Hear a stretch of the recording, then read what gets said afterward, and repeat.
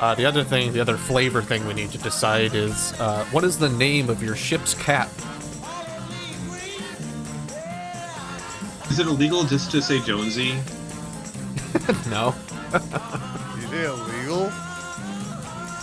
It's because that's the name of the cat from Alien.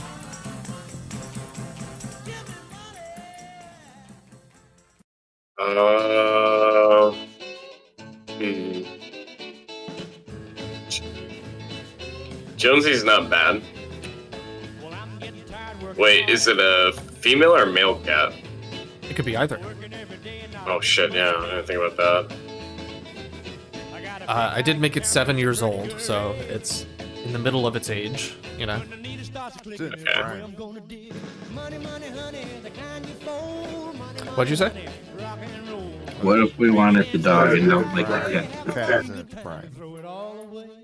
Yeah, the cat's in its prime. How about knock? Because it keeps knocking shit off, like the walls. Knock? Okay. Knock stuff off tables and shit. How do y'all feel about that? We have, like, until I win this Techies game to decide.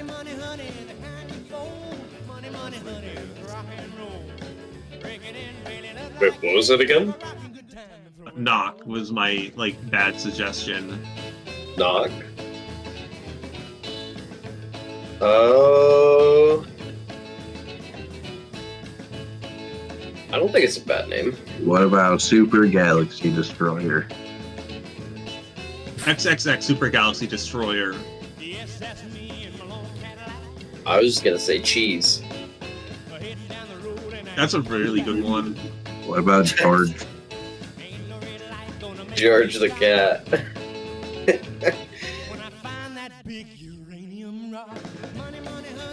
So we've got Knock, XXX Super Galaxy Crusher. Did I get that right? Cheese, Destroyer. George. Oh, Destroyer. Cheese and then Like- George.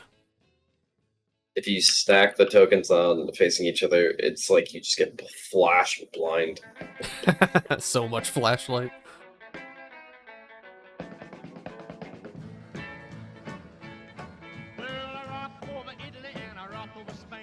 This fucking, like, fog going around is spooky as fuck. Hell yeah. I have a feeling this is gonna be pretty good. This is gonna be pretty good. This is gonna be pretty good. Are we taking a poll on the names? Yeah, let's do a vote on the suggestions that we have so far. Mhm. So okay, our first suggestion. Just say if you're voting for this one or not, and I'll count them. So the first name suggestion was Now, Knock. what if we just type the names into Discord with 1, 2, 3, 4, and then everyone type the number in they want? Just, like, react to them.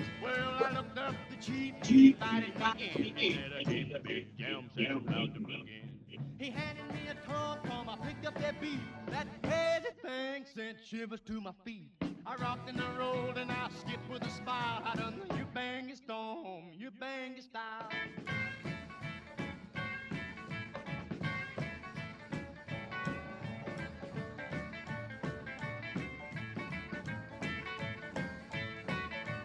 Okay. So now it's a tie between Cheese and George. So now react to either Cheese or George, but don't use the same emojis that were there. Hmm. Are you sure it's not Super Galaxy Destroyer and cheese? Oh, Yeah, I it think is. it's No, you're Super. right. I totally looked at that wrong. Yep. No, I wasn't actually voting for it. I was, like, just putting 100 there because it was funny. Oh, okay, well, what did you vote for then? I voted did- for cheese. Okay. Are we allowed to vote for as many as we want? No, it was one vote. Okay, yeah. That was my one vote. I voted Okay. for cheese as well. Okay. So then, I think. Yeah. My vote's for Super Galaxy Destroyer. okay. Who voted knock? Because they'd be the tiebreaker out of the original 5, right? Yeah, I haven't voted yet. What are my options again? Knock, XXX Super Galaxy Destroyer, Cheese, or George? I'll go with knock. Knock. Okay. So I think it's then because Dayflower, you also did knock, right? Because I see your emoji. I did not vote for knock. Oh no, you voted for cheese. I didn't puke under it because I thought it was a bad name. Okay. I think it's between cheese and knock then, right? Or is it just cheese? I think it's cheese. We're going with cheese. Yeah, I think cheese, because I voted for cheese as well. That cinches it. Personally, I'm never going to call the cat by its right name and character. So. Fair enough. I was thinking in roleplay, like, all the names are good, and then I think of Super Galaxy Destroyer, and I'm trying to think, roleplay-wise, what would that, like, hyphen for that would be. I guess, like, just XXX, triple X cat. Yeah, my Hey there, vote- Super. Diesel for short or something. I was like, damn you cat. Now, who's my Super Destroyer? Who's my Super Destroyer? This is like Alien. That cat's gonna watch us fucking die, bro. Let me get the cat set up here. Does anybody have any questions about their character? Anything about their agendas? I haven't read mine yet. Go ahead Can and I do pull it. rank on the cat? It's like attack move down the lane. Maybe. And hope I don't You could die. definitely try. I'm gonna use personal safety on cheese. How is my character's face structured? You have an amount of shares of the total amount that you are delivering, and I'll explain what you're delivering in a little bit. And so yeah, you have like a percentage of the total, basically. That's your Gotcha. share. Yeah, that's how it Gotcha. works. And there can be Gotcha. bonus situations where you get additional percentages of shares. Gotcha.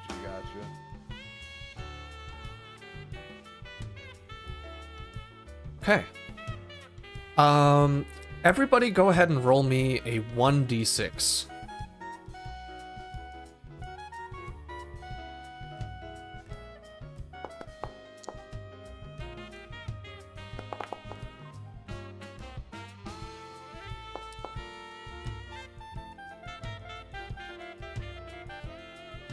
Where do I find my character? In the little person tab and actors, like 4 tabs over, you should be able to click that in the top right. Oh, it's And under then- players as well. Oh, I'll see. Yeah. They're just collapsed folders. I thought they were empty. And then for our man Icker, just go into the where the little chat messages are at the top right, click that. And then in public role at the bottom, type in /roll 1d6.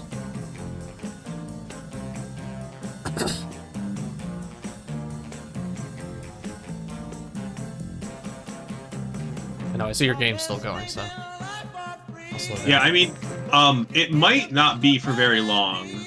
That's You like, can do it. I'm sure my team can carry me.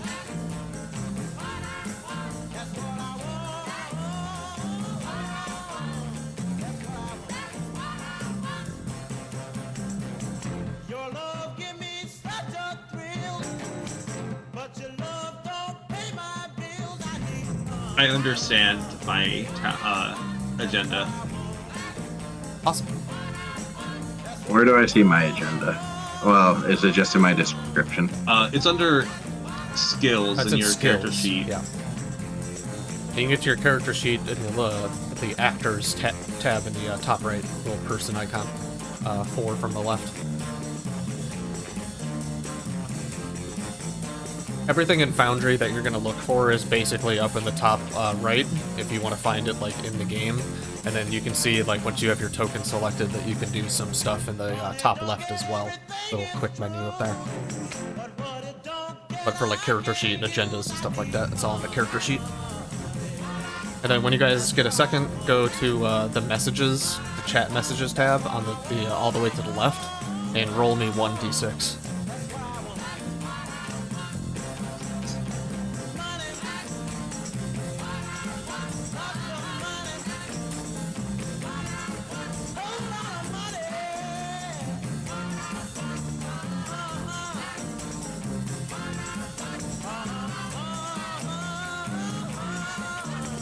Icar Hourman, did you know how to roll the 1d6? Wait, what happened? What are we rolling right now? So go to the chat messages Mm-hmm. and then type in /roll 1d6.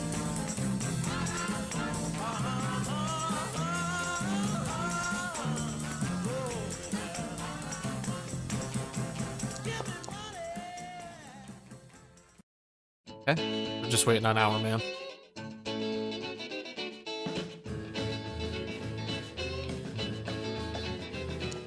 Well, I'm getting tired working hard every day.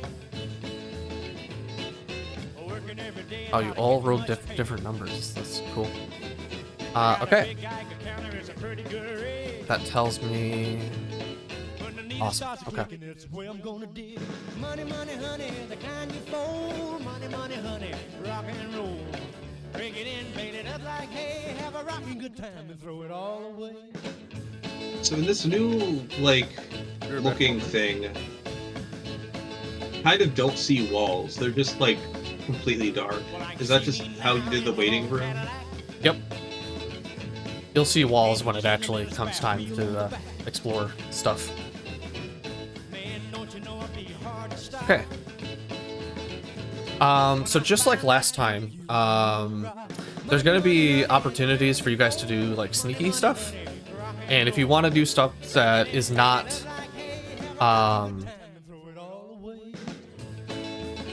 that you want to keep from other players, send me a message in Discord about it, so I can note it down. We could also utilize like other Discord channels if we really wanted to get like real serious with our comms. Otherwise, we could just have 2 layers of secrecy, you know what I mean? Like, stuff that you overhear and know about, but your character doesn't know, so you ignore it in-game. Or we could go with, like, yeah, like, totally separated, and you have to actually switch channels and stuff like that in order to tell people stuff. I'm open to either. I think, like, if we know it as players, we can have our characters be, like, especially ignorant and unsuspicious, which I think can be very funny to do. Yeah, I agree. Okay. Because there is a high degree of likeliness that your characters will die and that you'll take on some other characters that are going to be in the scenario. So don't worry so much about death and stuff like that. But also, your goal is to survive and things. You know.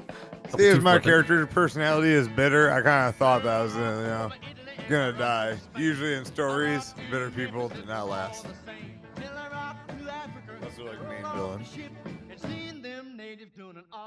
Okay. Any other questions or stuff before we jump in and begin? Everyone should probably go to their journal section and look at beginning, banter, and all the information there. Yes, for Also, our first Okay. scene, yeah, you've got some beginning banter and stuff, and some lines that your character is, you know, some knowledge and stuff that you have. So feel free to read those off whenever feels flavorly appropriate. But go ahead, Laz. I was also gonna say, did this come with the pack, Lurk? No, I Or didn't because purchase anything. okay, because I know the same beginner banter is from a YouTube video guy who suggested it. Yeah, because I used his for my first playthrough too, and I love it. I looked at it, I was like, wait, it's very familiar. Yes, I've pulled from a ton of different sources. If I needed Very to give awesome. credits, I'd have to spend a little bit of time to pull together everything. So No, that's fair. you guys will see a map in a little bit that I found from this guy on Reddit, and like, it turns out the guy's like a massive Trump supporter and says some shit about like making migrants into like the new U.S. slaves or something. I was like, oh my god, he made a really good map though. So yeah, but Reddit's Good crazy. talent, but crazy mind. Yeah.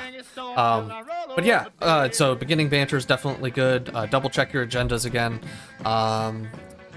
If that's everything. Oh yeah, let me play some different environmental music and stuff like that so that you guys can balance that out.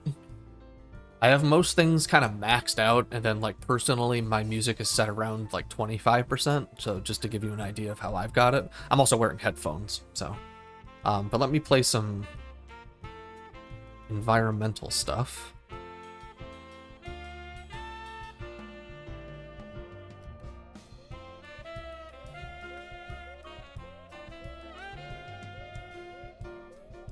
There's a pistol shot. A shotgun shot.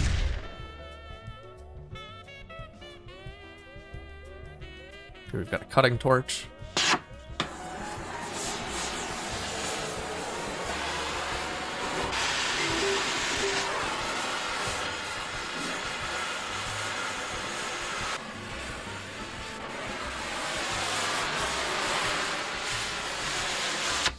They're really cutting.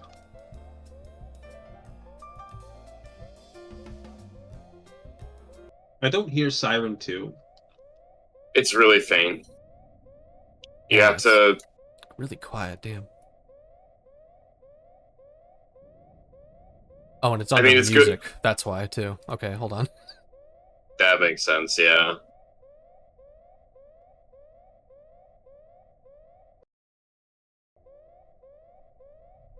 Yeah, it's actually... I mean, it sounds good as if, like, it's in the background at a distance. Yeah, yeah. Okay, well, feel free to adjust as we keep going and everything, of course. Go ahead and get a recording ready. Yeah, that's awesome. I'm also gonna local record, so Yes, yes. that'd be dope. Yeah, this is gonna be cool. All right. Can't all fuck up our recordings, surely. Surely.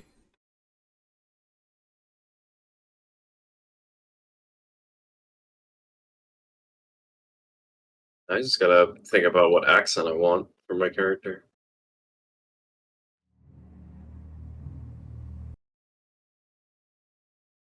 All right, so join me on Discord for a moment. Let me stream.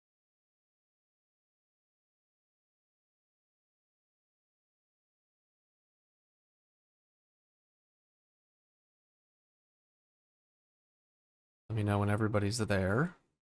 I'm here. LC is there. Okay. Last Dayflower, you got the stream up? Yeah. Okay. Popping the stream now. Are you trying to like watch a YouTube video together at the same time? Oh yeah.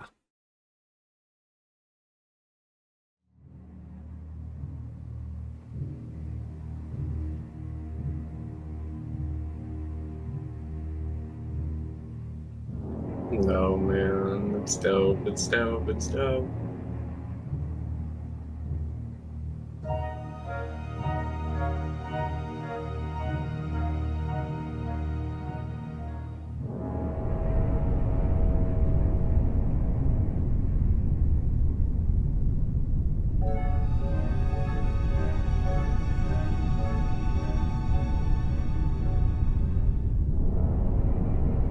Since the development of the FTL drive in the early 2030s by the Wayland Corporation, mankind's been pushing out into the void between the stars, seeking to both explore and exploit as it spreads across the galaxy. The greatest discovery that man has made in space is that it's hostile, vast, dark, cold, and uncaring. Gamma rays and neutrino bursts erupt from dying stars to cook you alive, with gravity so strong that it can rip you to shreds, and a void that can simultaneously boil your blood and freeze your brain. Hold your lungs and you rupture them. Try to scream, no one can hear you. Space isn't as empty as you think, either. Its frontiers are ever expanding. Rival governments wage a cold war of aggression, while greed-driven corporations vie for valuable rare resources. Colonists reach for the stars, gambling with their lives, each new world tamed in either feast or famine. And with each new discovery, rumors spread from space trucker to frontiersman. Spacer tales of espionage, conspiracy, and things lurking in the shadows of every asteroid, every world. Things strange, different, deadly. Things alien. The year is 2183. You guys are on the United States commercial starship Montero, en route to from Anchor Point to Sutter's World. Your estimated time of arrival was about 1 year, 9 months, and 8 days, 16 hours, give or take, so hypersleep was mandatory. You guys have a cargo of 72 canisters full of 200,000 metric tons of tritium. Approximately 37% of controlled decay into a valuable resource called helium-3. And as you saw in the video, as your screen sort of comes on from the consoles from the Montero's bridge, some lettering goes across it that says, "Destination Threshold Reach." Lights begin to rapidly flicker on in one section after another. Displays and controls leap to life across the bridge, showing complex readouts and telemetry, accompanied by the chittering sounds of systems awakening. In one cabin, as we are currently seeing on screen, bright white lights suddenly illuminate 5 coffin-like pods. A window appears with information dancing across their glass-like frost-rimmed surfaces, showing bio readouts, pulse, temperature, breathing patterns, the vital signs of life.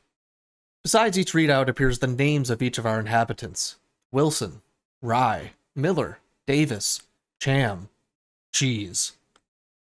All at once, the cowls slowly open. Our crew begins to wake up, taking ragged breaths, painfully opening their eyes. Your mouths are dry as your stomachs are empty. You feel like you might vomit, and you have the all too familiar sensations of hibernation sickness. Let's all edit our Discord server profiles to have our character name, just to make this easier. Oh, good point. Yes. Yep. Let's go ahead and do that real quick. Give me a second, because I need to make you all dehydrated. Okay, looks like everybody has their names set.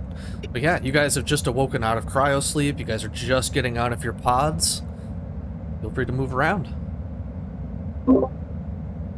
Oh, fucking God. Holy Coffee. shit, I've got a headache so bad. I need coffee. Coffee now. Like, caffeine. Don't get used to that. Don't get used to coffee? No, hypersleep. Don't get used to hypersleep. Ugh.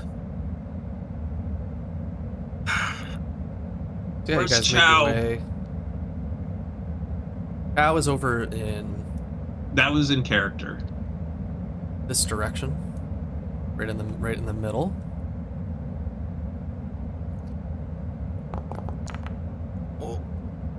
Oh, thank God. Wilson kind of like, as he's walking, he's stumbling, ram out of his stomach. He feels kind of like loose, but he's able to clench and keeps whatever he had last before he ate within. Oh. Nice, you managed to keep it in. Yep. Yeah, you guys So- are Hey, it didn't approaching. blow up. I didn't realize that. Yep, the helium-3 has not exploded, or the tritium, which is good. Ugh. But yeah, you guys see the all Hey there, familiar buddy. sights of your mess hall. Everything's kind of ready to go in terms of like, the lights are on. There's like food if you want to get it. Water, of course. Coffee, you can start brewing. You see Cheese, he kind of lips up onto the counter, starts drinking from some water that was left out.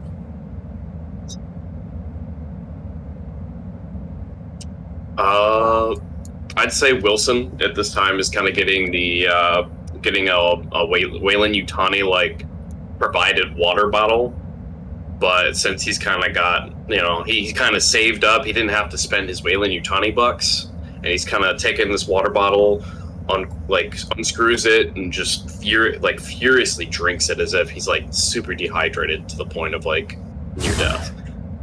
Yep, you're able to remove your dehydration. I'll do it for you.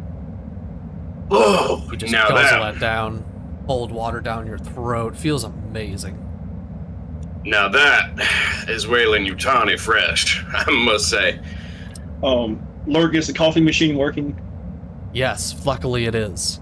have It's 2 instant cups. coffee, but yeah. Oh, you make 2 cups. All right, go for it. Double fist in the coffee. You'll love it. Not gonna help so much with your dehydration and stuff going on, but definitely will Push her make out you of the awake. way. Me first. I'm gonna grab 2 cups of coffee as well. I'm gonna grab a bit of cheese and then distract our cat with the little bits of cheese and steal my cup back from her. And he starts batting Where's at it. the He's Foot playful. Locker? I give him the cheese, delicious food, and I snatch my mug back and I'll bring it over to the sink, dump it out, rinse it out once, and fill it up and start drinking. Nice. Yep, you guzzle it down. You're able to remove your dehydration after you get that down. Miller, what were you asking for? You wanted the locker? Yeah. So the locker is down basically in the Montero's like B deck, which I don't have plans for, but if you visualize it, you can see that there's like this airlock over here. Oh, why isn't my ping working? Maybe because I'm pushing to talk? There, did you see that? If you scroll out. Maybe do it again. Yeah, I see it.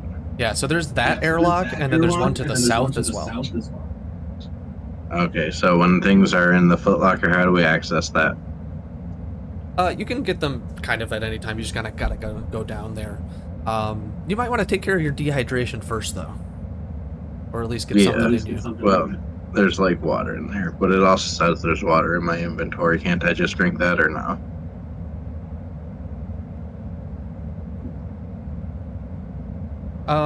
That's like water that you would have on you, or like when you're not on the ship and stuff like that. So you technically have like a water thing, but at the moment there's just some flavor of you getting some water and then taking care of your dehydration after hibernation sickness, essentially. Well, my intentions was to get the 2 cups of coffee, hand one to Rye, then grab 2 bottles of water and hand one to Rye. Gotcha. Oh, thank Okay. you so much. I can't wait to get to work. Leia is going to Yeah, start so petting I the just get cat. a bottle of water also, and then sit at the table for something to eat. Yeah, you settle down. What are you eating? Some bread. Taking some bread, toasting it? Yeah. Yeah, having some toast. Like it. What is Leah doing? Leah Davis? Petting the cat. Really, getting in there on the cat, not caring if I'm bothering the cat. Maybe it scratches. No, pet it's the loving cat. it. It's like it's arching its back and stuff as you kind of pet it like from front to back, and yeah, it's into it. When you go to stop, even it kind of pushes its head into your hand and stuff to keep going. Oh, and I can stop streaming on Discord. I'm gonna scold Leah and look at the cat and be like, "Is that a freeloader?"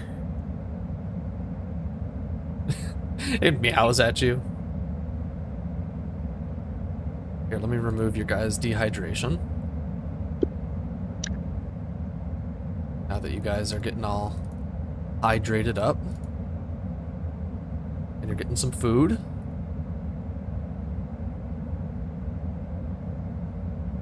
And as far as you guys are aware, you guys have been pulled out of hypersleep because you're about to get to Sutter's world, where you're going to make this delivery of your, what you hope to be, Tritium-3 gas. I'm gonna scoff some more and be like, "Well, that cat might be a freeloader, bro. I'm not. I got dibs on the new power loader before anybody else." New power loader. Our cargo lifter is fucked. Hopefully it doesn't Yeah, break man, someone down should before get out. we fucking offload these tanks. I need the cash. Remember, we do this all by protocol.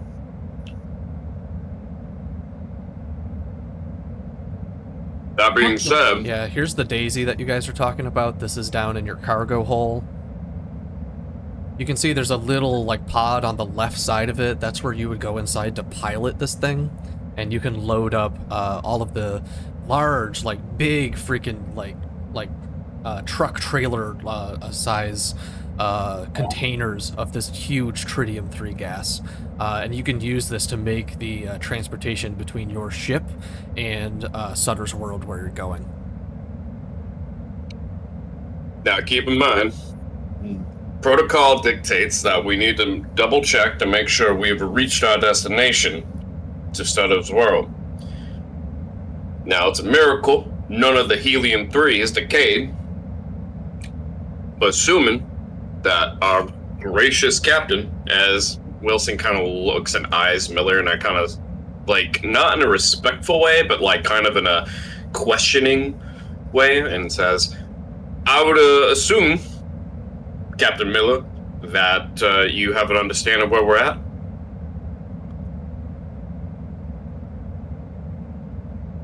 One second, sorry, I was getting my computer plugged in. No, that's fair. Using your personal PDA, smart. But as I said, and I'll make this clear again, everyone, protocol dictates that we do a routine maintenance check, make sure all facilities and all product are in a safe place, and then by some point we'll need to do a secondary roll call to ensure that everyone is on message with the mission. Is that understood? Understood. Understood. All right.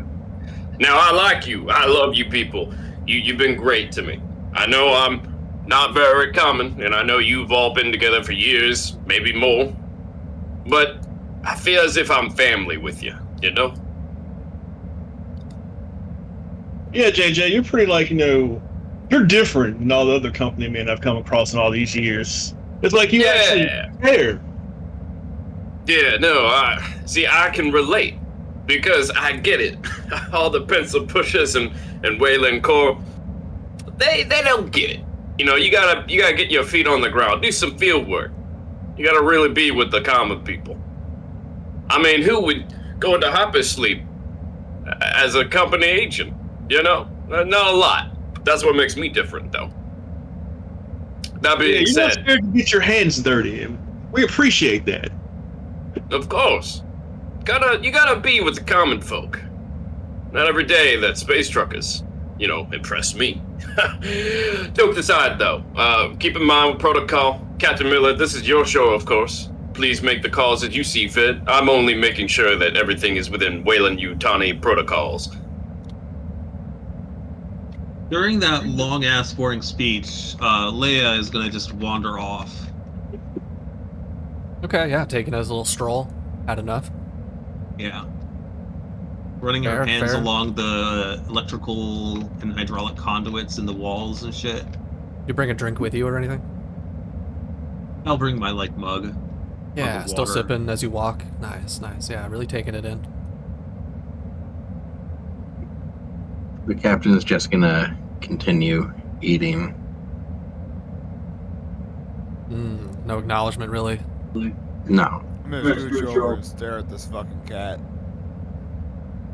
Yeah, Cheese was kind of interested in what Wilson was saying and kind of sauntered over, but now that he sees that that you were giving him some attention, he kind of.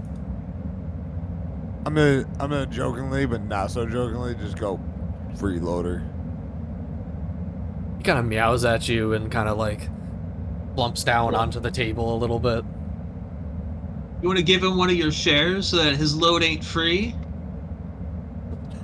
If you're handing out shares, I'll be taking those. Thank I was you. asking if you were handing out yours to the cat.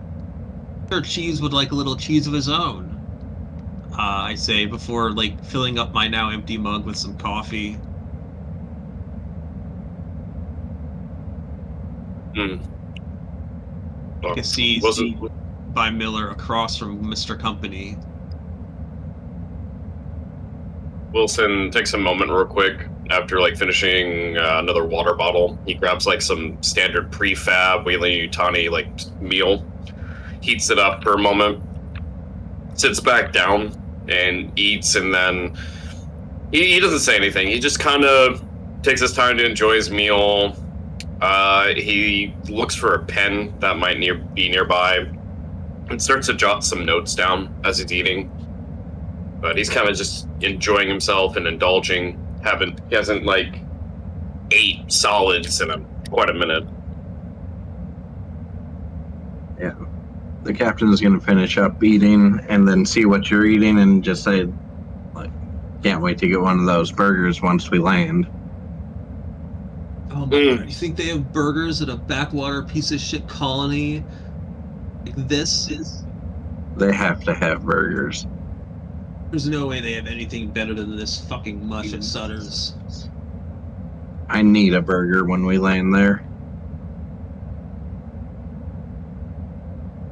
Well, all I can say is, as long as we get the job done, we might be able to find ourselves maybe a burger or two. But until then, Captain Miller, I suggest we focus on standard protocols and maintenance after we finish up. Hey, Mr. Protocols. I mean, last time I checked, I'm the captain, so if I want a burger, we're gonna get a burger. I see. That's Priorities. why you're my captain. This is Lee giving Miller a nice pat on the back. Ghost.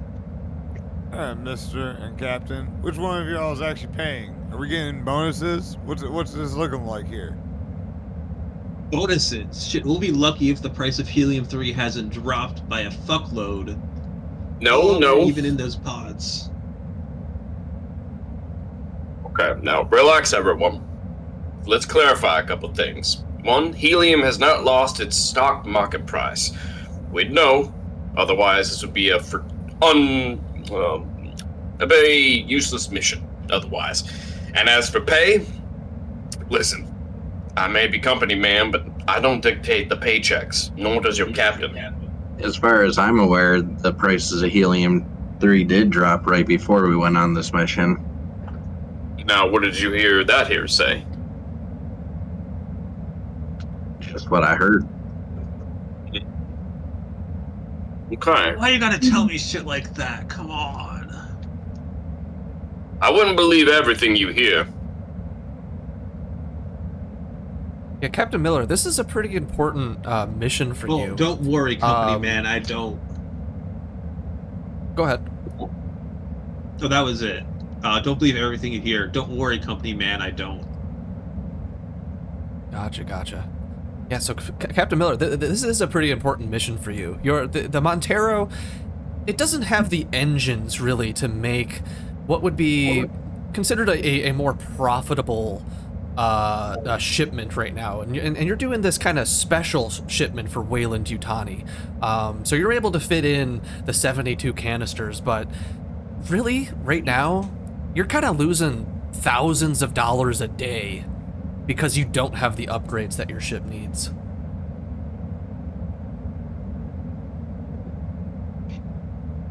Yeah, because the engines on the ship are garbage. Exactly. Do you say that out loud? Yeah, I do say that out loud. I've been saying all this stuff out loud. I've been going based on the banter note things. Yeah. So Miller just laid that all out for you guys, really emphasizing the importance of the current mission. After hearing what Wilson has to say. Well, yet again, while I lament with your situation, that is why it's important that we do our protocols, aka the routine maintenance. We need to find out where our trajectory is in accordance to Stutter's world. And then once that's all said and done, we need a roll call back and have a proper discussion on the next step to delivering the helium-3 to the low orbit planet side of Stutter's We're all world. fucking here, aren't we? This is the roll call. Boom. Done. Yeah, let's hope we even make it there with these engines. Okay, hold on. Thing. No, roll call is after the fact. After the fact, Davis. In case someone fucking dies while we check the engines and shit?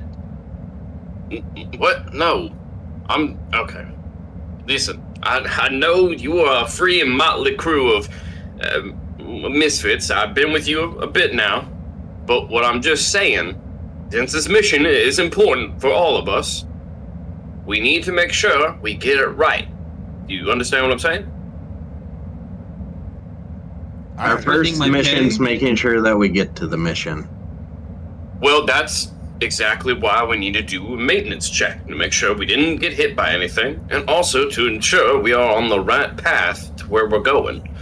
Lee is fucking off towards the bridge. Yeah, you take off. You see Cheese is kind of saddled up on one of the consoles in there. It's kind of nice and warm in that particular spot where kind of the machines are at. Hey there, buddy. Lee gives him like a little pat in passing, and then goes up to whatever machine. Where are we? I look at the right "Where there are would we" be screen. Where you're getting settled. We'll come back to you in a second to make a ComTech roll. What's everybody else doing in the meantime? I take a deep breath. I'm like, okay, everyone, come on, we just gotta calm down. As far as we know, this could be our final test. I mean, we've been doing this shit for like years now, So now they got us doing it when we got shitty equipment. You know, we do this mission, do 100%. Next thing you know, Theo is the fucking new sexy ship that comes out like, you know, in 10 years, and we're like the test pilots for that shit. And we're like delivering like, you know, I don't know, gold to CEOs or some planet like, you know, like 11 each. It'll be great. Just stay with it, guys. You know, we're in for the long haul. This could be like our final test before, like, you know, we're those like, you know, sexy delivery boys. What's stopping us from making all this money from this haul and then buying our own ship and then doing our own delivering and getting all the money from it? There's going to be a big haul for us. Well, I won't interject anymore. I'll just simply say, we get the mission done, and I'll make sure company respects the hard work you poor people definitely put in. Yeah, company. Cool. Okay. Let's make sure this goes right. Now, if you excuse me, I've got some business to attend to in the meantime. Routine inspection, externals and all. Or, yeah, I'm gonna go check out the cargo, you know, protocols, make sure everything's up to standard. And Rye, what were you doing? I'm gonna lean in to Miller and kind of say, not so softly, but I'm gonna be like, Bound National just offered me a new job. The benefits suck. I'm not sure if I'm gonna take it, but I'm expecting a bonus if we're doing a good job here. I'm not sure what you have in mind, but I need a bonus. Walk away. Actually, I just walk around. I don't walk away. I just kind of walk around. Okay, yeah, just taking it in. And Captain Miller, where are you headed? Captain Miller's just gonna kind of follow Wilson just to make sure he's doing what he said he was gonna do. Okay.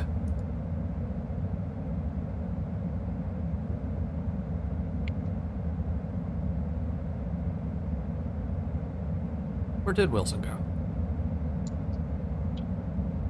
Oh, I see. You're in the med bay right now, currently. So keep going down, kind of down. Okay. So we go back to Leah Davis for a moment. Leah, go ahead and make us a Comtech roll. You're trying to sort of ping Sutter's world at this time. See where your location is at. Okay, no successes. No, you don't have any stress. Do you want to push that roll? Yeah, I don't think Lee gives that much of a fuck about this. There's no way we're not where we're supposed to be. Gotcha, yeah. So you kind of ping the go to sort of ping the console, and it doesn't quite work. There was some sensor glitches kind of going on the ship anyways before when you sort of took off. So you think you sent the ping, but you're not really sure. It takes a couple of minutes in order to kind of get a response back. Nothing's instantaneous, so you kind of set the ping, and you're gonna have to wait anyways, so you take a walk back and join Cheese. I'm gonna give scritches to Cheese. Lurk, I sent you a message, by the way.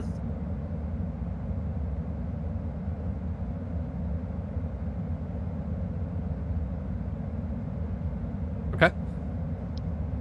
Other folks, let's go to Cham. What are you doing right now? You're whistling while walking the halls?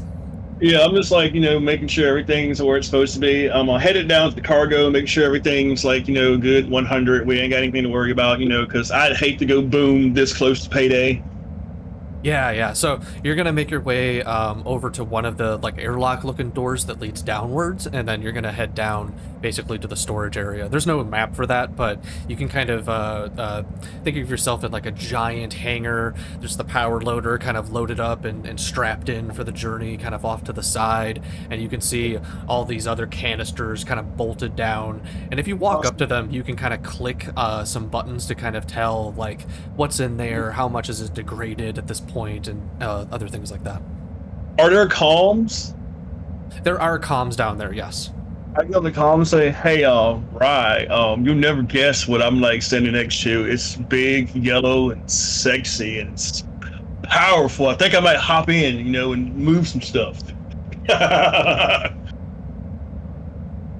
Ooh, You and better would call not. dibs. Ooh.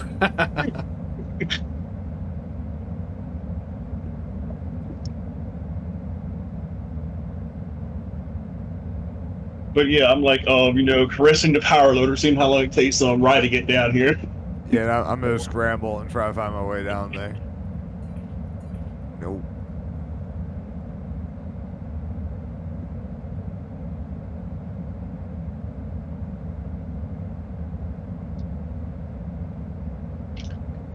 What is this over here? I'm in this little nook.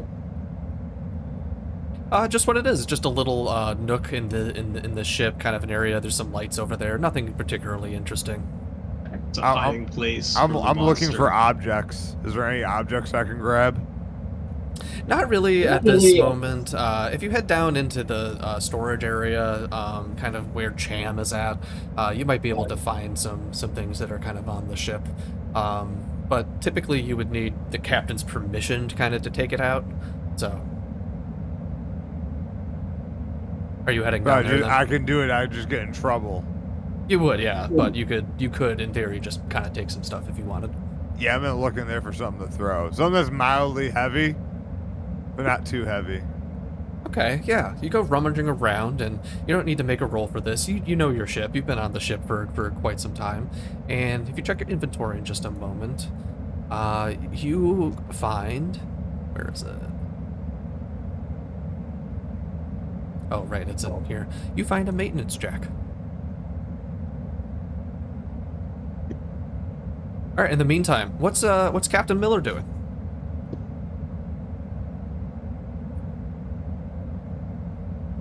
So Captain Miller is checking in on Wilson. So I'm going to come in and interact with Wilson. Yeah, you walk in. Just What's Wilson doing at the moment? Wilson looks to be looking around. He's got like now in his hand a paper clip and some notes he's been jotting down. He's looking like he's inspecting the whole room. He's checking Walks in and out of drawers. midday during this.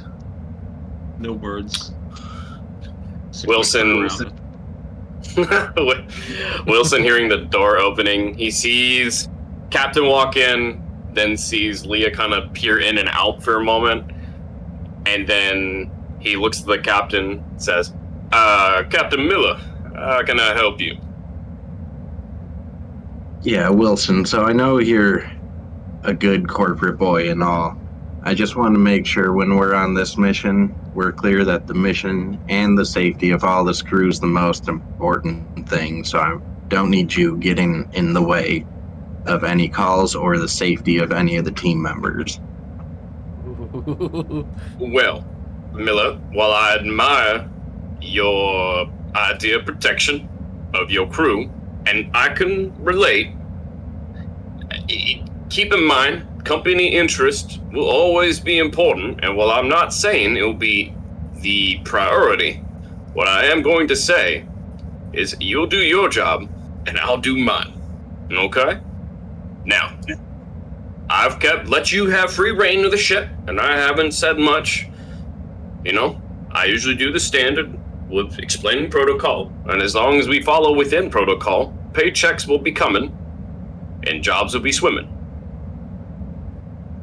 But I'm just saying, if your protocol gets in the way of the safety of my crew, it won't end well for you. well, I don't know how As to you say interpret this, that. You hear over the intercom. I've picked up a distress call from an unknown ship. Playing transmission. Did you guys hear that? Was that loud enough? Did we hear that everywhere in the entire ship? Yeah, Play it it came one over the more comm time? system. Yep, let me get it again. 1 second. Captain Miller, I've picked up a distress call from an unknown ship. Playing transmission. Okay, yeah. Everybody else Yeah, heard but- that? I did not. And before Wilson can rebuttal, it cuts him off. He then says, "Well, looks like you got some work to do, Captain. Let's do it." Okay, it's coming through interface. It should be at 100%, but check what your volume control is for the interface portion. Yeah, I'm gonna. It was really quiet. Yeah, I'm it setting was mine to quiet. 100. It's Set my 100 for me. interface to. Try it again. Let me stop the Yeah. background engine noises and try again.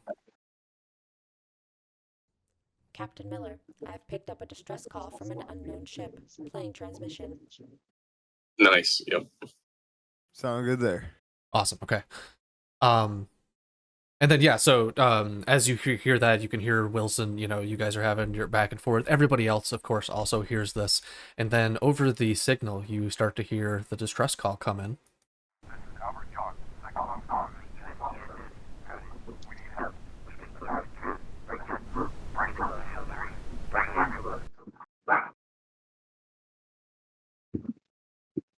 What is this shit? Can you even understand what they're saying? No, I cannot.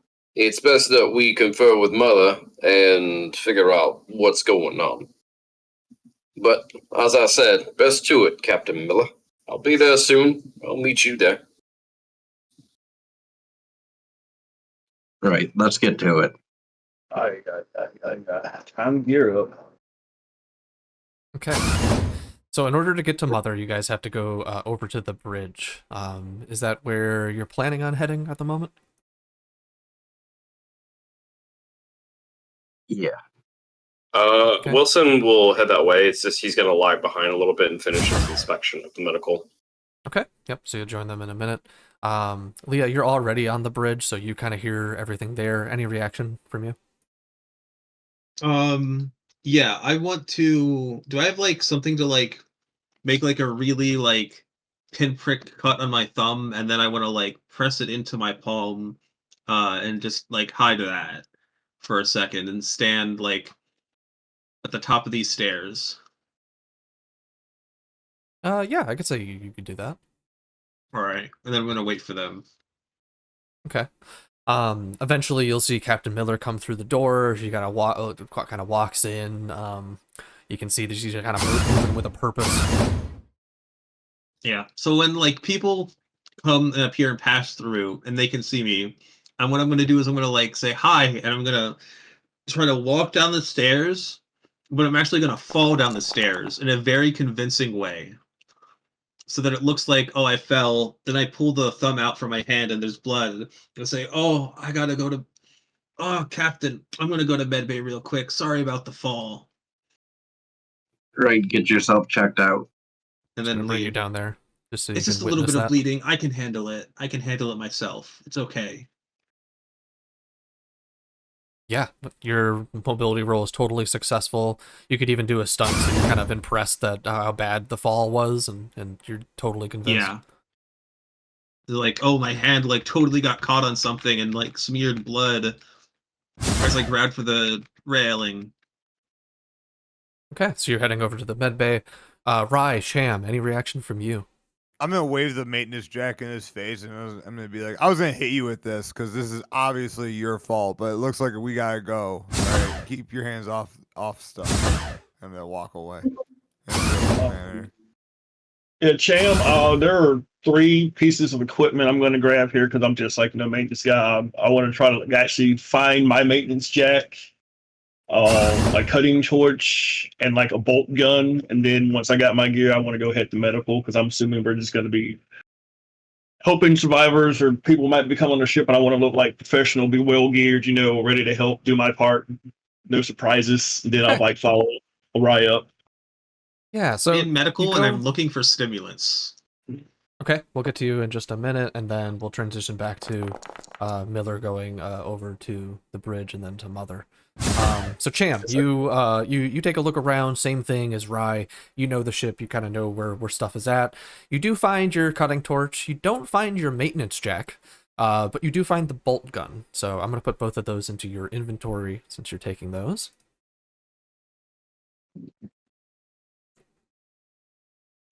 Okay. So Leah, you're inside the medical bay and you're gonna start looking around for any pharmaceuticals and things of that nature? Yeah, something, that'll get me high, like adrenaline, probably stimulants. Go ahead and make a observation roll, and then It's already there. Miller, you're heading over to this locked door. You have to open up this panel. There's sort of a key card inside that you take out, and then you kind of insert that key card into this other panel, and that kind of gets you into the mother room, which is the game would ping right there. Captain Miller? I'm sorry, I didn't catch that. Say again. So you guys or you were heading to the bridge. Are you looking to kind of be on the bridge? Do you want to rehear the message, do any of that sort of thing, or do you want to head into the mother room? Yeah, I'm gonna try to listen to the message again. Okay, yeah. So you go up to the console at the front, where kind of Cheese is sort of situated, kind of laying on the console currently, kind of taking a nap. And you can just like with a couple bloops of a button, you can get the distress signal to play again. Let me hit that for you.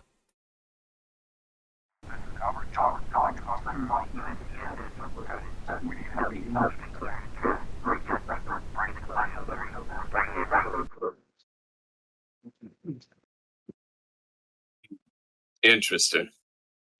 Quite garbled. Is there any way to clean this audio up? You ask, but Mother kind of comes over the comms and says that she's not able to. Okay, I'm gonna go to Mother then.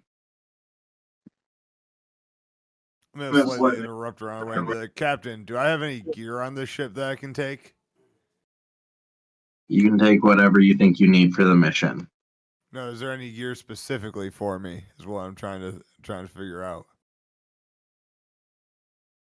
Yeah, so you're kind of aware of some of the items that are currently on the ship, Captain. You know that you have one bolt gun, a Wadatsumi DV303. You're aware that you have an M240 incinerator. You have an M4A3 service pistol, which is your personal pistol as captain of the ship. You know that you have at least one mechanical cutting torch, and you also are aware that you have a Space Sub ASSO 400 harpoon gun. There's a bolt gun you can take.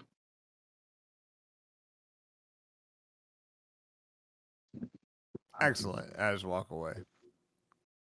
Okay. Do you go down to read to get the bolt gun? Exactly. And I'm probably gonna pull out anything else I can get my hands on. Okay. Yeah, you can go rummaging. So you just reheard the distress signal. You were then interrupted by Rye, and what do you want to do now, Captain Miller? Okay, I guess I'm gonna just prepare to get the ship ready to go. Okay. As you kind of do that, you overhear. Captain Miller, I must speak with you in the mainframe. Privately, please. Okay,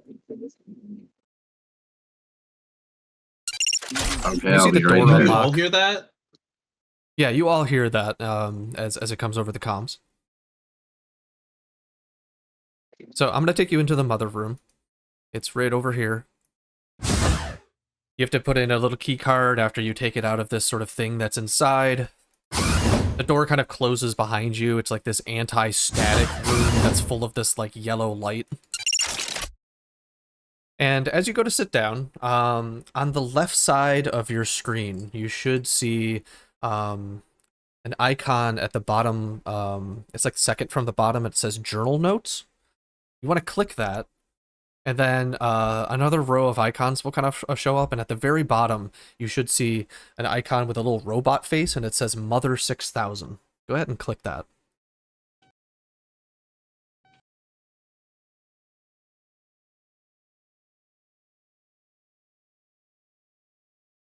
So you punch in, the display kind of comes to life, flickers and sort of turns on as various lights kind of go off inside of the room.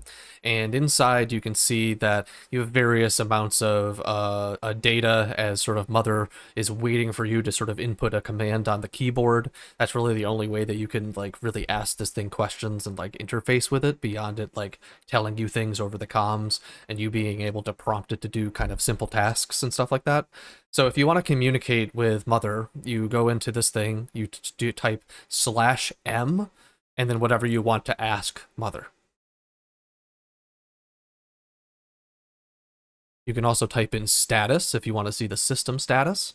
And then if you want to close the terminal, you type in exit.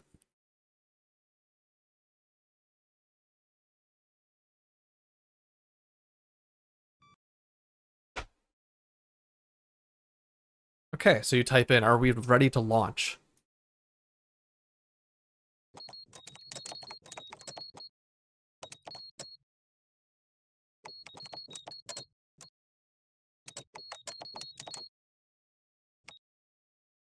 Mother chimes in, flickers back, and says, estimated time of arrival is 30 minutes.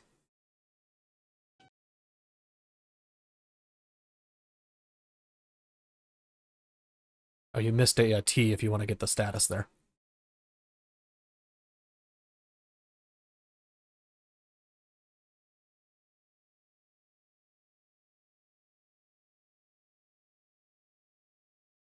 And as you're getting the status checked, the ping that Davis had sent out comes back finally, and there's nothing there.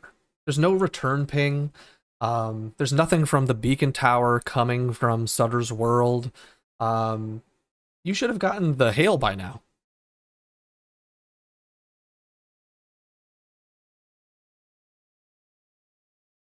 So you find it very curious, Captain, that Mother is telling you that the estimated time of arrival is 30 minutes, and yet you're not able to ping Sutter's world. Can you say that again? So the ping that Davis had sent out to Sutter's world came back and returned that there was no response. Which you find curious because Mother has just told you, through your questioning, that your estimated time of arrival is 30 minutes. And if you were 30 minutes away in terms of space travel time, this would mean that you would definitely be able to ping Sutter's world and get a response back from their beacon, which would sort of flag you in and sort of explain where you would dock and sort of get all of these other procedures kind of ready to go. But you're not getting a response.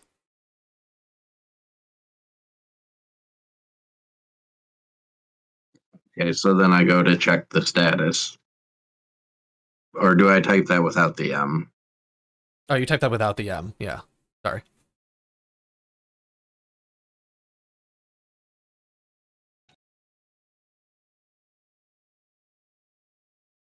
Is that displaying properly for you? Yeah. Yeah. So you see everything that kind of pops up there. So then Mother kind of flashes back to life and sort of explains that because of that distress signal that you picked up, she informs you that it's coming from an unknown ship, and that estimated time of arrival is when you're going to arrive at the ship. So that's why you're not getting a ping from Sutter's world. Okay. So at this point, what's happening is you're being rerouted, basically, right? This isn't welcome news, of course. You know about the gravity of the money that you need to make in order to get your ship engines upgraded and everything.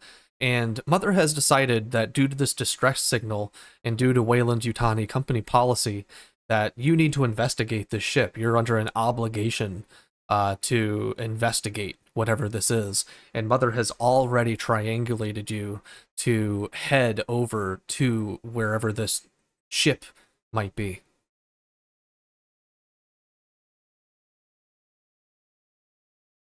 Okay, so we're heading to where the distress thing came from. Yeah, it's kind of a like general area. It's a pretty garbled signal, as you were able to hear.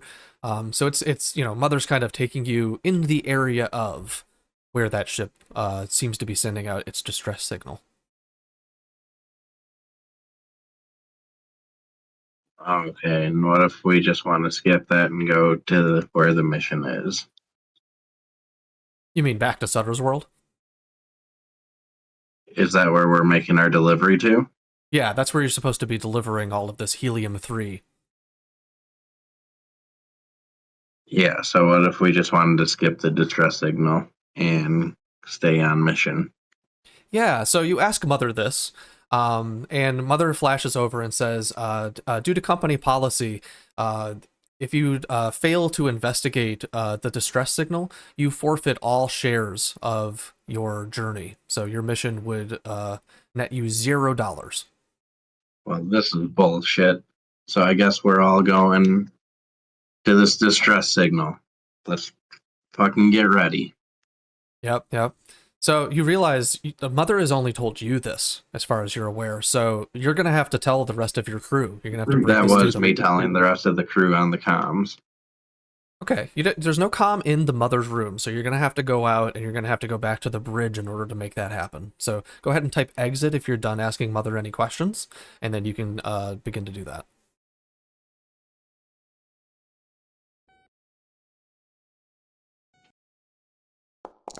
That was cool. Yeah, we'll get everybody else to experience that once we Whoops, like that take a was a break mistake and by stuff me. like that. Apologies. I can't select my character though to make her leave the room.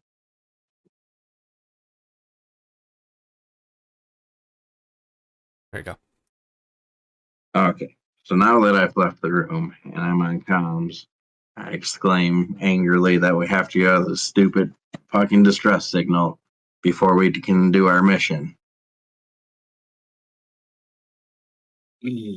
Off comms, I go, Chan, what'd you do? I wave the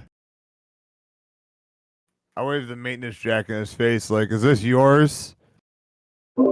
Yes, it is my maintenance jack, but I have fucking nothing to do with this fuckery or where the fuck we're going. I'm kind of upset about that because I was looking to getting paid and taking some vacation time, but Well, none of us are getting paid unless we get ready for this distress signal. So everyone gear up. I'm halfway there, Captain. Off comms, I'm gonna go over to Chan and be like, do you see anything else interesting in storage? I'm getting a bolt gun. I'm not sure what else I can grab. No, but the power lifters are already ready to go, fired up. If I don't know if it'll help us any with what this fucking rescue mission, but fuck it. I'm gonna go, yippee! You'll look cool. Yeah, the only other thing that you guys have to find at this point is the harpoon gun and the incinerator that would be down there. Captain Miller, I'm gonna let's just assume that you have your pistol with you, so I'm gonna put that into your inventory. I go down to garbage disposal and look for the incinerator. Okay, yeah, you head down there. I'm in storage.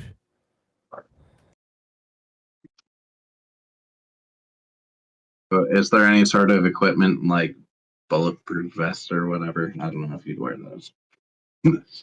So not that's on your ship, but you do have what is called. Let me get the name.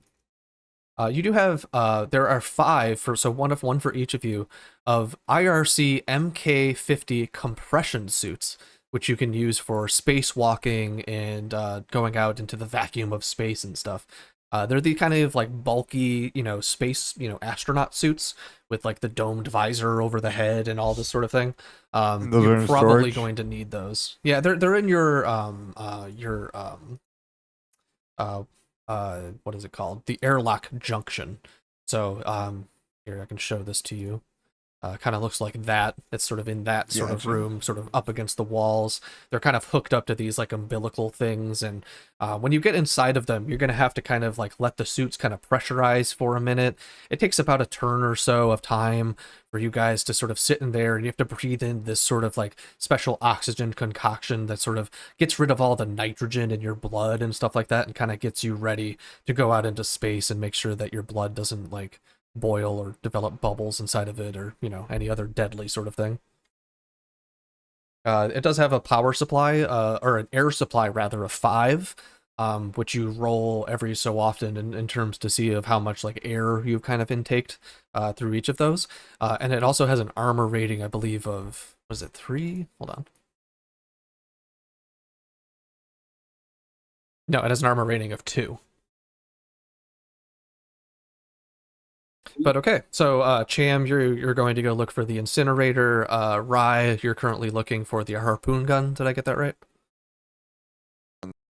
So I can take Falcon, yes. And when I'm saying like suit up and get ready, it's getting like those suits and stuff to go out there because we don't know what to expect. Yeah, same. It's like full suited. Suited and booted, ready to go.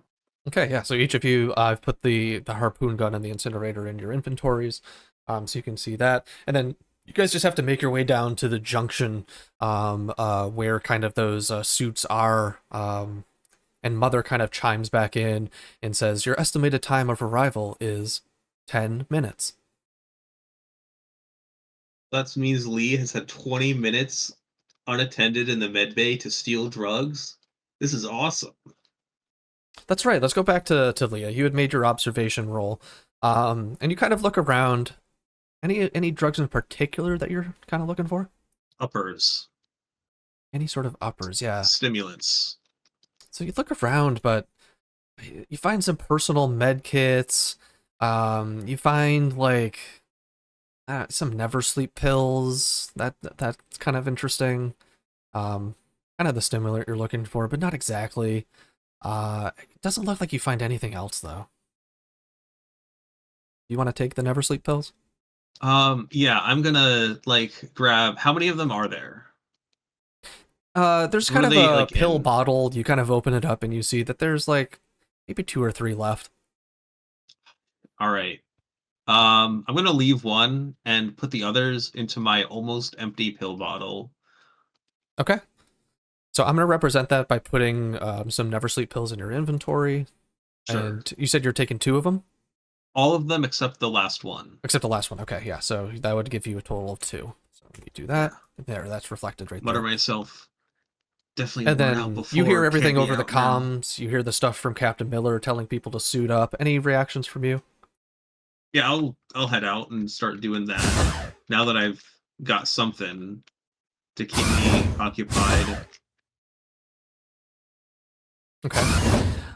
So Cham, yeah, you're typing in a damage report into Mother, and you see that the docking umbilical is damaged. So any docking that you're going to have to do is going to have to be done manually to make sure that you're not going to cause any damage to the ship, to the Montero.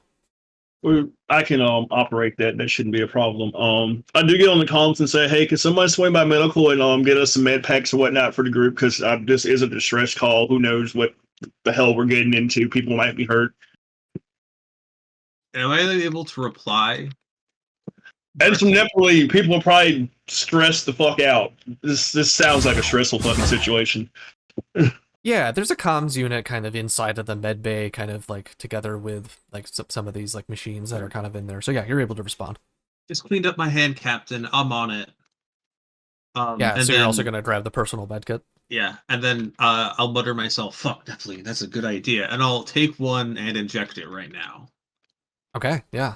So you kind of negate any sort of the effects of sleep for a whole kind of turn, but you do get 1 stress from that. So I've added that to your page. Cool. And then I'll grab like 2 medkits. You only find the 1, so you're able to take that. All right. Can't see the door behind me to close it is kind of annoying. Yeah, sight lines are tricky like that. Can I Okay, search so the mess hall for any like food that I can take with me? what kind of things are you looking to take with you, like, exactly? Anything I can eat later. Okay, let's you're already carrying both a maintenance jack and now you've got a harpoon gun. So you're kind of able to put the maintenance jack on your belt. The harpoon gun, it has a kind of holster, so that's able to be on your other side. So you are running out of hand space. But you want to like pocket something or like take like an MRE, something like that? Yeah, if there's an MRE, I could pocket. That'd be good. I assume the harpoon gun. You Yeah. assume with the maintenance suit. Yeah. You have to strap that onto the onto the suits also have a belt that can take a couple items on each side and stuff like that. So yeah, you're going to be able to take an MRE, kind of one of the, Wayland Yutani branded meals, I don't know, it's like lasagna or something like that. Whatever, you gotta, artificial flavors and things, and yeah, you're able to pocket that. I'll add 1 to your food. I think I will. Oh, maybe I won't. Maybe I have to add that in your inventory. Well, whatever. We'll just know that you have an MRE on you.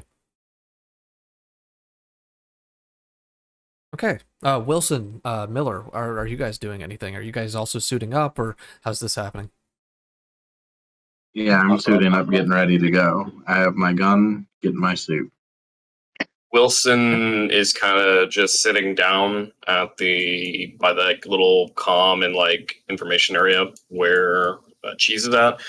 He's watching or was watching Miller doing all the commands, barking orders, kind of setting everything up. Wilson, from previous conversation, didn't want to butt in, didn't want to say anything. He just sits there, writes some notes down, and he's just gonna chill. He's gonna observe the situation and see if they do this by protocol or, just make notes. Okay, yeah.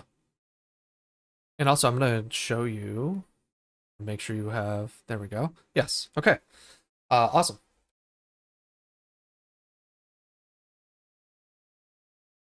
So everybody's kind of suiting up at this point. Is that what you're also doing, Leah? Leah Dievis? Yeah. Are we just like going to the airlock thingy here? Yep. So you guys are heading to the airlock junction. I can pull up that image again. There we go. So you're kind of in this area. You kind of climb into the suits. It takes a little bit of time. I'm gonna drop my maintenance jack before I get into my suit. I'll be right back though. I gotta let my dog out. Okay.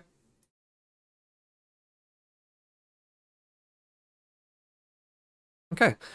Do we want to take a quick 5-minute break then or so? We'll come back in. It's 3:40 my time, so like 3:45. Yeah, that'd be fun. Yeah, I'm fine. Awesome. Yeah, we'll take a quick little break. Oh, there we go. Froze for a second. Lurk, you still here? I am, yes. Let's head down to a lower channel for a second. Okay. We'll head the blades. Moment. I love it. Hello. Okay. Regarding the order, I think so. While I assume since they didn't actually pilot the ship, or since Leah hasn't gotten us to get there quicker, I'm assuming we're on like a steady course to get there, or at least from what Mother said, which was 20 minutes. And while Cham and the rest of the crew are suiting up and heading towards the airlock junction, I would say after Wilson is kind of writing his notes down, he hears them over the comms a little bit as they're kind of getting their things ready. He receives his order from his personal PDA. And at this point, I would say Wilson is starting to make his way to the Mother mainframe using his access key card to get in. Okay, yeah, you can definitely do that. Mm-hmm. I'll drag your character over there. Yeah, And this is good because you can now experience the Mother module thing, so you can activate that. It's in journal notes on the left. Yeah, while they're doing that, both of them will walk in. He's kind of familiar with Mother systems a little bit. He's kind of had to tweak around with some in the company. Sits down, looks at the terminal. Again, looks back at his thing. So to interact with Mother, do I just type into... Yeah, so once you've got you click the journal notes thing, and then you click the robot, the Mother 6000, and you should see an interface pop up. Is it in player or... Yeah, while you have your token selected, it should be in journal notes on the top left side. You click into journal notes, and then there's a little robot at the bottom of the list that kind of pops up next to it. Am I looking? Is it in the journal tab up top? No, it's on the left-hand side in the navigation between like token controls and stuff like that. Oh, I see. Okay, now I see. Yeah, totally different Okay. place. Yep. Oh, wow. Holy shit. What the fuck? That's insane. Okay. Yep, so it kind of boots up to life. You see all these lights and stuff start to flash, and you see that there's some available commands. You can see, you can type in status to see the system status. You can type clear to kind of clear the screen. If you want to ask Mother a direct question, you can type /M and then kind of whatever you want to ask it. And then because I believe you have some admin privileges, or you would, so you would be able to also put in special order, what is it? Yeah, 966, and kind of get that to Mhm. display as well. Oh, wow. First off, this is fucking cool. Wow. Right? Holy shit. My immersion. And it even does the. Oh, okay. So as Wilson sits down, he kind of looks at the terminal, types in. Now, is there any? Can I just type status, or do I need to do hyphens or anything to make it more? No, for the status, you can just type status. It's only if you want to type something more unique that you do the /m before it. So, so do status update.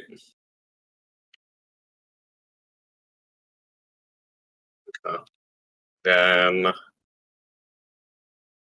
as he's thinking of what he needs to do, oh,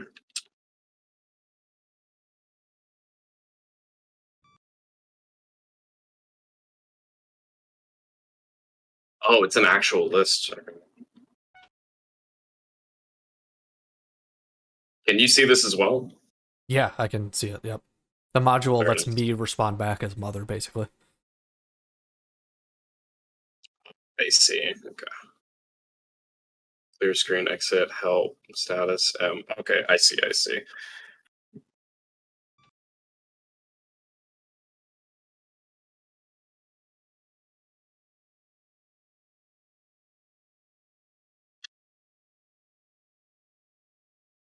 Does it need to be capital M or can it be lowercase? I think it could be lowercase. Let me try.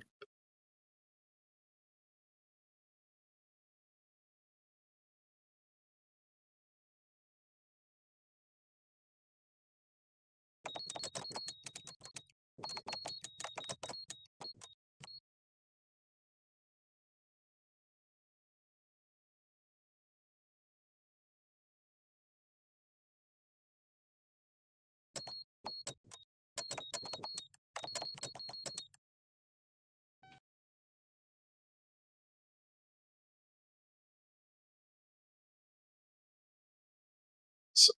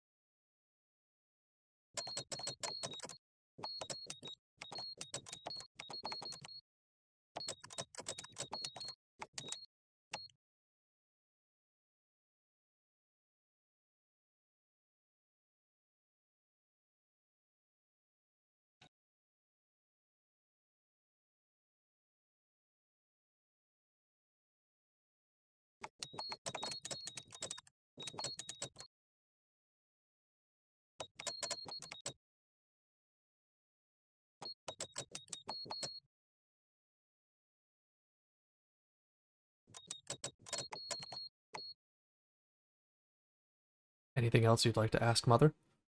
yeah, just a couple more things and then mother, Okay. it'll be pretty much finished.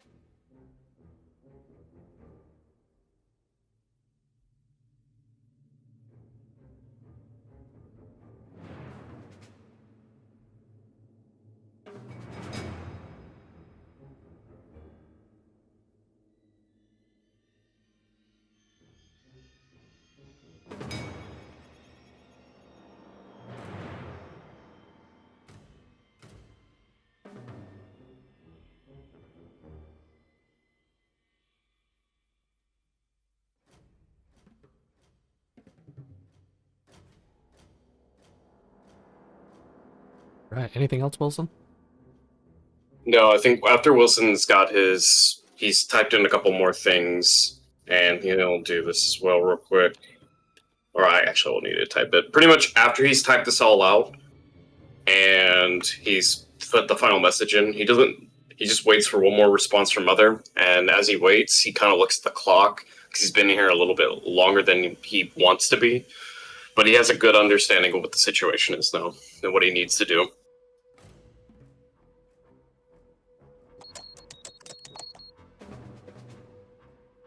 But yeah, he's pretty much just waiting for Mother to see if Mother can confirm. And then...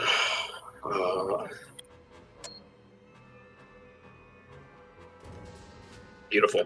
Yeah, so Wilson will look at that, smile, he'll clear the conversation. Oh, right now. There we go, it's clear. Then after that, he'll go ahead and exit out. Very cool. Very cool. Excellent. All right. And then Wilson will start quickly moving his way out. Let me drag you out of there. Yep. There you go. Okay. We can join everyone All back right. up here. Yep. Okay. Is everybody back? Yeah, can I catch in Blade real quick? Yeah. Yeah, let me take Cham and then I'll take Miller. Okay, what's going on with Cham? Mic check, mic check. Yep, I can hear you. Okay, I had a question since, now I'm the synthetic. First, Yes. can I apply my attribute changes now? I would say not until Act 2. Yeah. Because otherwise my you could kind of take advantage of everything. Just, I don't know. You could definitely start sabotaging some shit, though, if you want to. Like when you were saying that the umbilical is damaged and stuff like that, because that's going to make it a bit more risky for them in terms of spacewalking and stuff. Like, yeah, that all makes sense. Yeah. My second question was, since android synthetics typically can't push, I was wanting to petition to change my talent from True Grit to Resilient, because that's more appropriate and it would help me maintain my identity. Well, as for a right synthetic. now, until you're revealed as a synthetic, you still follow human rules, so you can still push rolls up until you reveal yourself as a synth. I was thinking, I didn't know it's because typically they're like, if you're synthetic, you just like automatically once you have to behave like that and try to figure it out. But okay, that works then. Yeah, So I still yeah, get yeah. stressed and stuff. Yeah, you still have stress, you'll still roll your stress, you'll panic, all that kind of stuff. But once you either take a critical injury or you're like revealed through, some sort of RP or something like that, that's the point at which all of your android stats kick in and all of your you start following the android rules. Okay. Okay. And do I pick my stats or do you pick them? I think Lucas has specific stats that you'll gain or whatever. I don't remember what they are off. I'd have to look at them real quick. Because if I pick them, I would say strength and wits, because I want to be smart. Right. Let me stroll. Where is Lucas? Hold on. I haven't played the Secret Symptom so long, I forgot how they always work. The android's strength and agility is increased by +3 each, also affecting health, including current health. Any human critical injury is now disregarded. Lucas's behaviors inhibitors are removed, allowing it to hurt humans. Oh, God. So you get a +3 to both strength and agility. Oh, Jesus. Yeah. A murder bot, okay. And, Basically, yeah. At that time, can I change True Grit to Resilient? What does Resilient give you again? It lets me use my strength pretty much as armor. Let me see. Hold on. Looking for a page number. It's in the basic book. It's a roughneck. I don't have it added at the moment. Yeah, for when you switch over, we could look to do that, and I'll look about adding that talent in so I can assign that to you. But okay, yeah, I'm cool with that. Sweet. Okay, any other questions? No, that was it. I still might try to save Rye, but even though he's an asshole right now, so I might try to save Rye. Yeah, no, fair. That's fair. Alright. All right. Yeah, I'm gonna head back up and I'll tell Miller to come down. Okay, cool. Okay, I'm just gonna have to do it on maps. Okay, yeah. So you're asking about whether or not you and Wilson are supposed to get along, right? I think we're supposed to from how it all reads on the... Can you get closer to the mic? I can't hear you very well. Yeah, I think that's how it all reads, is like he's from the corporation, I don't like the corporation, so therefore I don't like Wilson.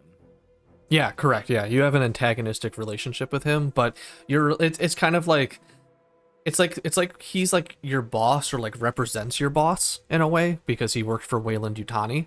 So you're kind of in this position of like, yeah, you don't like him, but then you want things to work out, so you sort of begrudgingly go along with it, you know? Like, think about like a supervisor you would have, you know? Yeah, That kind of but relationship. That's why if like I was laying down the law, if I was the... Yeah, no, that totally makes sense. And he's there to like evaluate you guys in some ways, but like, yeah, making it clear that like, hey, I've got a hold of this. I'm the captain. Like, yeah, that was fine. Okay, cool. Any other questions that you have? Since I can hear everything really well now, because I can hear from the other seat, but like the bass makes it a little bit harder to hear. So, okay, I think never mind. I know what we're doing. We're about to go and see just what's up with that distress signal. Yeah, we're gonna watch a cutscene in a minute that'll explain like exactly what's happening, and then there's gonna be a choice that you're gonna make coming up as the captain, as far as how you want to get on the ship, and I'll explain those to you right now since you said you can hear better, right? So you've got a couple different options for getting over to the ship that you're about to see. So your ship has an umbilical, which is like this like extendable like ramp sort of thing that can connect both of your ships together. It's kind of like an airport kind of like thing, so it's really flimsy.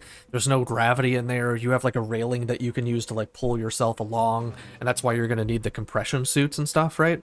So that's one way to get over, is you can use the umbilical.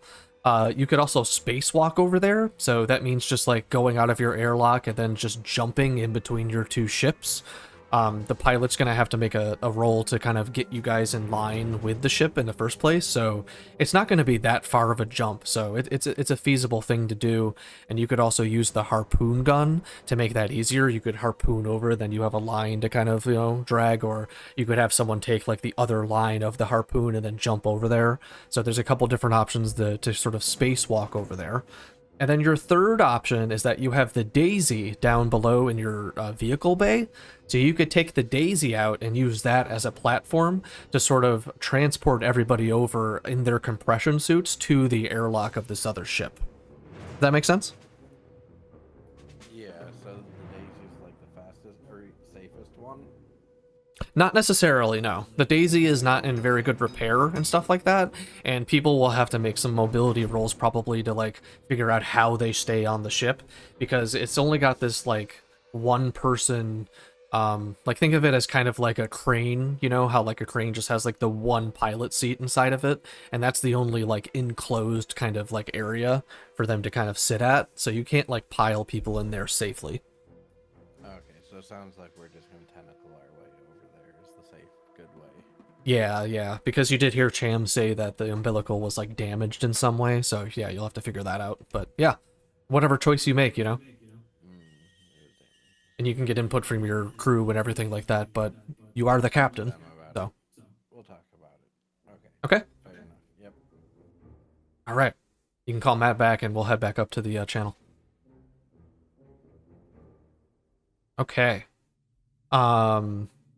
Theyflower, do you have any questions or anything else to clarify at this time if you're there? No. Awesome. Okay. I guess I'm gonna try to also steal drugs from the med bay of the derelict. Nice. Good plan.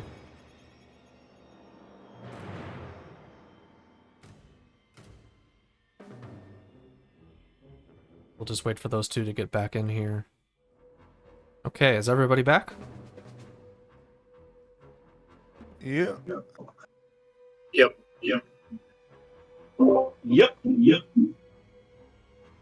Okay, go ahead and click on my stream in Discord. Oh, I'm hearing you guys echo, Hourman and Iker. I didn't have it on push to talk. I do now. Okay, all good. But yeah, go ahead and open up my Discord stream real quick.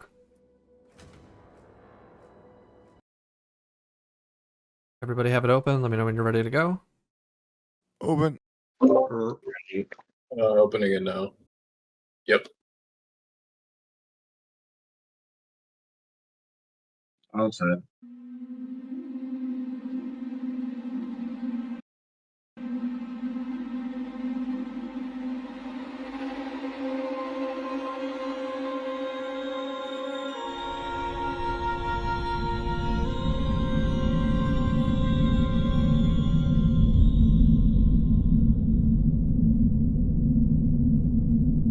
So Mother is automatically flying your ship, so this is kind of the view from the outside.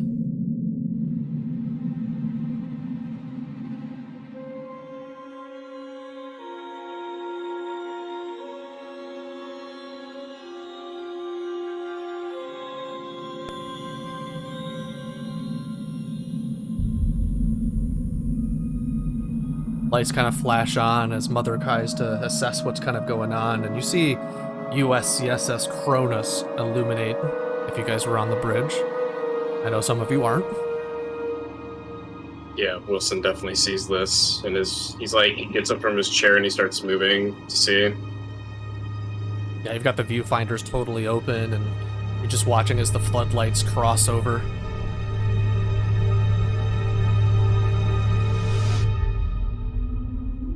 Holy shit.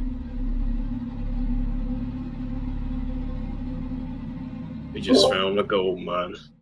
I'm all set it up, ready the umbilical.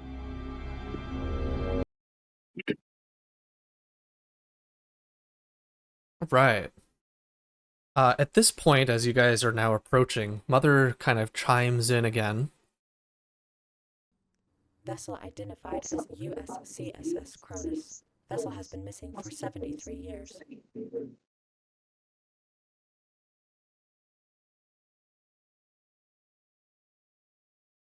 Do we all hear that, or just people on the bridge? Yeah, no, this all comes through the comms as Mother kind of informs you guys of what's just happened outside the ship. 70 years? Fuck, they're all dead. Let's leave. Wilson, We have to make sure. Is a Weyland-Yutani research vessel. Company policy mandates operational salvage if possible. Mother goes on. Priority 1. Recover scientific data and samples from the Cronus. Priority 2. Escort the salvaged Cronus to Anchorhead or another Weyland-Yutani facility. Priority 3. Save crew members of the Cronus. It's been gone for 70 years. They're all fucking dead. What crew? Come on, Mother. Wilson gets on the comms. All right now, everyone. I know it's not exactly what we signed up for, but it seems that we have a bit of change of plans. As protocol, likely we'll need to get this ship up and going. So, see what we can do. But remember, this is the new job. Captain Miller, I have provided you with schematics for the Cronus. And as you say this, you see that... Give me a second as I configure ownership. In your player info, you guys now have a new page. For those of you who are kind of in your suits, you can kind of see this kind of flow over, kind of like a heads-up display kind of within your helmet.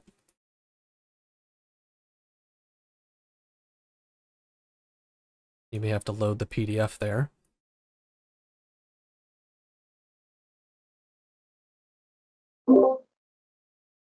Everybody seeing that? Very cool. Yeah. I think Igor needs. Do we see this?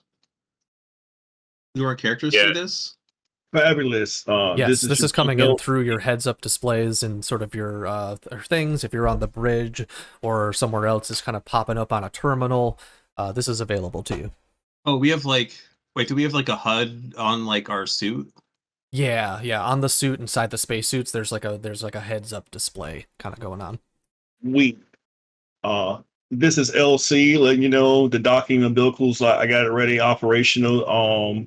I guess protocol. I'm gonna go in and make sure everything's cool, and I guess cryo with the other crew. Wilson, you want to come with me so you can assert command when we get there, since you're the company guy. That's a good idea. Give me a few moments. Let me finish up here on the bridge. I'll suit up and I'll follow in tandem. Till then, though, let's secure a way on. Are we using umbilical or are we doing a moonwalk? Like I said, I got the umbilical here. I got it functional. There's something back with the relay, but I can do it manually. It's no problem. So I'm here. I'm ready. I'm suited up. Just when you guys are ready, down here. No problem. Let's go with the umbilical. Yeah. I'll check their med bay. I bet there's some good information there about anything that happened to them. Treatment logs and stuff. So, in order for you guys to use the umbilical, Leah Davis as the pilot, you're going to have to pilot the ship in and do a little bit of maneuvering that the mother system is able to help with, but isn't quite as sophisticated enough to kind of get it to match kind of the rotation that the Cronus is in. So you're going to have to be on the bridge, and you're going to have to make us a piloting roll in order to get us close enough and in sync with the Cronus in order to make the umbilical work. I clicked it again by accident. Oh, either way, that was a beautiful roll at first. Yeah, good roll. So we'll say you do this kind of before you get in your space suit and stuff like that, because otherwise you're in this gigantic bulky suit. But okay, 2 successes. What do you want to do with your success? Your extra success? How do I view the list of funnies? Yes, go into your game info, and then all the way at the bottom there is stunts info, and then you should be able to look into what is it? I think it's agility. Yeah, agility right at the top there. Thanks. So you can show off, or you can give yourself a +1 roll to later rolls. Yeah, I'm gonna get. Well, I have 2 stunts, right? I'll do both. You have 1 stunt, so you have 1 success, which means that your action goes through successfully, and then you have an additional success, which gives you 1 stunt. I have the yellow success as well, though. Oh, did you have?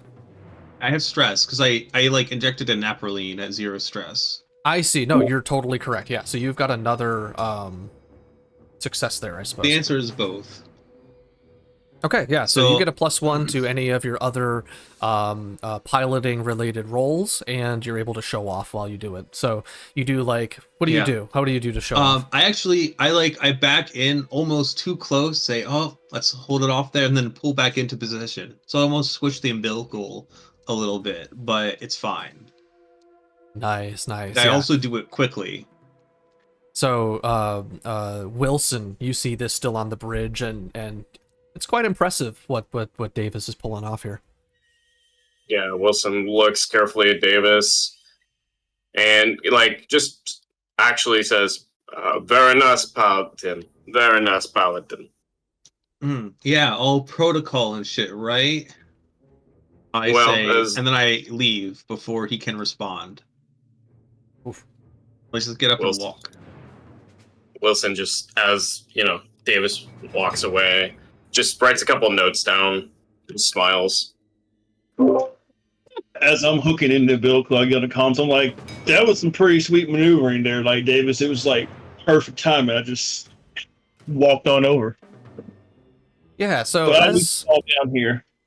So as you guys are kind of in the airlock junction, you're at the secondary set of doors before you kind of open up into space and kind of where the umbilical is. Leah would have hit a button before she left to sort of start extending out the umbilical. It's about 10 meters long, give or take. And we bring us to, and everybody at this point is kind of suited up. You've had your time to go through the waiting period, the oxygen purging, the nitrogen purging, all that good stuff. And so everybody's kind of in the airlock at this point. Is that fair to say? Yep. Yeah. Yep. Excellent. Yep. Oh, where's my suit? Right. You put down your tokens.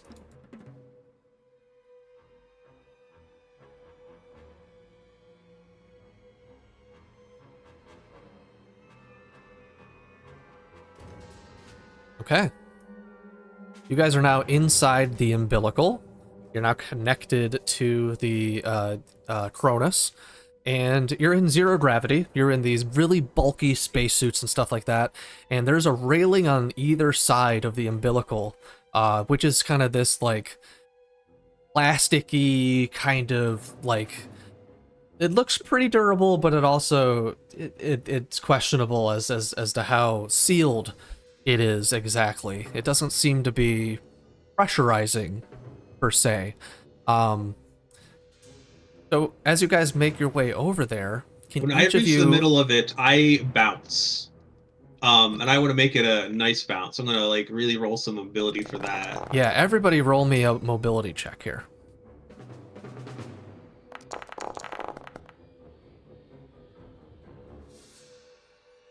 Okay, 1 success with Davis, 1 success for Wilson.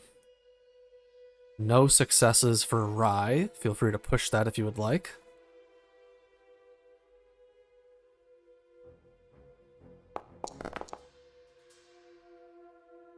One success from Cham.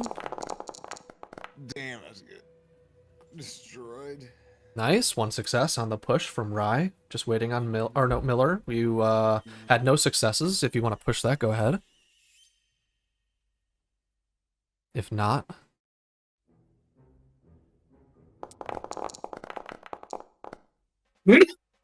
ooh, push but no success. Okay, so here's kind of what happens. Each of you starts to make your way over. You're kind of grabbing the railing to kind of help you kind of move along. Leah Davis then decides to kind of do a jump kind of right in the middle of the umbilical, which kind of makes it wave back and forth a little bit. You can see at the ending that it's kind of come off of the Cronus just a little bit. It was already not secure, but now it's like totally not secure. And everybody is able to kind of maintain their footing, except for Miller. You kind of drop to the floor, and you're now prone. And you add another stress to your character sheet, please. Oh shit, sorry, Captain. Was just inspecting the equipment all with the protocols and whatnot. Wilson gets on the mic immediately. Captain Miller, tell your pilot to stop acting like a fucking 5-year-old. Almost endangered the whole mission and our lives. I know you get away with this fancy shit elsewhere, but it's not the time to play around, as Wilson gets, like, really stern now. Seeing this, like, absolute disrespect of safety and protocol, that's a no-go. I'll be making a report about this as well. I'm going to get up and brush myself off. And then just exclaim, accidents happen. Calm down and let's stay on task. You call that an accident, but I saw damn well what it was. Either way, continue on, I suppose. But no more shenanigans. Performing a regularly scheduled inspection of the equipment. Not when we're on the damn spacewalk, pilot. Everyone stop. Let's keep our focus on the mission, not on finger pointing.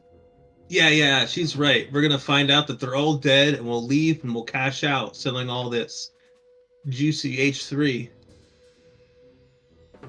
While this is going on, Cham, Rye, you're both at the airlock door at this point, and let me give a little bit of a pause. So, as you kind of approach this airlock, you see that there's supposed to be the ending of the umbilical kind of latches into the ship in a way that kind of then secures it down so that the whole area can decompress and vent out all of the like outside vacuum and fill up with atmosphere, so then you can open the door in a way that isn't quite so explosive and dangerous and things like that. But you see that it isn't making the connection, and the reason it's not making the connection is because the door looks like it's been damaged from the inside, like something was pounding on it and has like been forced outwards sort of from within. And there's certain pieces of metal that look like you could probably cut them off in order to make the umbilical kind of make more of a secure connection that you're kind of looking for before it's safe to open the door in the first place, which if you go to kind of jostle it or go to open it, you find that it's stuck. Ryan, you seeing what I'm seeing here with this door? Oh my god, yeah. Do you have anything to cut this? I got a cutting torch. We Because can I like, have a maintenance jack, but I do not want to use that. well, we can like use it to help pry some metal once I get it hot in place, like kind of like TIG welded and whatnot. And sure, we work Yeah. together. We can knock this out quick. Yeah, so go ahead, use your mechanical cutting torch to cut away a bunch of this door. It's going to take you about a turn, between 5 and 10 minutes, but you do get a +1 because Rye is helping you out. So right-click on... Yep, there we go. I forgot that the +1, but whatever, that seats. Not a problem. I want to do it in half the time. Yeah, your cutting torch blows to light. You start welding off of these like different, or cutting off these different pieces of metal that just kind of go floating away off into space as you kind of get done. And as you're kind of working, Rye kind of helps you to move the umbilical pieces that need to kind of slide into the ship, and kind of makes it so that the umbilical starts to connect. And as you get that there, you kind of make, you start using the maintenance jack. You sort of pry open some pieces of the door that are stuck, like I said, kind of from in the inside. Where's my noise for this? 1 second. I go, oh, I hate this shit. So you slide it in, you start unraveling the sort of hole, and as the umbilical makes a connection, you start hearing this kind of venting noise as sort of the atmosphere starts to pump into the room. And at this point, you're now able to open up the door.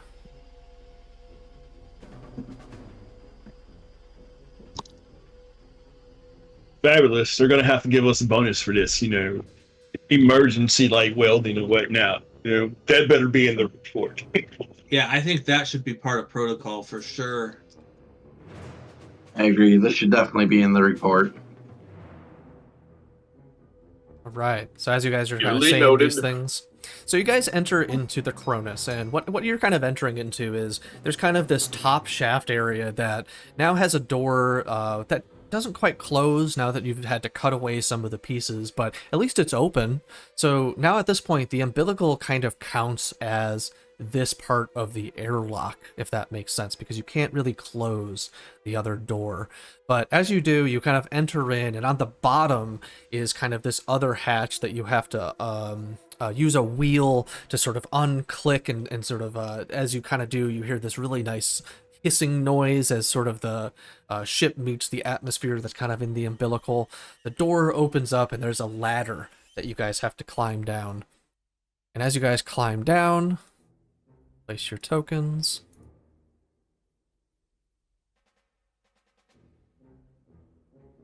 You guys find yourself now, everybody can see, everybody...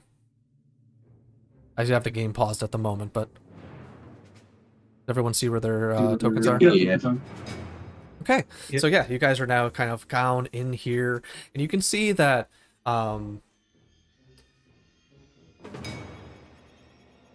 it's really cold in here. That's the first thing you notice.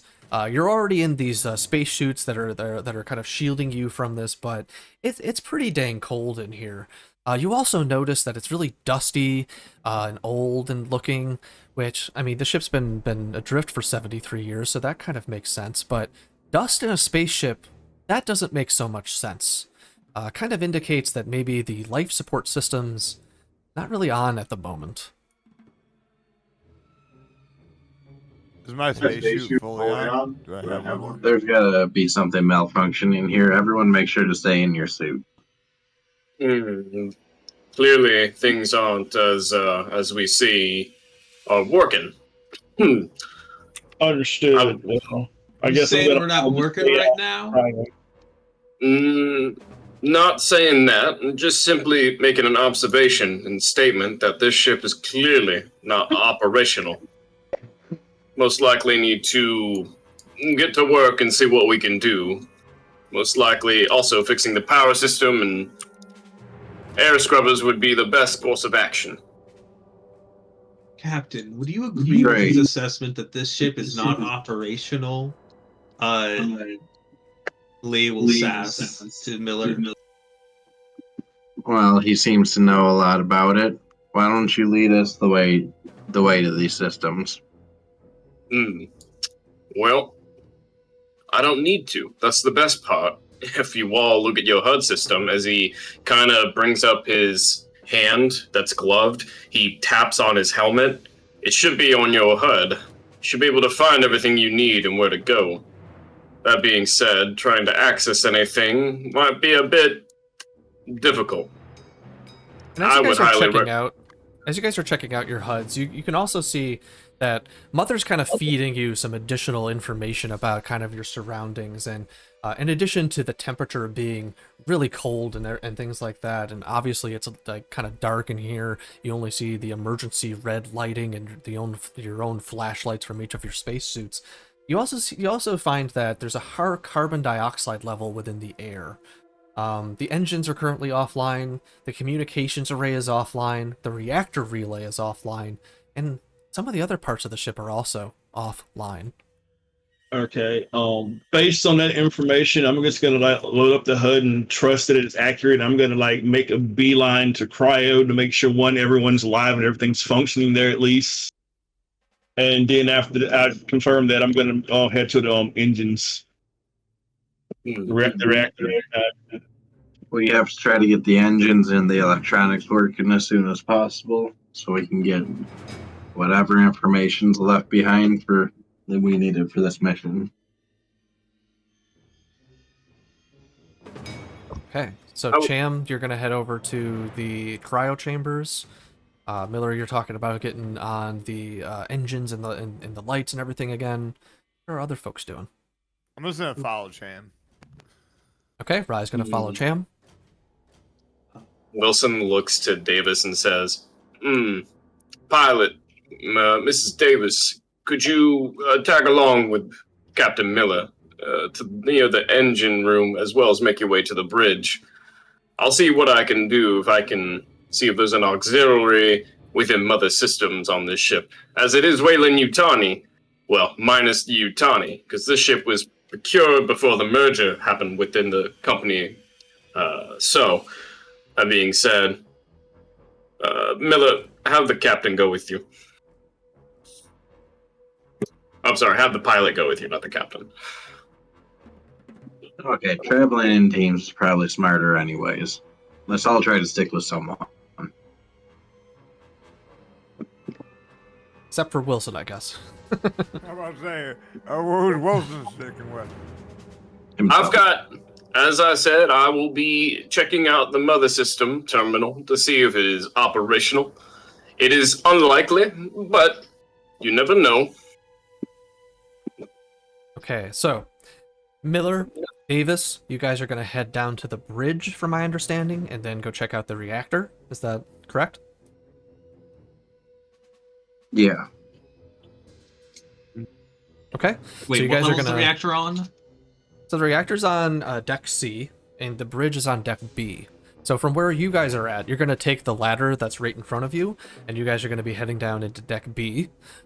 Cham, Davis, you can see that the cryo is on the level that you guys are at, so you guys are going to be heading basically to your left from the orientation of the ship, so kind of to get over there.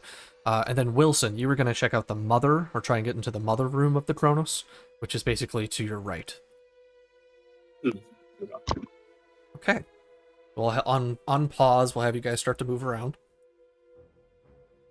As you make around, please make reports and assessments of what we see. It's very important. It could have influenced the mission. All right. Godspeed, everyone. Yeah, so start making your ways down the hall. We'll start with Wilson first, because he has the shortest trip over to where he's going. We'll then get to Rye and Cham getting over to the cryo, and then we'll get to Miller and Davis on the bridge. Okay. Yeah. So, Wilson, you exit out the door, you kind of close it behind you, and you can tell from your map that the room in front of you is sort of the space between the place where you'll be able to get into the mother room. Gotcha. Using my weak light on my suit, I look around, as I see the interior of the walls, the door behind me, and in front of me, do I see anything noticeable? Go ahead and make an observation roll. Okay. Oh. I'm not going to push that. Okay, yeah.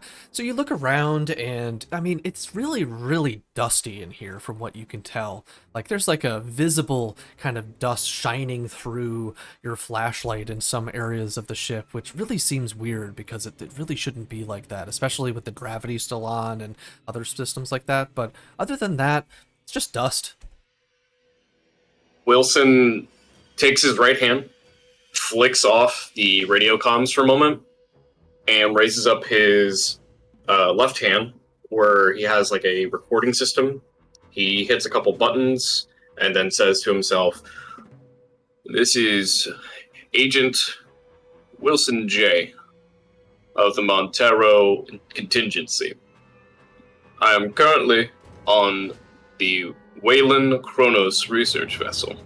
I am making my way to the Mother Terminal. Further indications and reports will be here done as I proceed. Currently, mission is still ongoing. No complications outside of lack of basic functioning and lack of atmospheric sustainability. Over and out." Stops his recording. He makes his way to the mother door. He looks at it. And can he just access it, or does it look like, is there like a red line or like a red screen, or is it completely off? Yeah, so you take a look at it, and you see that there is a keypad on, as you kind of open the door. You see where the captain or officer or other folks would take an access key card out, but you see that it's kind of smashed inwards, and there's definitely no key card there now. But if you know a couple Wayland-Yutani command sequences, and you also have your own personal access key card that does look like it would fit. Okay. He would do a sequence of code, impress, and then he would take the key card as a confirmation for the codes to actually register. And using it on the second door, he'll do the same and see if it works. Yeah, no rolls needed or anything because one of them does work. Okay, beautiful.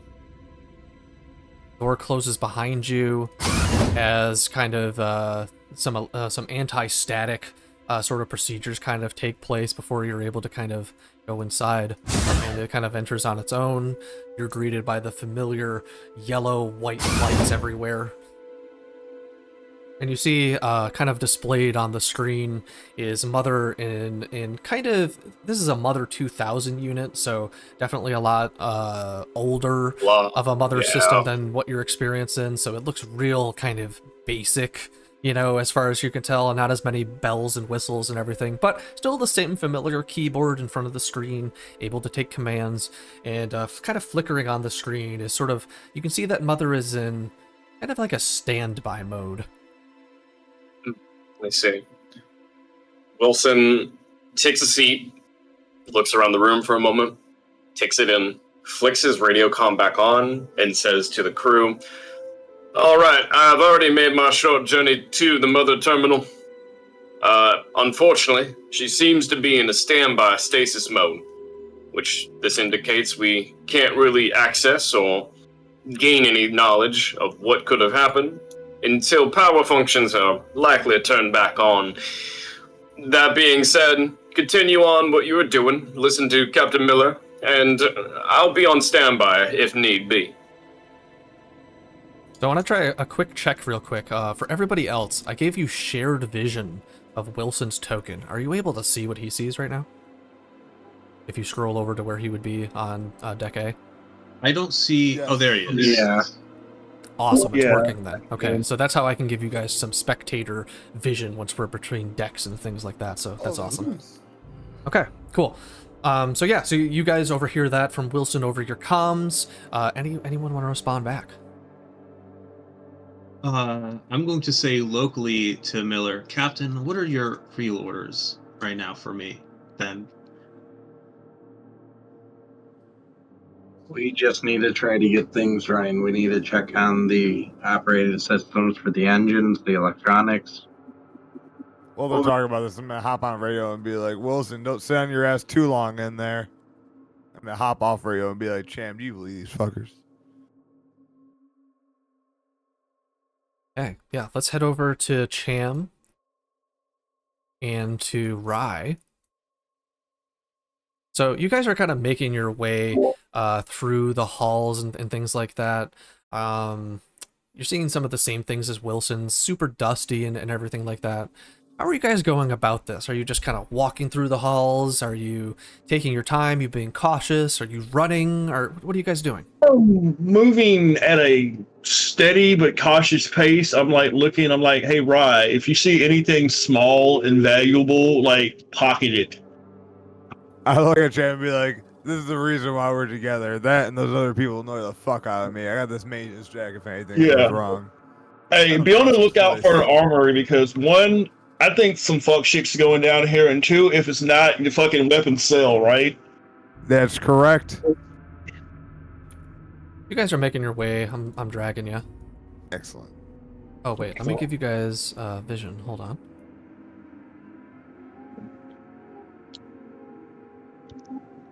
I'll give you a vision of Cham. Everyone should be able to see Cham now. So you guys are making your way through the hallways here.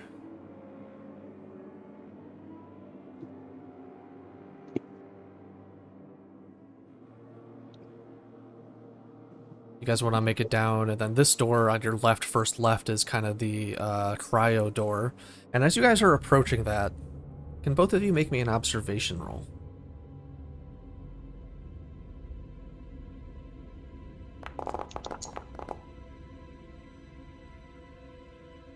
Okay, we got 2 successes from Rye. No successes from Cham, unless you want to push. Okay, push, you roll some stress, but you manage to keep it together.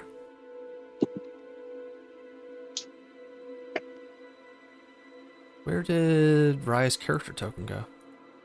Should be right in front of I don't know if it's Cham. like vanished. Can you still see your token? No, it was right in front of Cham, and I had a menu up, and now it's gone. Oh, Oh, they're it's on top of each other. That's what it was. Okay, I was like, what the hell? Okay. The ultimate strat hiding. Yep. I was like, what the hell is going on? Okay, so, Rye, you have 2 successes. What do you want to use for your stunt? There's a couple questions that you can ask. Has to be observation. Yeah. Which one more close by? Or more close by?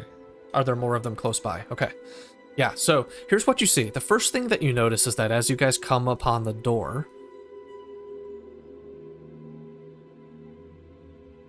which is right here, you can see that there's a whole bunch of claw marks, it looks like, kind of embedded in the steel of kind of this big kind of door that separates sort of the main hallway from the cryo bay.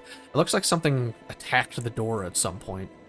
It's still operational. It looks like it's still going to work fine and slide open and all that good stuff, but it definitely looks a bit damaged. And as you're kind of peering down through that, you look up just kind of out of your periphery from where your light can kind of shine, and you swear you see the silhouette of something move in the background and dart away from you. Did you see that, Cham?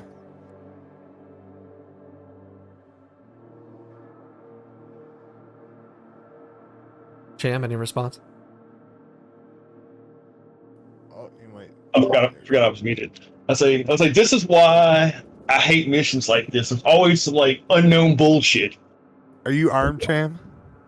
Oh well, I got this incinerator and like, hey, grab bolt pistol off a belt. Excellent. I'm gonna put my my tool, my maintenance jack up to the claw marks to see if that fits in there. Give me just a moment. I forgot to give you guys your compression suits in your inventories, so let me do that. You want to do an oxygen check as well, Lurk? Yes, we're definitely approaching our first Gotcha. oxygen check.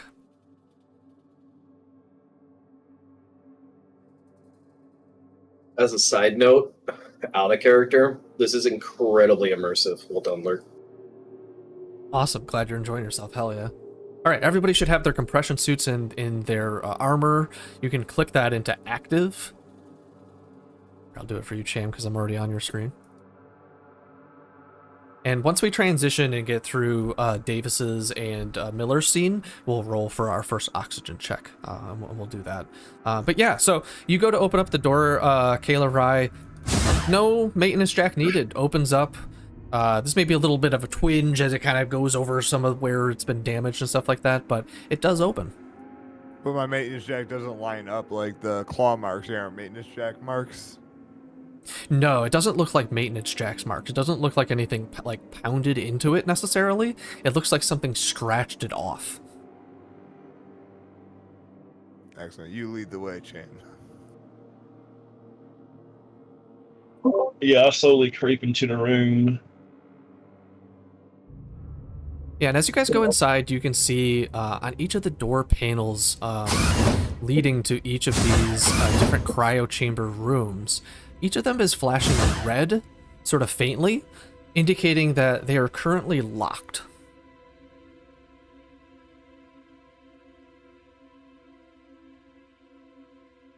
And from there, we're going to take a break in your scene, and we're going to head to Deck B, where we have Davis and Miller. Let me give you guys vision before I go. Let me activate it.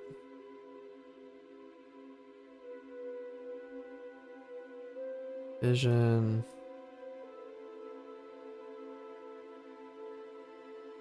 Vision. Okay. So you guys head down the ladder, you kind of clunk yourselves into this one room, and you guys are free to move around and take a look. I'm looking at the PDF map to see where to go. Let me pause for a sec, because Miller, as you look in the corner of this room, you see a gory mess.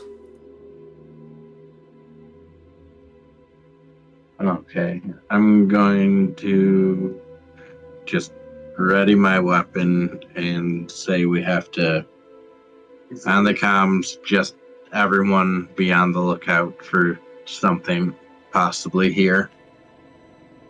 Yeah, so what you see upon closer inspection is the slumped over, headless body of a man in a spacesuit. There's a splatter of blood all over the walls with brain matter kind of stuck to it and looks like old and gray. And next to it is a shotgun laying on the floor. And you can kind of tell, kind of from a casual examination, that there's something not quite right about this body either. You kind of see that the arms are kind of like elongated and like sticking out as if they're like too large, too long for the spacesuit.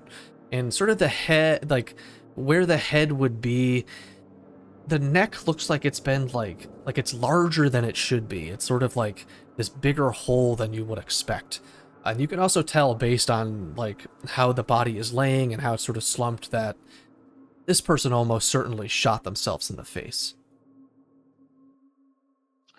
Okay, I'm going to move in and take the shotgun from the ground. Okay, you're gonna take the shotgun? Yep. Yep. Oh, Captain, I wanted that. Do you have a weapon? Fuck no. Take it. Alright, I get the shotgun. Okay. So yeah, you go down, you pick up the shotgun, and as you kind of get closer to the body, you notice that in one of its pockets, it's also got a couple shells so that you get another reload for this weapon as well as you go to pick it up. You want to pick those up as well? Yeah, I want to like check the shotgun, how many shells are in it. Dragging it to your inventory, and yeah, what you see is that you've got a full reload except for one, shot kind of missing. So for all intents and purposes, you got a full sort of mag, and then you have the one reload that you just found on the person's body.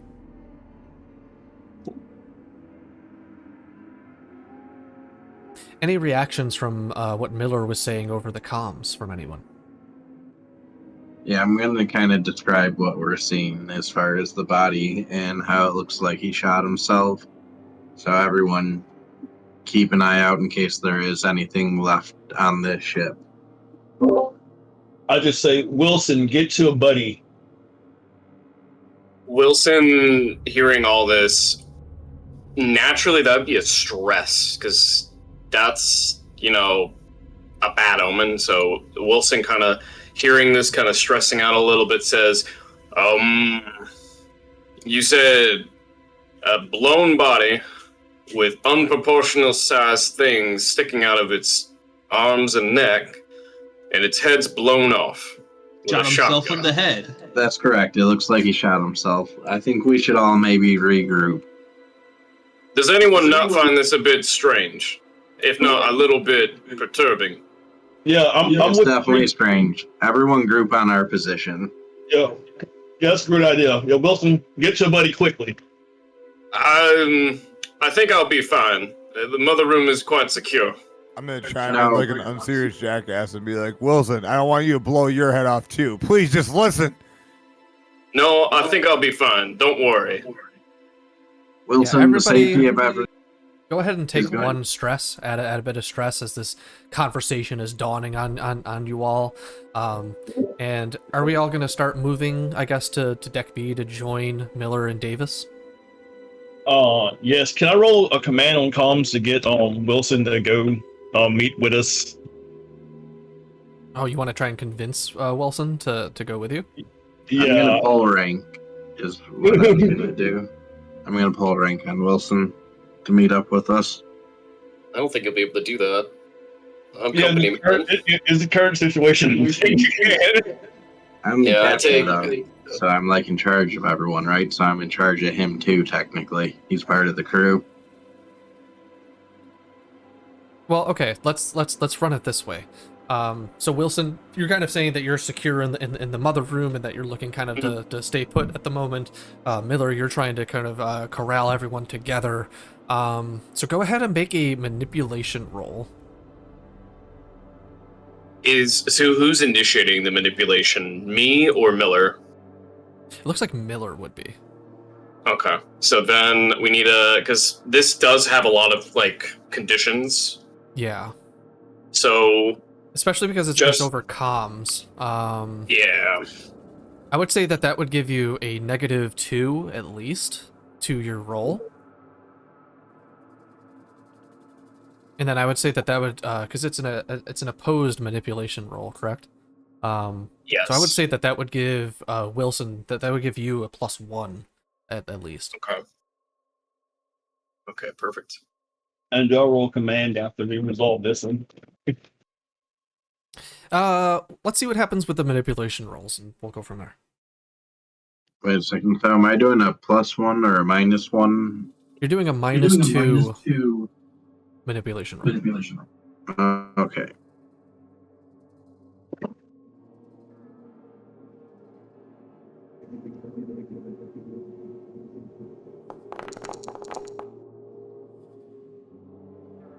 Okay, 1 success.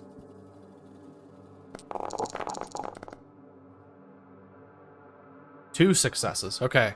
I'm not going to let you guys push these rolls or anything because it's an opposed roll. So, Miller, explain how you go about trying to get Wilson to come down with you, but just know that it's not going to work.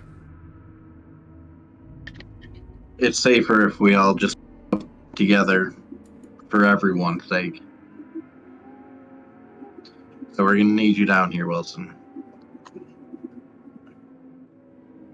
Wilson looks at the map, looks how everything is set up, where everyone's at in accordance to the map that Mother's provided. He then gets on comms and says, "Listen, Captain Miller, I understand your urgency to regroup and define the situation, but as company protocol 135 states, as long as the mother room is secure on any vessel, it is the safest area as well as the most important. Within company interest, it is best advised that in my status as a company man, to maintain the control of Mother. Now, I'm not saying otherwise that you all can't get together, but I will be secure and safe. That being said, once Mother System's on, I'll reconvene, and we will have a conversation and whole, but until the ship is online, I'm staying put otherwise." Fair enough, Wilson. Just know that if anything happens up there, I will not put anyone in danger to come and help you. That is fine. Within protocol, I understand. I'll do what I can from here once systems are on. But till then, be safe and consider all options. Still, this is routine, as disturbing as it might be, as it stands. Okay, we've heard enough. Everyone else group on me then. Okay, so I'm going to say that as you guys are having this conversation, Rye, Cham, you've had enough time to cozy on your way down the hallways and kind of make your way down to the ladder where Davis and Miller are still standing, kind of looking over this body. Davis kind of has this shotgun now in her hands, and let me just get some vision control stuff ready and you guys can begin exploring.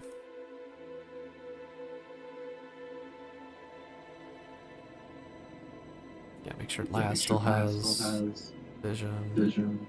Yeah, we should clear everything one room at a time. We shouldn't go clearing multiple rooms. We don't know what could be in here.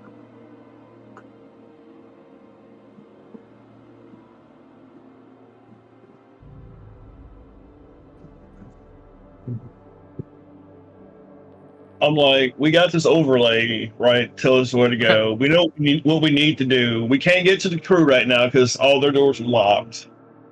So we need to get like the reactors on to get like, the ship powered and get the air scrubbers on. So we should just make our way down towards the reactor area as a group. Okay. I agree. That's what you make our way to the armory. Yeah, if the armory is along the way, that would be fantastic.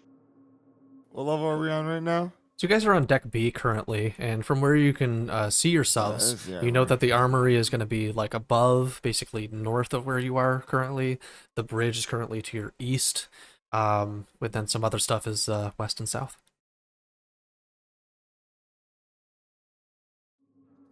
Okay, who's all in favor for armory and generators? I put my hand up excitedly. As long as we stop in the med lab on the way through. The med lab is a good idea. Yeah, I got no objections to that either. Yeah, Davis, you can check the map and you can see that the med lab is a bit farther away. It's kind of on the other side of the ship. There should have been a giant sort of medical module on the ship, but you could tell from when you guys were coming in from the outside that has been jettisoned. So there's only the smaller med bays remaining. Okay, so I think the plan would be hit the armory, then the generators, and then medical supplies after that. Yeah. Excellent. Sounds like we've got a plan. Everybody go into their character sheets and go ahead and roll me air. You should have to probably activate your compression suits. Yeah, you have to activate it in your inventory before you have 5 air show up and then you can click it on your consumables in the general tab. You want me to use 1 air? No, go ahead and roll for it. You just click on air and it should roll. We'll see how much rolling you guys do.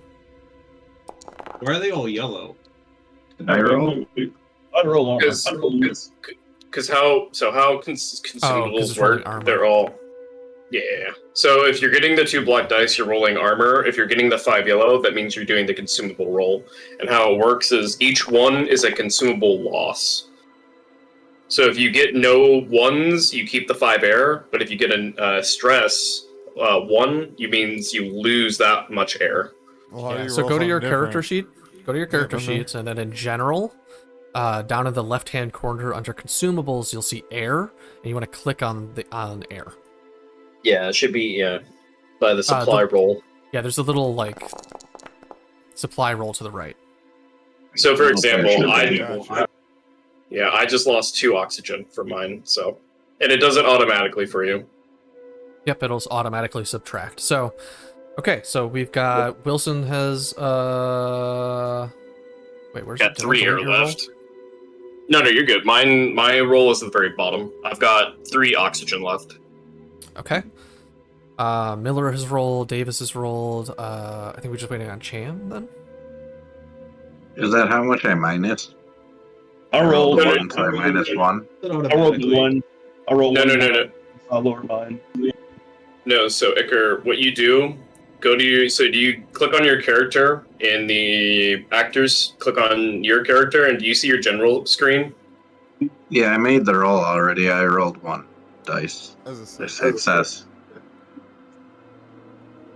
Oh, you're fine then. Yeah, you're good. You don't minus anything.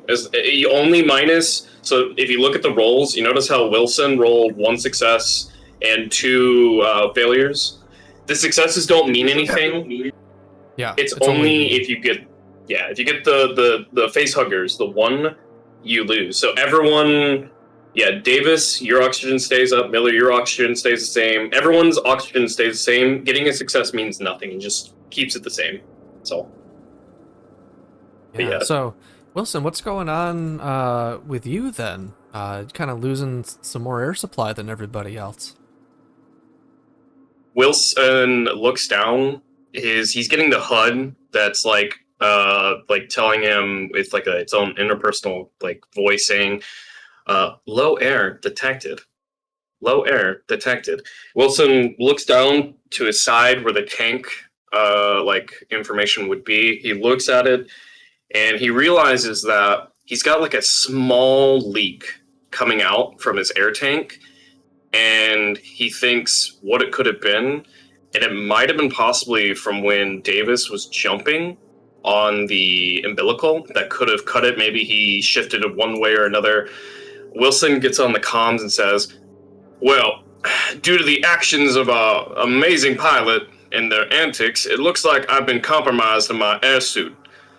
That being said, nothing changes with the situation. I'll just keep you updated how long I've got until I have to return to the Montero." I pipe in.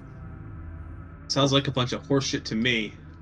Well, keep in mind, any more antics, Miss Davis, and you'll definitely get reprimanded more than what you would like. You know, Wilson, it's company policy to take responsibility for your own actions, all right? And no snitching, all right? That's Get over it. right. We have a mission to do here. What are you going to do, return to the ship? You're going to hide in the control room, and now you're returning to the ship. You say hide when I already stated that by protocol it is mandatory to maintain control of a mother system of any ship of Wayland Yutani or Wayland property. That being said, not pointing any So fingers. if it's mandatory, then you stay put.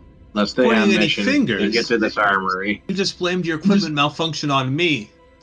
Well, you were the one who jumped on the umbilical, were you not? You endangered the life of your captain and now my own safety because of your antics. I'm simply just stating. That was merely a regularly scheduled equipment inspection. On a mission. Well, and my suit's fine. It sounds like us. Doesn't sound like it's us. It sounds like everyone who stuck together is fine.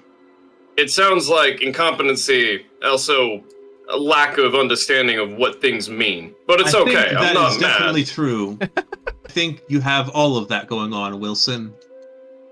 Get on with the mission. And Wilson flicks off his radio command. He's done listening to the nonsense of the space truckers pretending they know better than him. Well, fight that guy. Go ahead Let's and open get up to the this door. Gonna mission. say over local comms, what a bunch of bullshit. He thinks he knows better than us. All he cares about is his corporate bullshit. Let's just get the fuck out of here. Let's get this mission over with so he can get paid. As you guys Is this walk out into armory? the hallway, it's kind of the same thing you were seeing on the deck above. Super dusty and stuff like that. Really cold and everything, but nothing unfamiliar. And yeah, the door right above you would lead to where the armory currently is. All right, everyone, let's group up at this door. We don't know what's going to be behind it. The door look like it's openable. Yeah, door looks fine. Nothing wrong with it. Alright, I've got my shotgun out and ready to sweep. I'm gonna open it and run backwards. Yeah, Go you in. open it up, it kind of opens up. There's nothing there as far as anything inside of the room. You do notice that on the right side, there are some red lights indicating that where there would have been some EEV escape pods, they've all been jettisoned. Looks like they got out of here in a hurry. Yeah. Which one do you think their Wilson took? Yeah. Hopefully not our only ride out of here. As you guys open up the walls and stuff like that, Leah, as you are actually inside of the middle compartment there, you notice that there's a large splattering of white stuff all over the wall. You're not quite sure what it is, but it looks like this milky white sort of blood substance. It just Get too splat. close, we might get pregnant.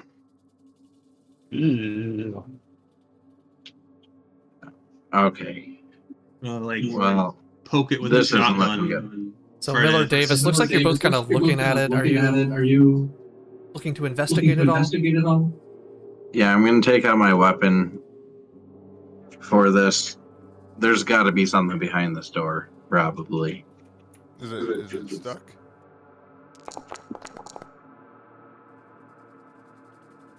It's kind of like Okay. looking at the goop, figuring Yeah. out what's going on there. Yeah, so Davis, you take a look at the goop. You kind of inspect it a little bit, and you see some remnants of like some little circular, clear-looking ball things that you recognize as being android parts. This is some sort of synthetic blood. Holy shit! Did their synth die? Where's the body? This is synth goop. Oh man, Milkman down. Miller, you're also getting this indication that it's synth blood, and with your additional success, what do you want to use there? Okay, I just wanted to kind of look around like the room to gauge if this was some sort of combat related thing. Yeah, so when you take a look at the blood splattering, it does look like something impacted the wall from behind, and that's where kind of this blood splattering would have come from.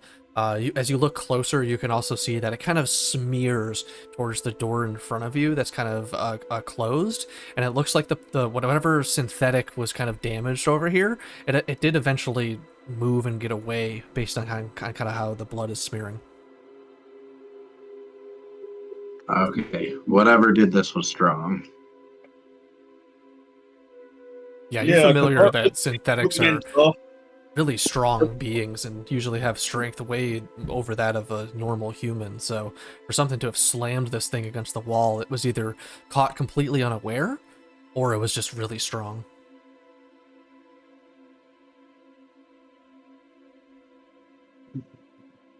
What do you guys want to...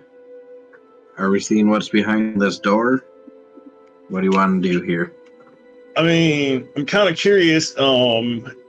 Is this along the path that we got to go to get to the armory? No, you're currently in the armory. Yeah. When you look around the room, you can see that it's pretty barren. There's really nothing kind of left in there. On one note, I'm thinking like, all the weapons in here got looted and they could be behind that door. But, that would mean there's like a wounded mad milkman behind that door with all the weapons. This is just the door into the storage hallway.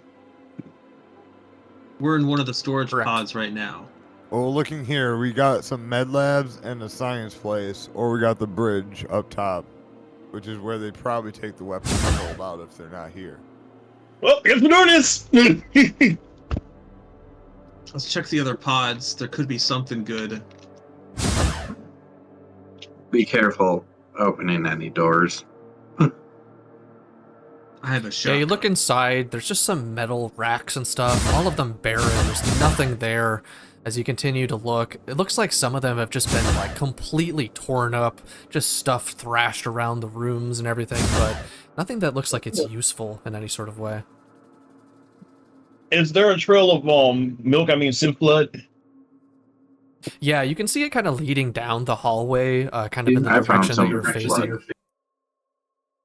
Yeah, Yeah. I follow it. Okay. Let's turn quickly to Miller real quick. Pause just to set the scene here. Give me one moment.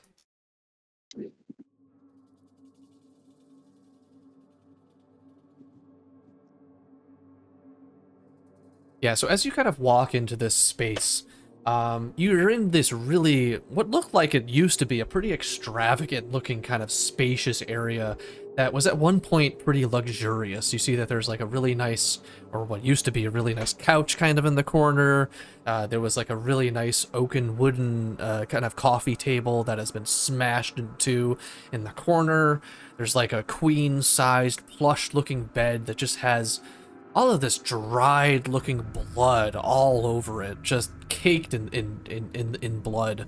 It's hard to tell exactly what happened here, but it does look like something slunk off the bed in some way and sort of dragged itself over to where kind of like the middle of the room and stuff like that. But all the rest of the furniture is just kind of destroyed and rocked up and everything like that. Let me unpause. Miller, go ahead and give yourself another point of stress, as this takes you aback as you walk in, and you already got your weapon out, so you've got your gun ready. You're pointing around. You're like, what the fuck? Okay, this is fucked. What the fuck's going on here? Can You I guys get all some hear this over some comms. backup on me, please? There's blood everywhere. Where are you, Captain? Where was? Yeah, you're coming up across it. Yep, turn. Yep, right to there. You can kind of hear Miller's voice coming through the comms and also through the chutes as far as what's going on. And yeah, you start inspecting. Okay, this is fucked. I'm gonna do a observe again and get nothing. Haha. Yeah, no successes there. Do you want to push it?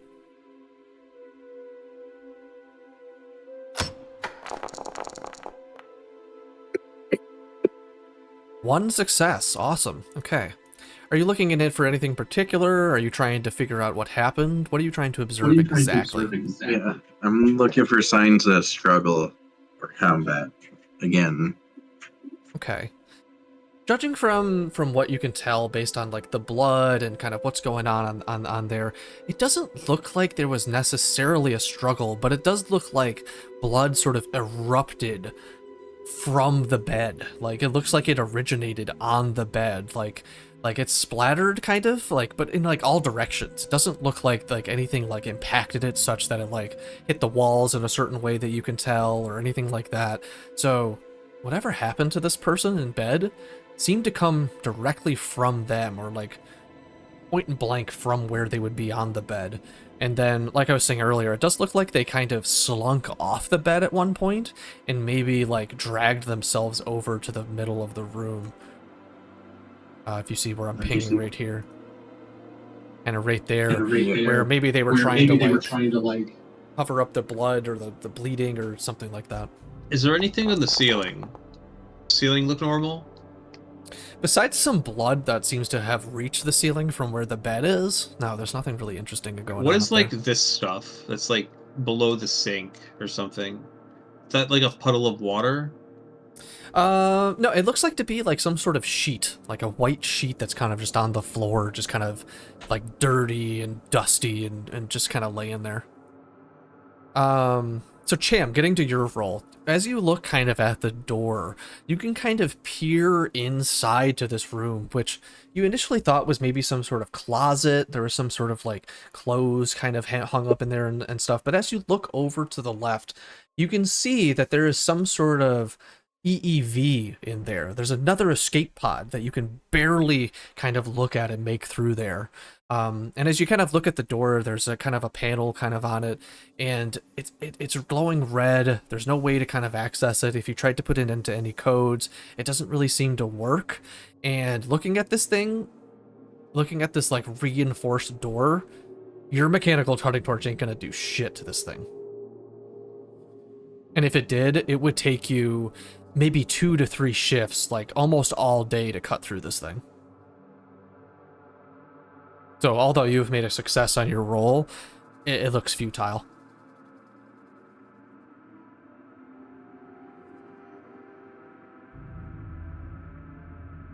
other reactions from people in the room. Rye, looks like you're kind of in the doorway there. Davis, you were looking at kind of the sheet. Miller, you had just inspected the bed. Is there anything else in there? Oh, I the go room to itself? Rye and Oh, tell that's him in to character. try to put on the door. So you're asking if there's anything else in the room? Yeah. We keep moving to the reactor. Yeah, it looks like we should get the fuck on and get to the reactor. If there's nothing in here that's gonna help us. Yeah, if anyone wants to search the room a little bit more, you can make me an observation roll. And if anyone wants to help them, of course, you can get a +1. Hey, maybe it's not needed. So, Cham, as you're kind of looking around, you kind of peer under the bed. And under the bed, what do you find? And I'm going to put this into your inventory. Open that up. You find some ocular stimulants, as well as an auto-injector that you would use to take them kind of in the cavity of your eye.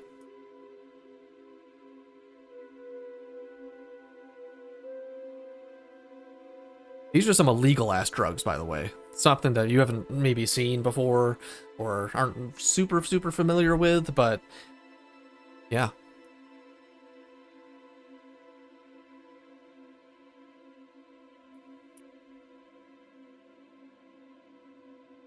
Awesome. I just saw a pocket nose and keep moving. Yeah, don't bring attention to it, just kind of take it. Okay. Where was Wilson? Wilson was in the mother room on the... On deck A, yep. And then he said he's gonna head back to the ship. Yeah, company policy, whatever. I'm gonna head to the bridge while you guys get the reactor on. Okay, so Kayla's looking to head over to the bridge. Cham, Davis, Miller, what are you guys looking to do now that you're kind of exiting the corporate suite? I'm waiting for everyone to catch up so that we can get to the reactor. Yeah, I'm doing that as well. Get into the reactor is the most important thing we can do now. Okay, so you guys are intending to go to the reactor. Kayla, you're heading to the bridge. Cham, what are you doing? I gotta go to the reactor since I'm the only other roughneck, so it's up to me to fix it. Okay. So there's two... Let me double check before I give you wrong info. Yeah, so there's two basic ways that you can get down to the reactor. You can either go back to the junction that you were at before and head down the ladder, or there's another junction kind of deeper into the ship, kind of to your west. Like, so let's take a right, or... Yeah, so we keep going left. Okay, Yes, does one Davis way wants to look go more left. direct than the other? Judging from your map, you can see that if you were to take the other junction that's farther west into the ship, that would technically be closer to where the reactor relay control room is. But each one would lead to the deck that you ultimately need to get to eventually. I'll Let's just go keep this going. Which way? This way. Past the suite, past storage. Okay, why do you think that way is best? It goes past medbay. We need to make sure there's not anything there we can't use to maybe help a survivor or something, right? Just following some company protocol, you know. Okay, if we're going that way, no problem. We can sweep medbay. I'll be the one to sweep medbay for the supplies.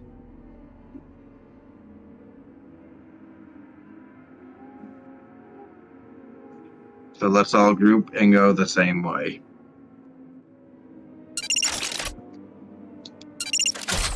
Locked the door on accident. Okay, so the three of you are about to head down. Captain Miller, are you gonna try and have Rye come with you, as they've indicated that they're heading to the bridge? Yeah, Rye, I think you should stick with us. You'd be the only one going that way. I'm gonna open up to see if I can see anything on the bridge real quick and say, okay, I'm coming. Yeah, so let me pause real quick. So when you open up the door, you see that the bridge room is kind of illuminated in kind of this orange glow. In the middle, you can see that there's still some emergency lighting that's kind of lighting up this busted up hologram kind of table in the middle. It looks like it's been completely kind of thrashed and kind of broken. The screen in the middle is all busted up and everything. And then over to the left, you see what looks like the unmistakable sort of signs of a fire that had gone off in this room in some way. It's all burnt up and sort of kind of crispy in sort of a way, kind of covered in some soot from sort of the smoke that might have been in there. It looks like somebody, from what you can surmise, probably took an incinerator to something in this room. I'm at radio over. You haven't used the fire gun yet, have you? This room is torched. I'm coming over to you. All right, yeah, hurry up. But yeah, I haven't incinerated anything. Somebody has on this ship. It just keeps looking worse and worse. Let's all try to make sure we're sticking together. Okay, are you guys going to group up at this point and kind of head to the west? Yeah, But I'll hold up the rear, keeping an eye out for Rye. Okay. Okay, there I am. Wilson, let's turn to you real quick. It's been maybe like a Hey, turn, you're right, 5 to 10 minutes. Anything that you've been doing at this time in Mother? Wilson, while sitting in the mother room, after flicking off his radio comms, he pulls up his PDA, makes another report, says, "Status report. It looks like things have gone a bit of awry. We have a corpse that was found in the inner junction between Deck A and Deck B of the Cronus. Head blown off, unsure if it was company man or pirate. Unlikely the latter. And personal report, my air tank is currently leaking. Most likely an issue caused by the shenanigans of our pilot, Mrs. Davis. Put in a report for transfer to labor colony, Weyland-Yutani planet Inticus, as well as I will maintain control of situation as protocol dictates. Till then, waiting for the crew to reestablish oxygen through scrubbers as well as power for auxiliary use. Report done."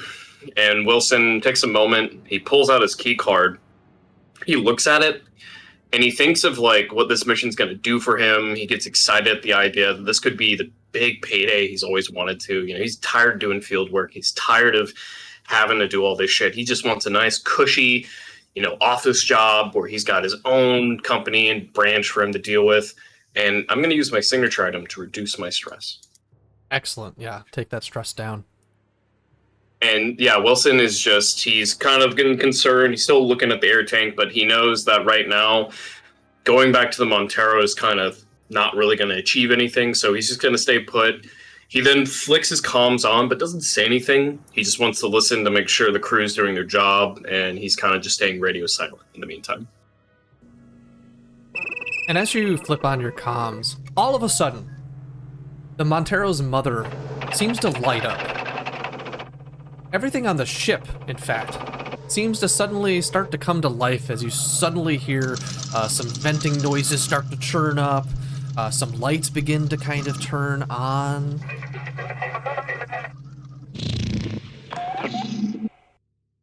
Let me transition us here.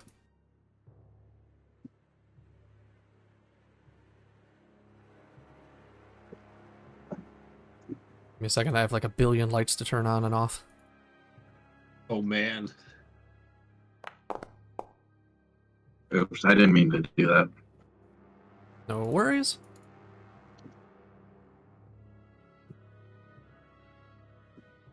Just trying to see how I can lower stress. Find it somewhere else. Yeah, you do have your signature item if you want to do any stress lowering.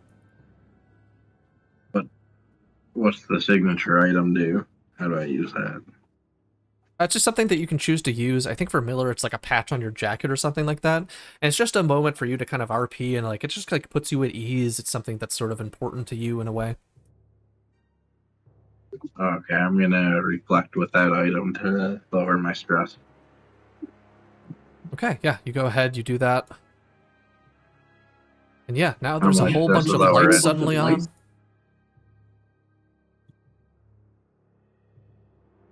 And for you, Wilson, you see that the mother system has now kind of kicked online and is sort of in that waiting mode in terms of, you know, waiting for a command and stuff like that. It's similar to how it was on the Montero and other mother systems.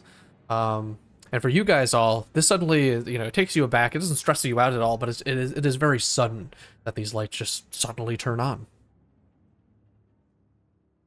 Take it away. How much does it lower it by? Just One. one. You can only use it once per session. Mm-hmm. I'll let them do stuff for a little bit before I do what I need to do. Okay. Just turning on all these lights on the other decks and stuff like that. Yeah, feel free to have a moment. Reactor's good. Hey, Captain? Reactor's good. We got to get to reactor, and then we got to see what we can do about the oxygen in case Lights are anything on. happens with our suits.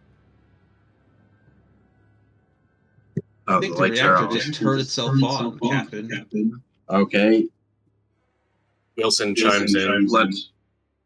Well, hold on now. Keep in mind, this could be just backup energy, or backup source. It's not meant to last, so the reactor is still a priority. I'm gonna chime in.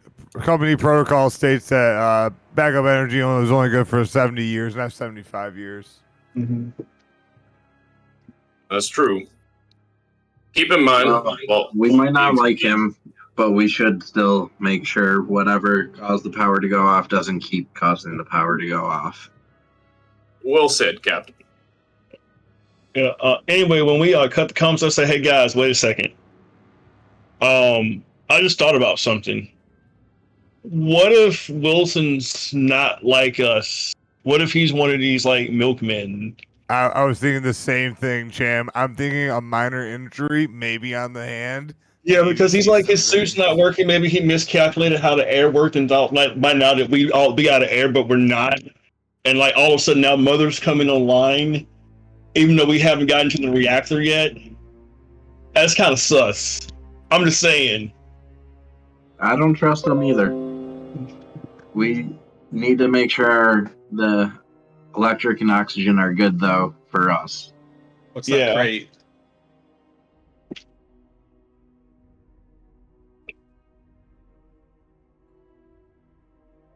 All right, what do you guys think is the best course of action? Do we want to go to the reactors first still, or do we want to go to oxygen first? Well, either way, we need the power from the reactors to get the oxygen and the air scrubbers working. So it makes sense to go to the reactors first because we're going to need that power. Med lab's right there. We should check it out because it's on the way.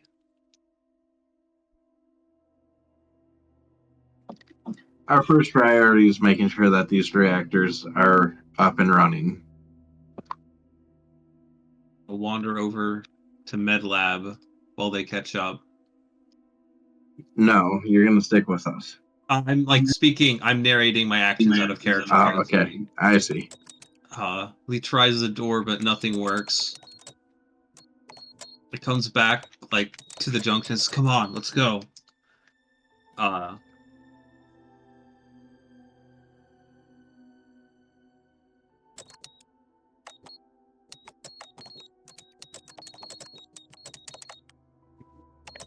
What is this? Looks to be a broken door. I'm of some asking sort. Lurk. Yeah, so let me pause. Sorry, getting a whole bunch of stuff ready and set up on all the other decks and everything. But yeah, as you guys come across this, you see that one of the doors that normally would be set up on this junction has just been totally torn off its hinges and is just kind of sitting smashed on the floor. Fuck, can the milkman do that shit?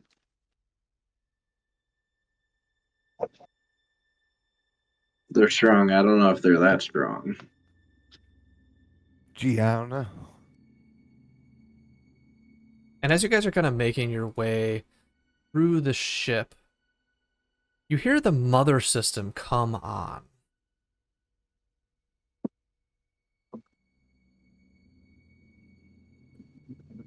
Oh no, wait.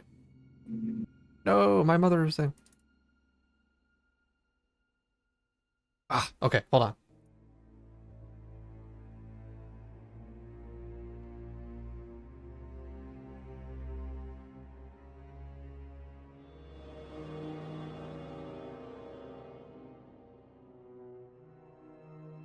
Warning, cryo chambers deactivated.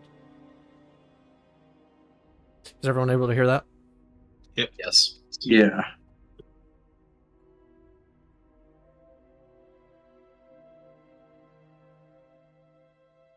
So yeah, any cryo chambers currently on the Cronus are now opening up, and Mother is waking anything that is currently in there up.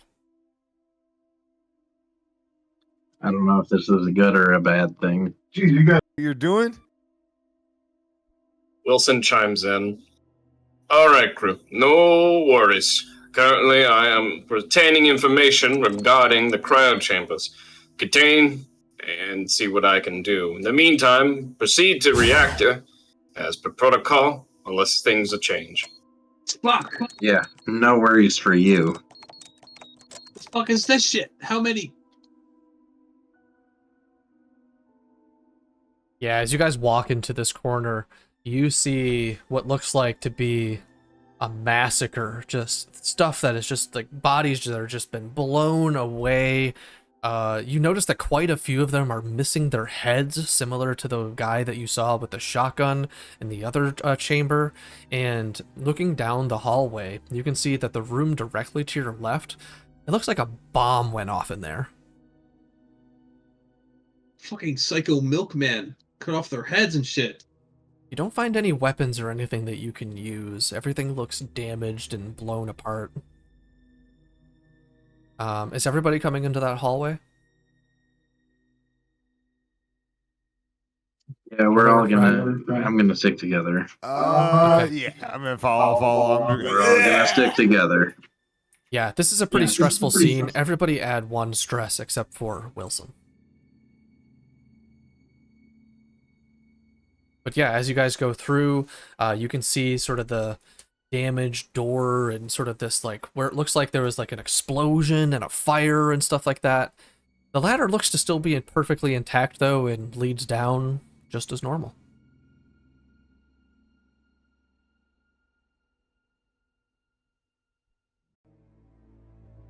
Okay, are you all going to make your ways down the ladder? I want to Hang on, I'm gonna make an observation.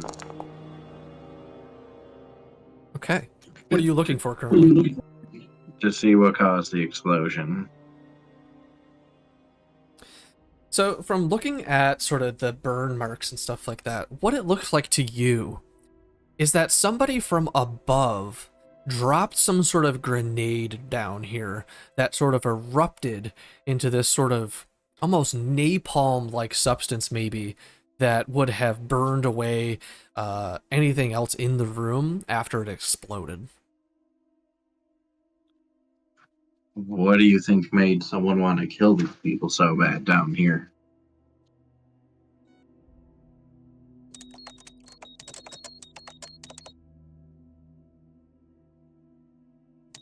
We should just. Right. Is the top open where it came from? I'm sorry, say that again? Is the top of it open where it came from? Yeah, you can look up and you can see that the junction still works perfectly fine. You could head up to Deck A from here if you wanted to.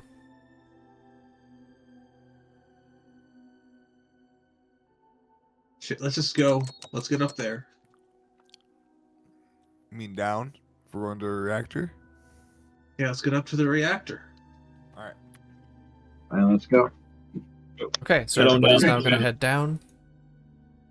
Okay, let me get this set up.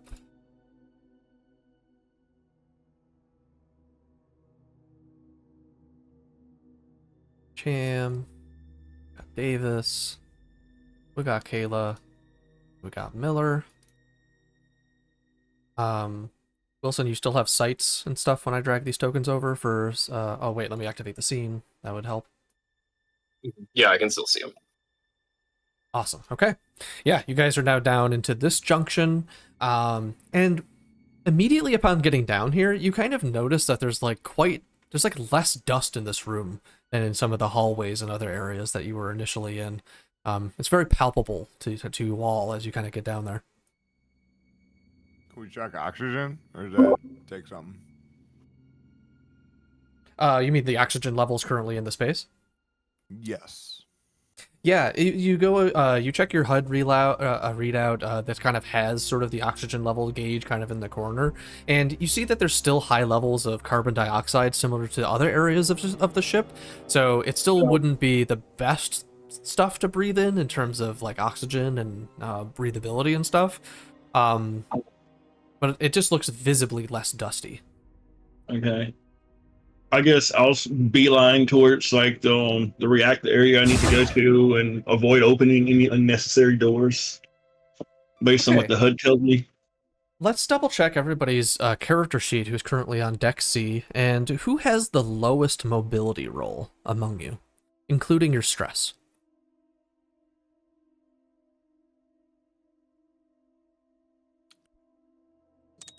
We have to My like roll mobility, is 2 and my or stress is 3. I don't know what you mean.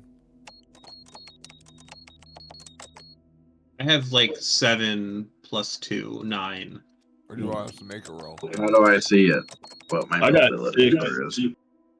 So in your character sheet, go over to skills on the tab, click the where it says skills at the top, and then you should be able to see what your mobility roll. It's agility. It's like 5th from the top. Okay, then I'm gonna have the worst one. I have 1, and then I have 4 stress. Okay, you also count your agility towards your mobility, so it's your agility plus your mobility plus your stress. 8 for me altogether, if I add those 3. Okay, so it's 4 and then 4 stress, so 0.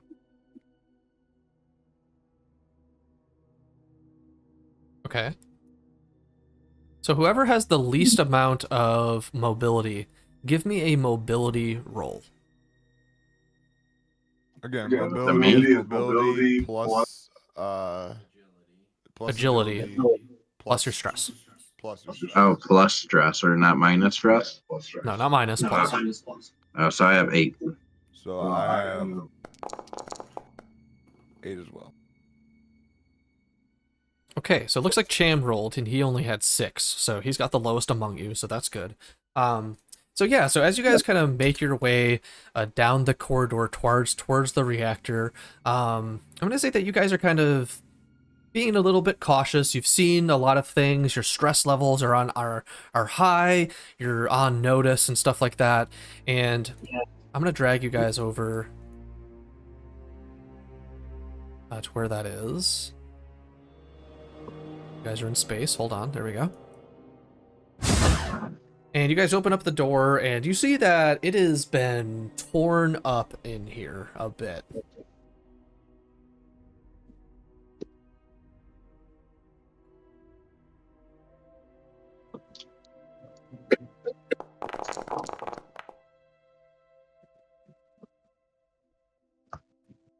Okay, so you went to make an observation roll, but you panicked, and you started trembling. All of your rolls, your skill rolls with agility are now going to suffer a -2 modification up until your panic stops, which could take up to about a turn or so, depending on what's going on. So you're not able to notice anything, but you're starting to really feel sort of the tension going on in this space, Miller. This was just supposed to be a simple cargo delivery kind of mission, and now it has turned into what the fuck, you know? Like, you see in the corner, very visible to you guys, it looks like there's some sort of crumpled up spacesuit that kind of has like its legs over its head and some shit like that. You see that there is this sort of yellow to white resin kind of covering everything sort of within kind of the reaction chamber of this space.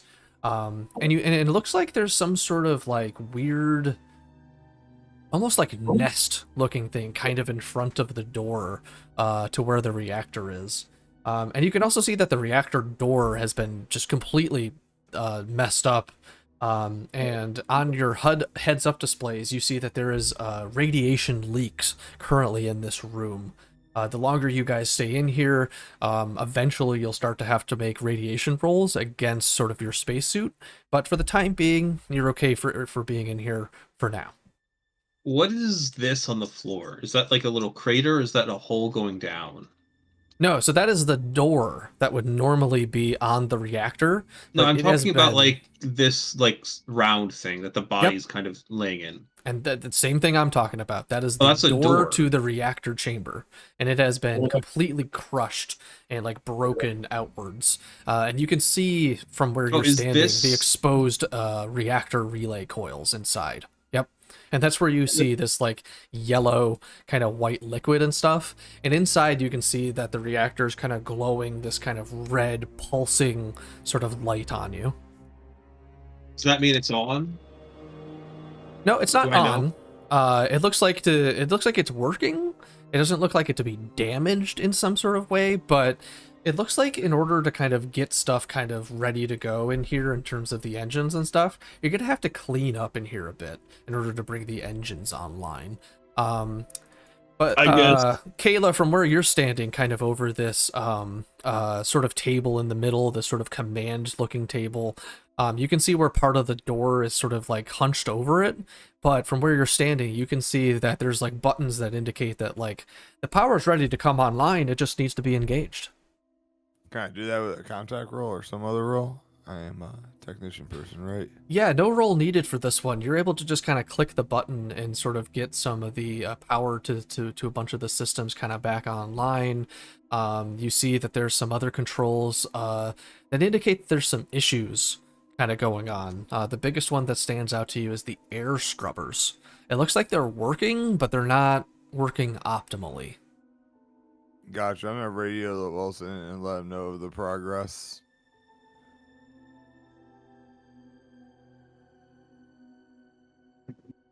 We got this on right now. We just need to have the air scrubbers working.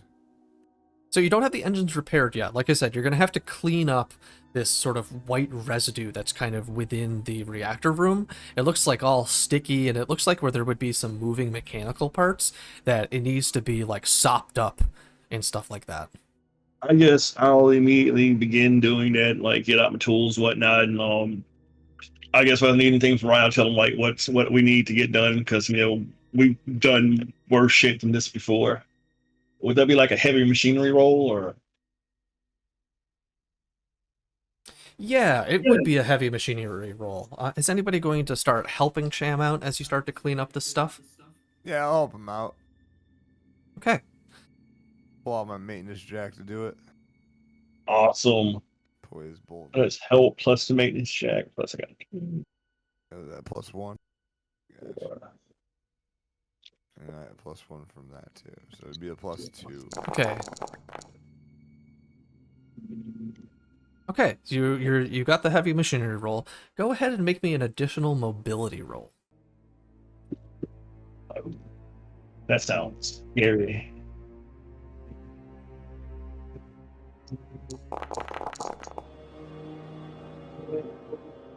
Ooh, you end up stressing out on the mobility roll. Okay. Alright, here's what's going to happen then.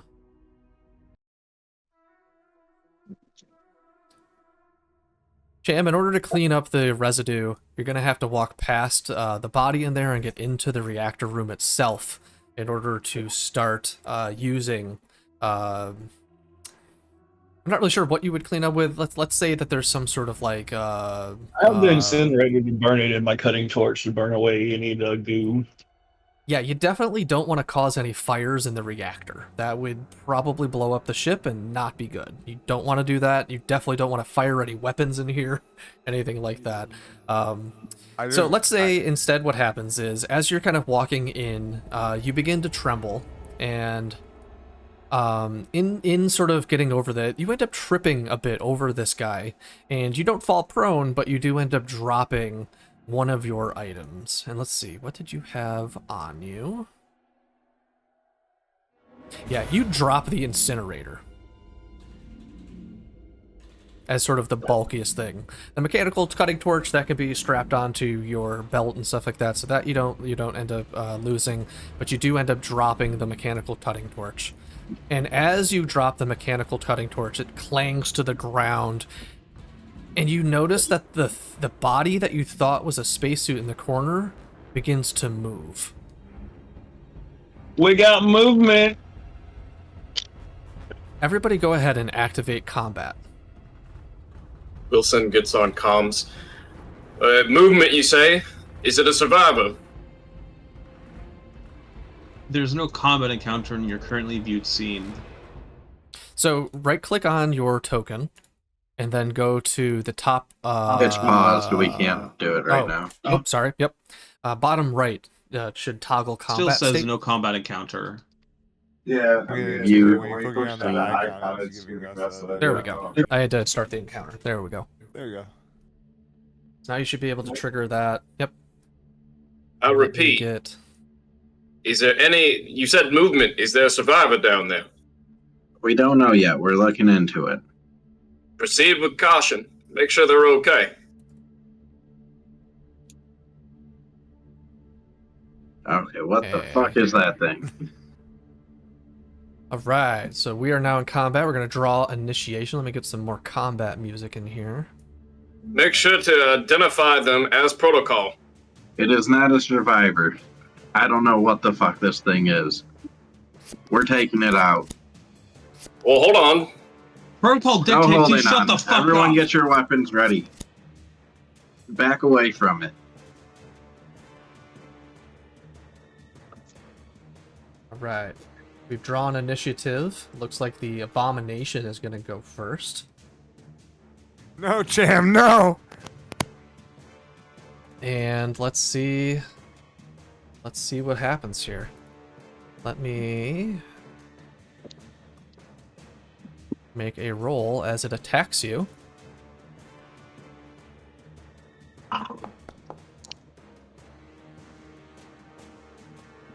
Okay, so for its slow action, it lets out a horrible roar. The abomination screams in fury, and all humans within short range must make an immediate panic roll. Cham, this means you.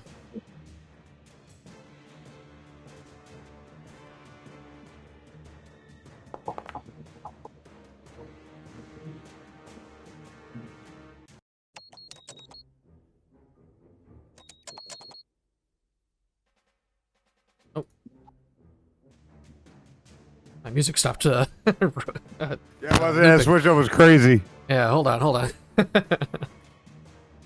Are we missing Okay. someone? Okay. No, someone. No, because Wilson's up on deck A still. So, okay, yeah, so you're frozen by fear. You lose your next slow action. And all of the NPCs in short range of you increase by 1, but that's not anybody currently, as they're all a bit farther away. So, okay. That is the Abomination's turn. Next up is Kayla Rye. So I got a fast and a slow action, right? Correct. He's right next to him. Gotcha.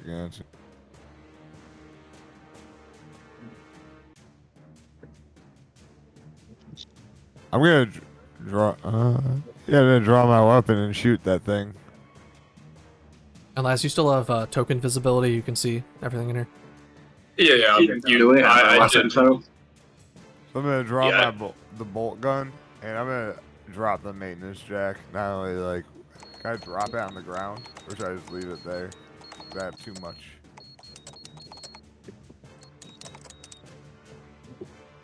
I'm sorry, you wanted to drop something? Yes. I'm using my fast action to take my bolt gun, but I have a maintenance jack in my hand, so I'm just gonna drop it while I grab my gun and then shoot. Okay. Yeah, go ahead. Roll the bolt gun then. And you'd have to get up a little bit farther, so we'll see you move up to here.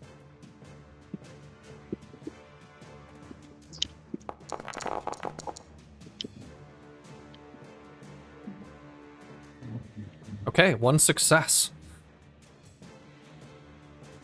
So yeah, you shoot this thing. It takes 3 hits of damage. I'm gonna scream, "Get away from him!" while I do it.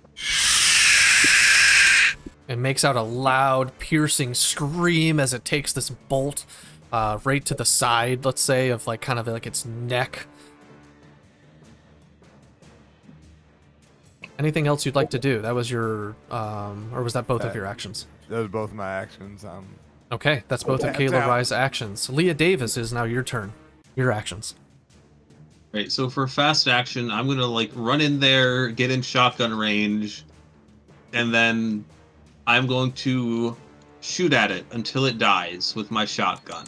Unfortunately, hero. I think that means I don't get to shoot very many times because it's a slow action. Yeah, that's correct. But yeah, go ahead and roll. Extra Nice. damage. 2 successes, extra damage. We love it. How much does that shotgun do again? Is it 2? I think it's 2. Yeah, 2 damn. Okay, so 2 damage plus the extra, so it takes another 3 damage. All right, yeah, this thing slams into it. It gets blasted back even a little bit, let's say, by the shot. It's ripped up. It lets out another scream, and then it growls as it gets real freaking mad. And then we proceed, I suppose, then to Miller's turn. Wilson chimes in. Careful now, crew. You're shooting that thing near the reactor. Any gunfire in that room will cause a complete destruction of the ship. And if you're curious, there's like cameras that are watching this entire thing go down. So why don't you worry about yourself while we worry about us? Well, as precarious as the situation may be, regardless, shooting anything into that room will kill not just me and you, but everything. Well, if we die to this thing, everything else doesn't matter, does it? Wilson, you're forgetting sanity protocol. You need to shut the fuck up for sanity protocol. Sanity protocol. So Miller, you don't have much time. What are you doing with Okay, your actions? I'm going to aim and shoot at this thing with my pistol. Okay, go ahead. Give yourself a +1 on that ranged attack roll with your aiming, and let it rip.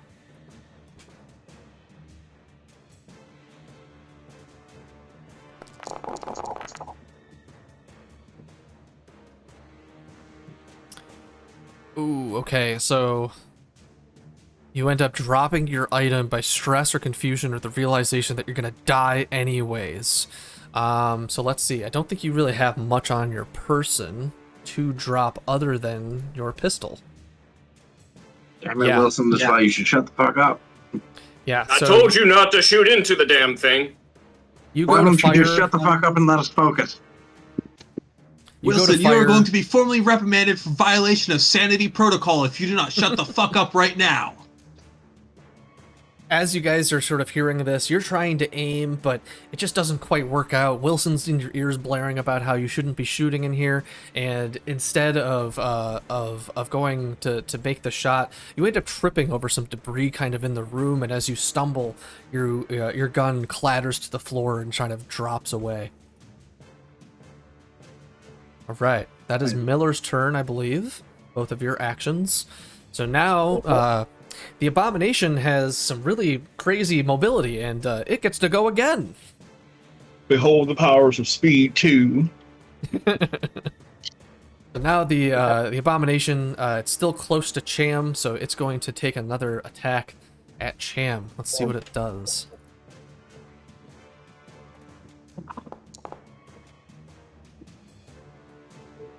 Oh my goodness, okay. So instead of attacking, it decides to do another horrible roar. The Abomination again screams in fury, and at this point, I would say, Rai, you're also close enough to where this affects you. Each of you, both Cham and Rai, you both need to make panic rolls. I'm sorry, let me lower this. I had stress. I thought you were gonna say stress.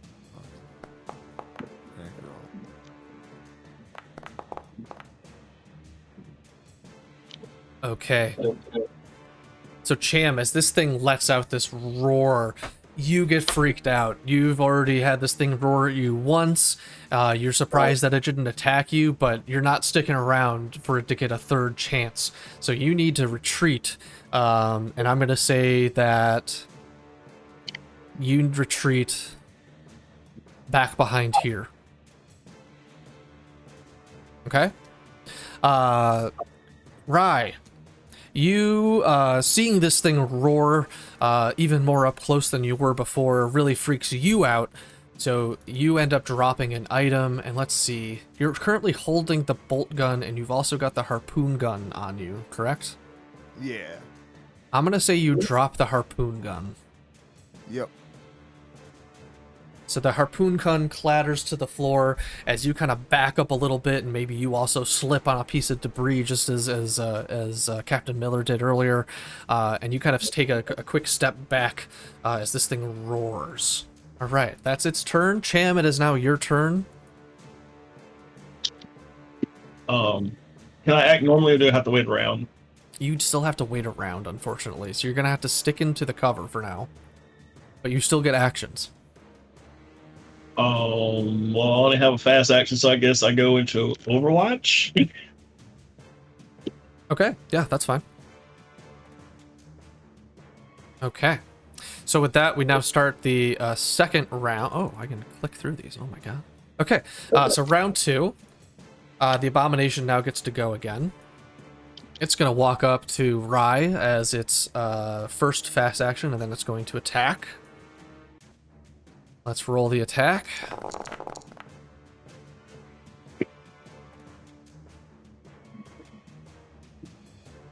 Ooh, okay. So the Abomination strikes you with its fist. It's a powerful punch. It ends up landing once out of 10 base dice, and it does 1 damage to you, Rye. Do we have armor in the suits? You do have armor on the suits. Thank you for reminding me. Go ahead into your inventory and roll the armor on your compression suit. Damn. Ooh, no negation. So yeah, this thing punches right through your suit, punches you right in kind of the upper level of your shoulder, and it hurts, man. It almost dislocates it, and definitely pierces your compression suit as it deals 1 damage to you. Okay, that is its actions. Rye, it is now your turn. Oh yeah. I'm gonna get as far away from it as I can. Okay, yep. You could get as far back as Cham is if you really wanted to, I would say. Yeah, like right to there. Yeah, give or take. That would be your fast action, and you have a slow action.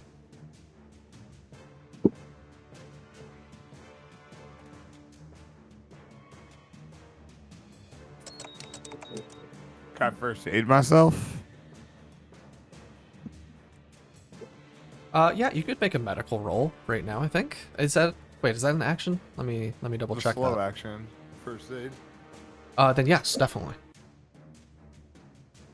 Kind of hard to do that with the suit as well. Is it leaking now? Oh, that's true. Am I losing air? The suit got pierced. It's currently pierced.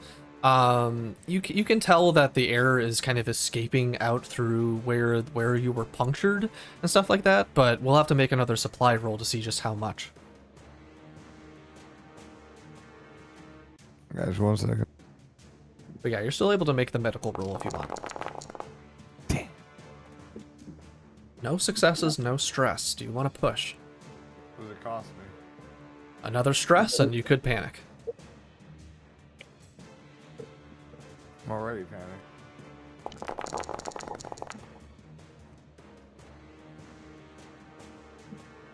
Okay, so you push the roll. You do manage to get some successes, but you do have a panic where you drop another item. Bolt gun? Unless Let's you choose see. It. Could be anything. Yeah, I would say the thing in your hand is probably what you drop because you're trying to Especially kind with of medical fumble aid. about as you get to this, get some medical stuff out or get something to patch up your suit. So yeah, you end up dropping the bolt gun. Yep. Harpoon gun better anyway, but it's up by the beluga. Yeah, you'll have to get it back up the floor if you survive. All right, we are now moving on then to Leah Davis. It is your turn. How do I like change my angle? I guess this works. I'm going to shoot. I'm going to like run over here to get a good angle on it so that my maybe shoots through. So it's not aiming towards the reactor. Okay. What's your question? Aiming? Would aiming be more useful? Adds +2 to this. Okay, another range combat. You get another stunt there. What do you want to do with that? Can I push and get even more successes? Possibly? Yes, you can. Yep. All right. I don't have a token selected. Oh yeah, you just gotta click on your on Leah there. I clicked on her.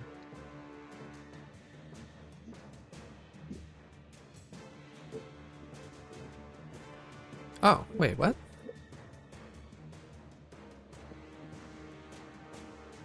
I'm just Can you going to click give as an myself another NPC? stress and manually roll.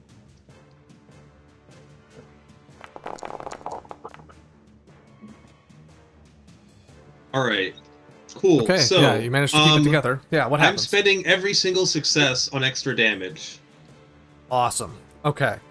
So that's 2 damage plus 3 damage from... No, plus 4 damage from all of your successes, it looks like. It's 2 plus 1, 2, 3, 4, 5... Wait, oh, I only get the successes on the push? The push, when you push it, you re-roll... Oh, I guess you would keep... Well, it didn't factor that in, right? So I guess it would be 1, 2... I have 6 successes, so I'm dealing the 2 plus 5 extra damage. Okay. To so it doesn't this matter. thing. Let's just put it that way. dies. Yeah.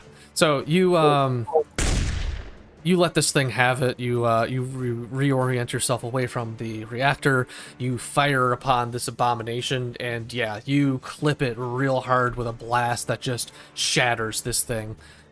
So it's now broken. Let's roll its critical. I'll make this a public roll.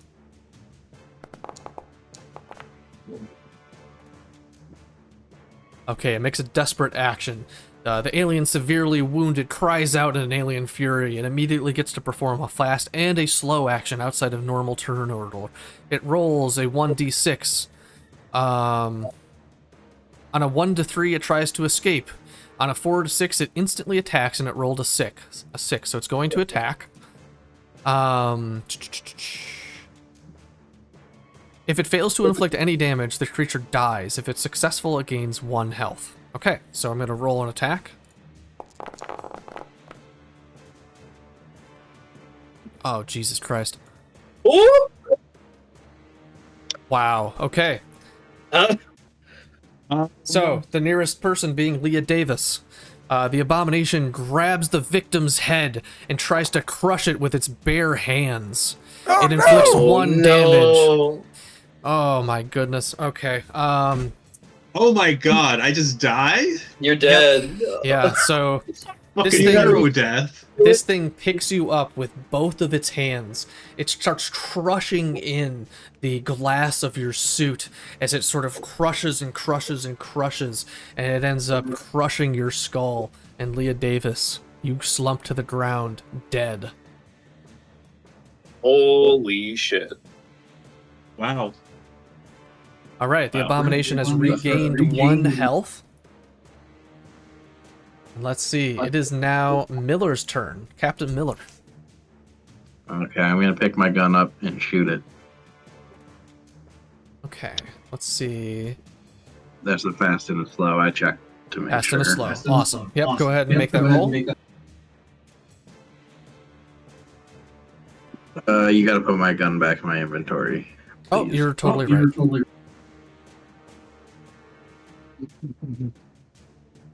There you go.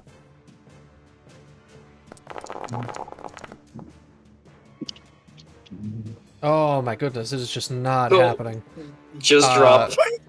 Yeah, unfortunately, Captain Miller, you're having a real hard time with this gun.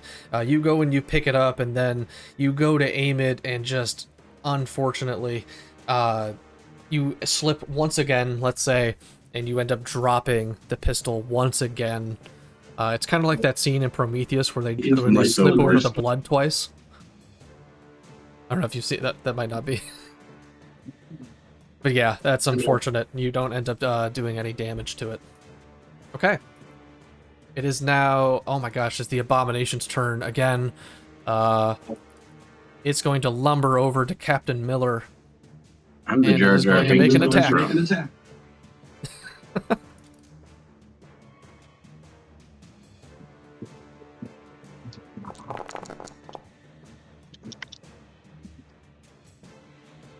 Okay. Okay. The Abomination grabs you, and it tries to slam you into the nearest hard surface. It rolled one success with a damage of 1. If the Do I attack get hit, to armor? yes, you get to roll your armor. If it does land, you land prone at a short distance from the Abomination, and you drop any handheld items, and you must make an immediate panic roll. So go ahead and roll that armor on your compression suit. No negation. Okay. So this thing picks you up. It throws you against the wall right here, let's say. Boom, you hit the wall. You take 1 damage from that. And now make a panic roll for me. Yet again. Ooh, geez. Okay, yeah, so you scream as you hit this, as you hit the wall. Your stress level is decreased by 1, so you can take away 1 stress, but everybody else who hears this has to make an immediate panic roll, and that is Rye and Cham. Oh, I don't know why it rolled again. No, I did one, he did the other, right? Well, that was Miller that rolled. Cham needs to roll stress. So, Rye, you freeze in place as you see the captain get slammed against the wall, and they let out this big scream, so you lose your next slow action next turn. Can we wind back time by like 10 seconds in game? What did you want to add? Yeah. So when Leah Davis shoots it like in the chest with her good angle with the shotgun, it slumps down for maybe half a second, and it's just enough time for her to say over comms, "I think I got it. I think we're safe." Moments before it reaches up and brains her, at which point all that can be heard over comms is I'm gonna add a stress because of that. Yeah, please do, as you hear Davis like get just stomped out from the comm.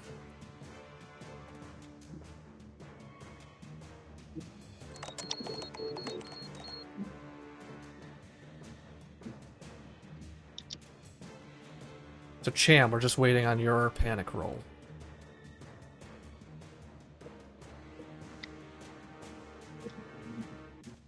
I'm gonna do a preemptive roll as well. Oh, okay. So Cham, you've had it up to here.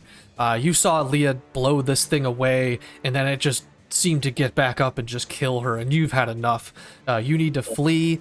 You won't attack anyone. You won't attempt anything dangerous. You are not allowed to make a retreat roll if you have an enemy at engaged range. Luckily, you do not. Your stress level is decreased by 1, but every friendly character who sees you run must make an immediate panic roll. I'm going to say we already did the panic roll, so don't worry about that for Rye and for Miller, because otherwise we'll just keep cascading out into panic land. You do need to make an empathy roll at the end of the session, and we'll get to that later as far as that. But I'm going to say that you burst out of this door and you run down to the hallway, basically to about here.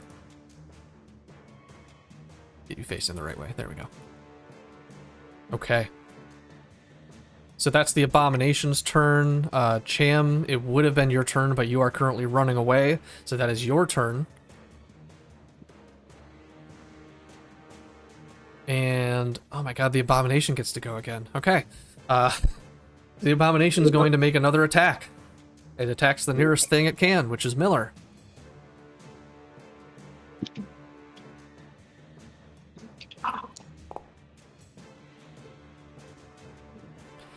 Man, it really likes this attack. Okay, it does another roar. It roars at you, and you need to make yet another panic roll for me, Captain Miller.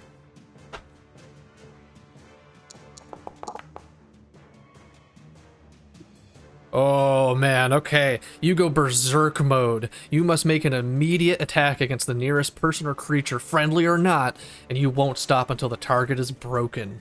Every friendly unit who witnesses your rampage must make a panic roll. Again, we already did this, so I'm not gonna make you make another roll of panic right so quickly. But Miller, how are you going to attack this abomination in front of you? Shoot it. So you dropped your pistol. I dropped my pistol. Okay, I'm gonna fucking kick it in the head. Awesome. Let's roll close combat. Give yourself a +1 because you're fucking mad. This thing killed Davis.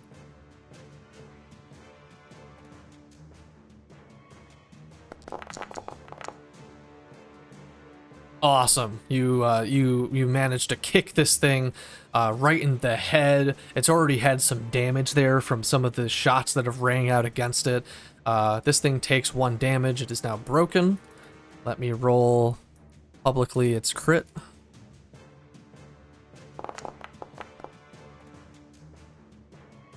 Okay, it does the same thing as last time. It rolls a 4, so it must instantly attack the closest opponent, and if it succeeds, it'll do the same thing. Rolling for attack. It goes for an arm pull, but it is not successful. It does not land. So this thing goes to grab at you, but instead it sort of misses, it slumps over, it bangs its head into the wall that you had slammed into before. You guys kind of trade places, and it slumps over on the ground, dead.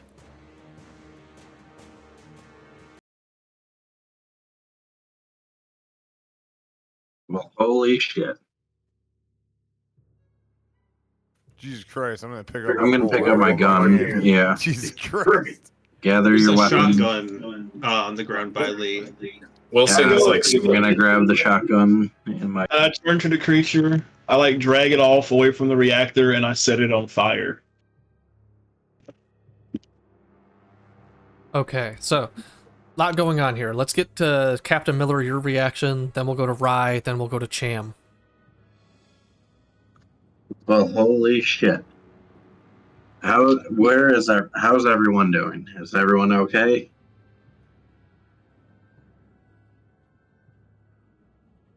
Yes, no, maybe.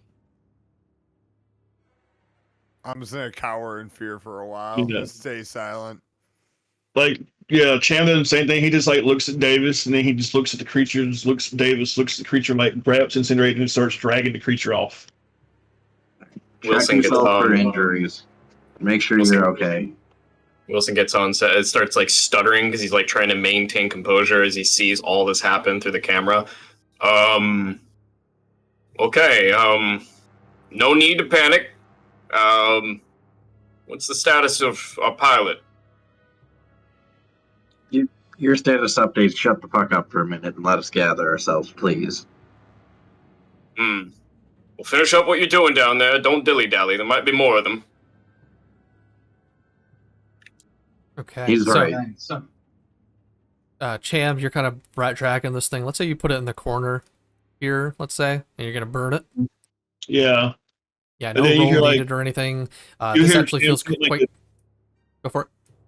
So you hear Cham take like a deep breath, like take off his helmet and like hawk a loogie on the creature and put his helmet back on. Okay. Yeah, no roll needed.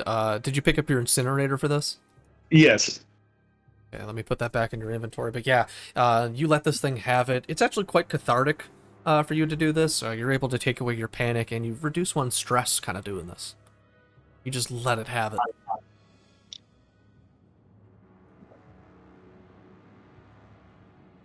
Okay, incinerator back up. Are other people picking up stuff again as well? Yeah, I I'm only picked up picking my the gun gun. and the shotgun.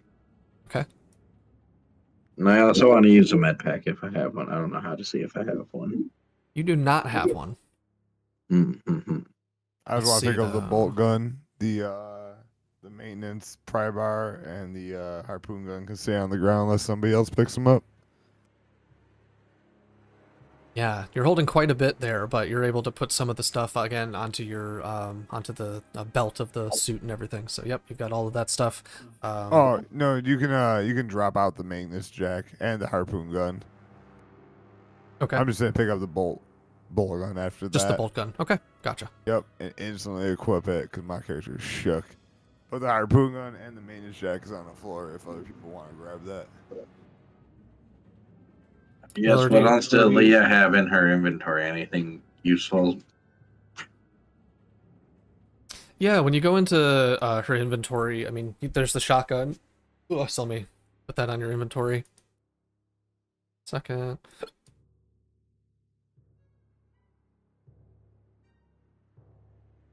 You take the shotgun. You find a couple never sleep pills. Kind of You in don't this. find the pills. There's a pill bottle, just like the normal orange plastic with the anti-safety child cap made of white plastic. The text on it, the wrapper is faded, torn. Although, if it gets a little shake, there's some jiggle. It's almost empty, and like through the translucent orange plastic, it can be seen that there's tons of pills of different shapes and sizes. Maybe like 6 or so, of different varieties, shapes, and colors. Two of them are the familiar shape of the Never Sleep pills. Yeah, so you got this pill bottle. There's some never sleep pills in there, and then some unidentified, perhaps, sort of things kind of down there. Yeah, there's 4 other fun surprises in the pill bottle. And then as you guys are kind of in, sort of picking up your stuff in the hallway and everything, you hear the flamethrower turned on from Cham out in the hallway as he's burning this abomination. I'm cathartically watching it now that I have my gun and I feel safe-ish. Okay. Yeah, you can go ahead and take your panic away. Both of you can. Right click that in general. What about me? Miller as well. Yeah, we'll say we're gonna take like a good 5 to 10 minutes to recover, pick everything up and everything. So yeah, I would say you're able to calm down and get your panic removed at this point. But yeah, now with the abomination dead, there's still the cleanup that needs to happen in the reactor. But yeah, it's a pretty sore sight right now with Leah Davis's crushed corpse kind of laying there, kind of on the side, slumped up against the wall. What do you guys want to do now? My character's gonna cry a little bit. Okay, yep, understandable. Yeah, cry. Yep, Kayla that is the kinda freaking youngest out. member of the crew and everything. She's got not as much experience as maybe some of the others, and this is quite a stressful situation. Davis, your pilot, having just died.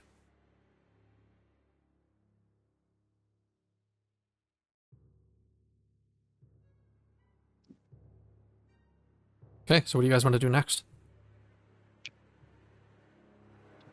Does anyone want to keep cleaning up, as was sort of the initial kind of goal before this thing started moving around? Do you guys want to head someplace else? What are we doing? And just for reference, we're going to take a break in, yeah, just like a couple of minutes. We'll need to transition Dayflower to another character and some stuff like that, so. Well, I'd take Davis and put her in, like, around the corner somewhere, like, respectfully, and, like, cover her up, and I'll put my rosary on her and say, Papa Diaz will watch over you now. Nice, yeah. So maybe one of the chairs kind of down there. Mm-hmm. Guess we can drag her down to here. You're over here, haven't just moved her. Okay. And I'll remove my signature item and a level of stress. Yeah, go ahead and reduce your stress as you kind of take it off.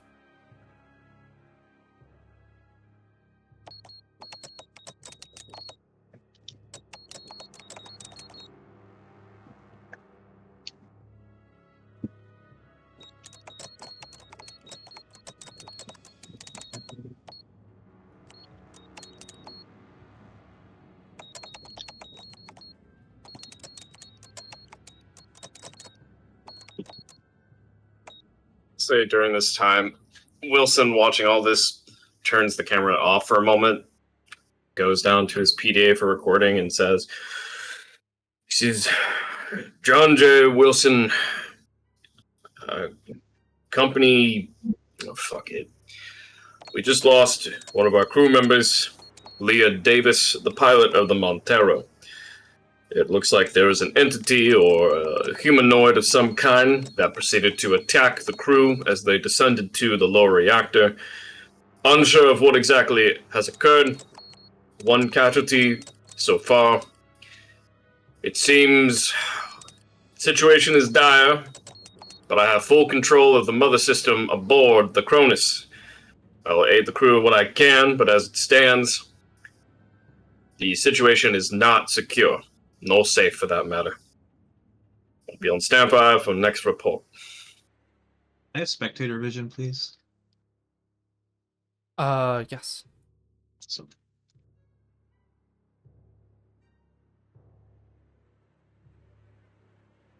Wilson gets on the mic and says, "All right. I know things aren't exactly amazing right now, but I only have some more bad news to share. As it goes, the oxygen is not safe to breathe. Maintain control of your suits as well as oxygen supply. We're running at a 15% efficiency, from what I can gather, as well as the loss of our pilot does add things of complication. Now, Captain Miller, at your discretion how you wish to proceed. I won't interfere. Protocols be damned at this point. We're beyond that. But it's still advised that we get that reactor fully operational, as well as getting the air scrubbers on. Once we do that, we can maybe be done with this sooner than later." I'm gonna radio back and come down and fucking help. Well, as much as I would love to do that, Mr. Cham. I'm sorry, Mr. Bry. My position is a little bit more advantageous for us. That being said, I will go check on the cryo tubes and see who exactly has possibly emerged as they're defrosting as we speak.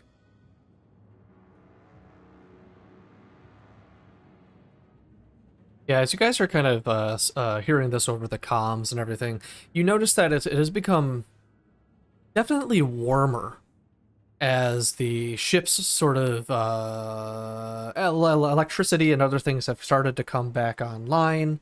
You're noticing that there's a bit of vapor kind of in the air at this point. But in order to get the engines back online, we are going to have to clean up this reaction room, which is going to take at least a couple of turns. Yeah, Not quite a I'll shift, start but cleaning up. I'm going to get this place clean. We're going to get up and running. I'm going to go upstairs. We're going to get some answers from these survivors about what the fuck is going on. Or we're going to have a barbecue. Sounds good. I am going to.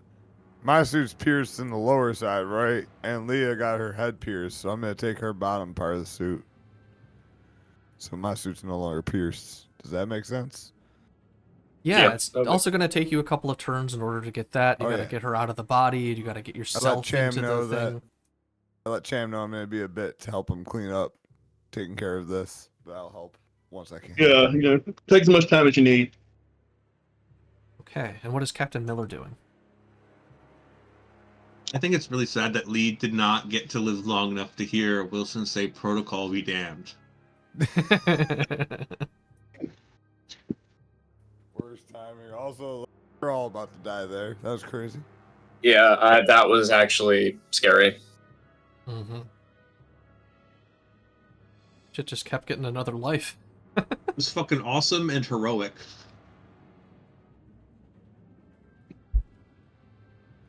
This module does not play around, unfortunately.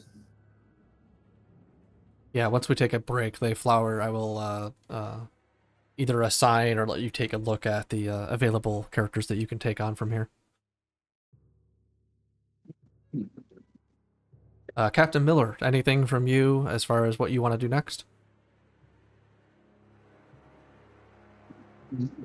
No, just more or less getting ready for what's coming up. We got to still do the mission if we want to get paid.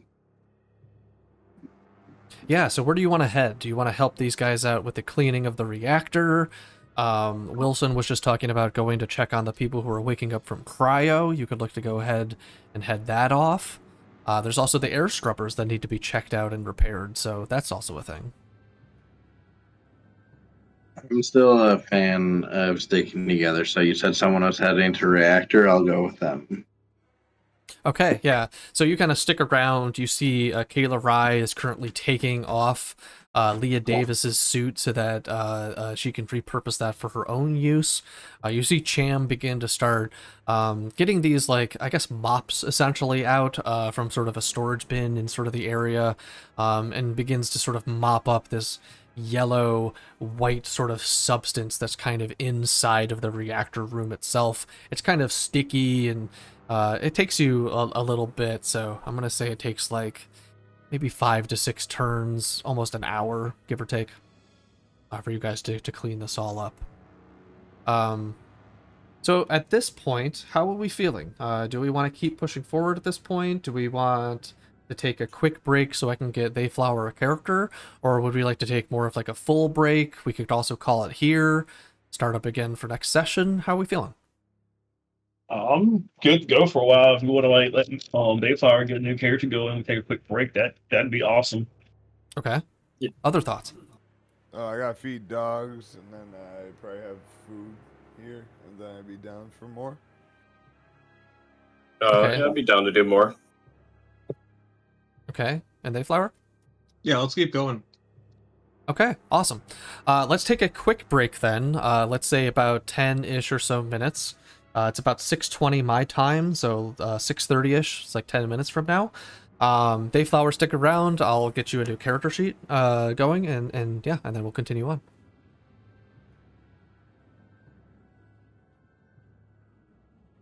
So Dayflower, why don't you come down into Blades in Discord? Oh, yeah. And we'll discuss. Okay. So, your options for further players, you've got 5 of them at the moment. I'm sorry, 4 of them at the moment. So the first one, how do I do this? How do I show this to you?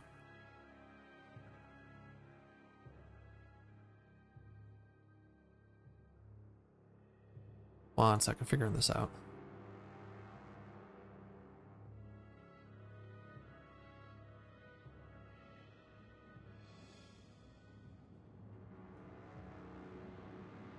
Oh, can I not just okay. Well, I'll just tell you about them then. So your first option is Albert Johns. This is the second officer on the Cronus. He's currently the de facto captain.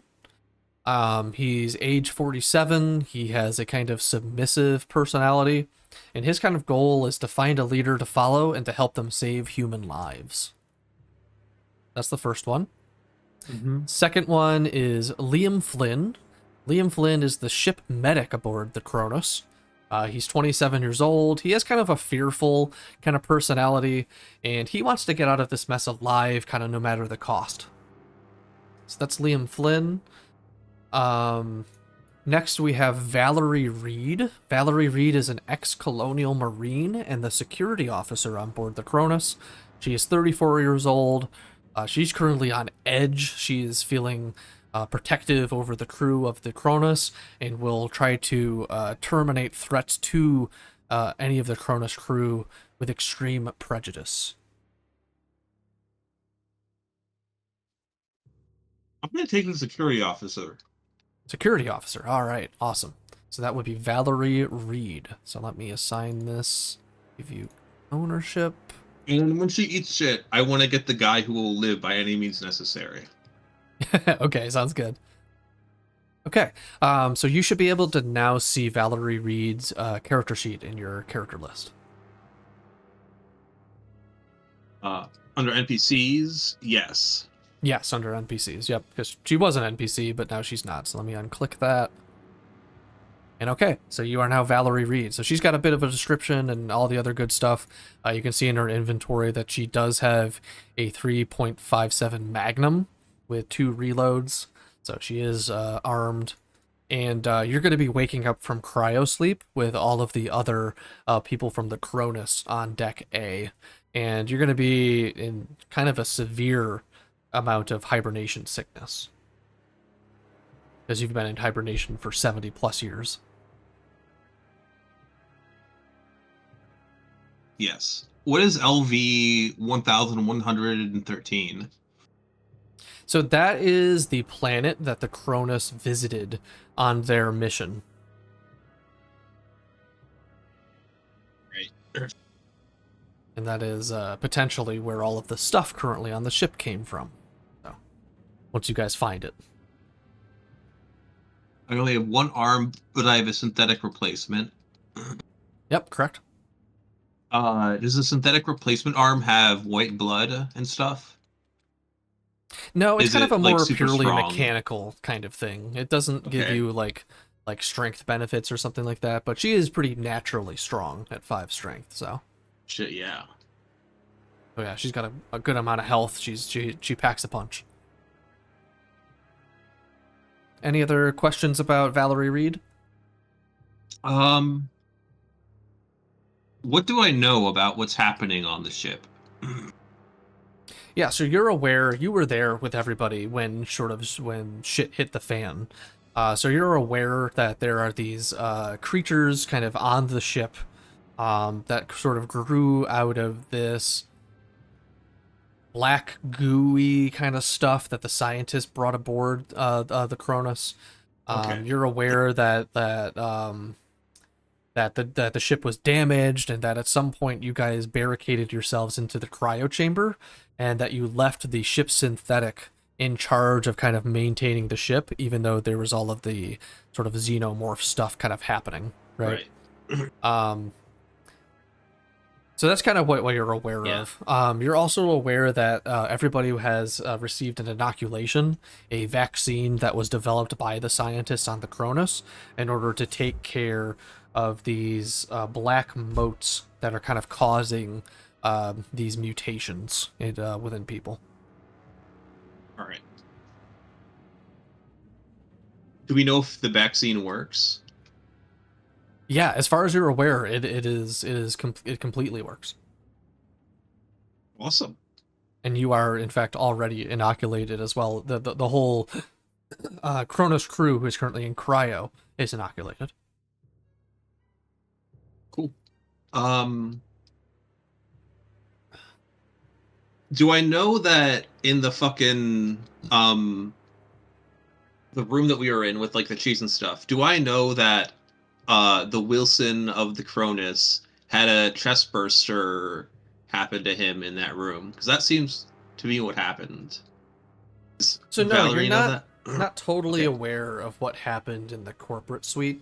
It's not All right. really an area you're in very often, and no, at the time that all of that would have happened, you would have been with the original captain of the ship. All right. On kind of the bridge. Got it. Yeah. So I know that black goo balls are turning people into monsters. I'm vaccinated against that shit, and I want to get everyone out alive and safe. Yeah, correct. Yep. And you're aware that the black goo it turns into these like black motes, kind of like these like mushroom things. If you've seen like Covenant and Prometheus, they're those like little black bulbs, and they Yeah. shoot out this like dust into the air, and that's what's infecting people. Oh, okay. Yeah, the like that's- little Yep. puffball mushrooms from Alien Covenant. Exactly. Yep. And this vaccine is what takes care of that, as far as you're aware. Okay. Okay. Awesome. I'm ready. Yeah, if you have any other questions, just let me know, but otherwise we can head back. Okay, got a couple more minutes before we get back to break, so I'm going to take a minute and grab a drink and stuff, and we'll be right back. Mm-hmm. Okay. Hourman's back, Icar's back. Last Cham, they flower. You guys ready to go? Yeah. Yes. Right. Let me update my name real quick. Yes, as you're now taking on a new character. So I think we'll start off with Wilson on deck A. Pause real quick. You guys are no longer on the deck. And Wilson, you were going to make your way over to the cryo bay, correct? Yes. Yeah, Wilson would go ahead, log off Mother, gather his belongings, move out, walk down the hall towards the direction of where Cryo is on his PDA HUD of the map. Yep, and I'm dragging you in there right now. Let me double check that you guys have vision of Wilson. Yep, everybody should have vision. Yep, good, awesome. Okay. And all three of these doors will lead to the cryo chambers. It just depends which one you want to go in first. And pause. Take it away. Wilson will get on comms and say, I've made my way to the cryo chambers. I'm going to proceed cautiously to see if anyone is astir.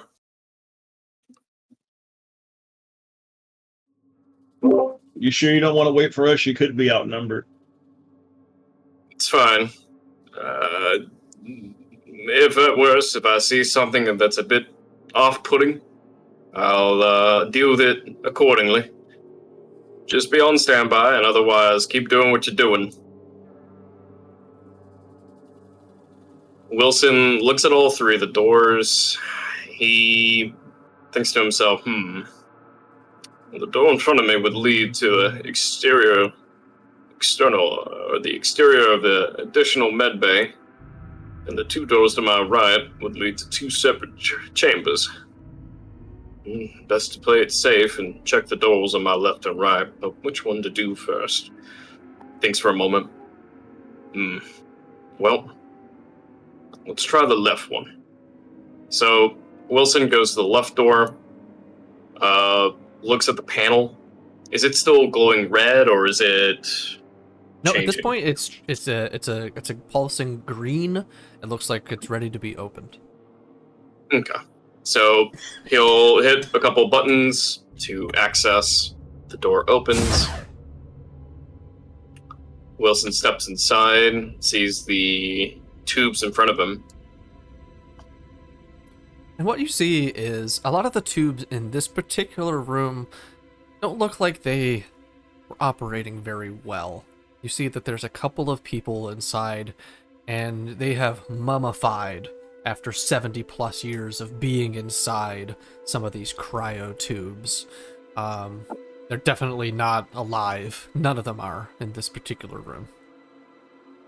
This is Wilson coming in. From what I can tell in one of the cryo chambers, complete fault.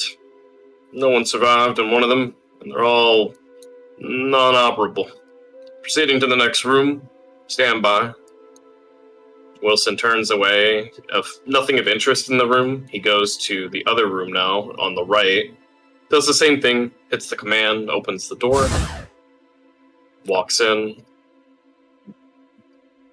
And inside you can see kind of a similar situation going on in some of the pods, but in two of them, you see a young lady sitting up, groggily rubbing their eyes, still within the tubes. And you see, off to your direct right, and Bayflower, this is your new character. You see another sort of stocky, portly-looking woman who's also kind of sitting on the edge of the bed, kind of rubbing her head. And both of them look up at you as you enter in. Wilson approaches them, and knowing what the air condition is right now, they're probably having a bit of a hard time getting their bearings. Wilson first approaches the blonde-haired woman and says very easy, very gently, right now, calm down, take a moment, you're going to have a hard time breathing. The air is not exactly ideal. And he takes his... would there be an additional mask attached to his tank? Not that you have on you or anything like that. No, unfortunately. Okay. So then as you're Wilson saying this, the lady is bent over. She's looking at you, kind of blankly, almost a little bit. She looks shocked, just completely like, what in the fuck? And then you see her kind of like, she starts to convulse a little bit, and then she turns over to her side and just vomits, just lets loose all over sort of the side of this cryo tube. And then she just starts coughing and it's like wiping her face and stuff. She looks a bit embarrassed. They Oh, no. what's your reaction as well? Who are you? Now, let it all out. You've been in cryo for more than's recommended for humans to stay in cryo. My name is John J. Wilson. I'm from the Montero. I'm here to liberate and aid you as best I can, but what I need you both to do is take it easy for a moment. Your body's gonna be a bit shaky. It's gonna be a bit unruly, as to say. Your rescue? Rescue? You could say that, yes, but primarily what matters right now is getting you in stable condition. Breathe slowly, don't breathe fast, and if the air feels thick, it's because it is. Right now, me and my crew are currently getting the reactor as well as the air scrubbers online, so you might feel a bit woozy. But remember, What are take you? it easy. Who am I? Why are you on the ship? Oh, we got a distress beacon. Your ship was a derelict, a ghost ship. Well, it turns out no longer either of those now. Either way, we're here to help you. The woman in blonde kind of gets down off of the cryotube. She's finished wiping up her face, and she sort of looks into your helmet, and her brow kind of furrows as she says, "Wait, how long have we been in cryo?" Well, to be exact, you've been in cryo for 70 plus years. 70. But and she's clearly shocked by this information. She's kind of slumping back up against the wall a little bit, and she's just like, she looks at Valerie, she looks back at you, Johns. 70. What? Fuck. As I... I'm gonna Valerie's going to hobble over towards this next cryo tube, just take a look inside, sort of like wipe off some condensation with her hand, and peer at the contents. Yeah, and what you see inside is somebody whose cryotube failed to seal properly before it fully went into cryo, and it looks like this person would have asphyxiated from a lack of oxygen being within the chamber. And after so long, the whole body has sort of decayed and rotted and sort of mummified up, so it looks like kind of like a shrunken zombie-looking carcass inside. Shit. Valerie, go ahead and take 1 stress from having seen that. Fuck. God damn it.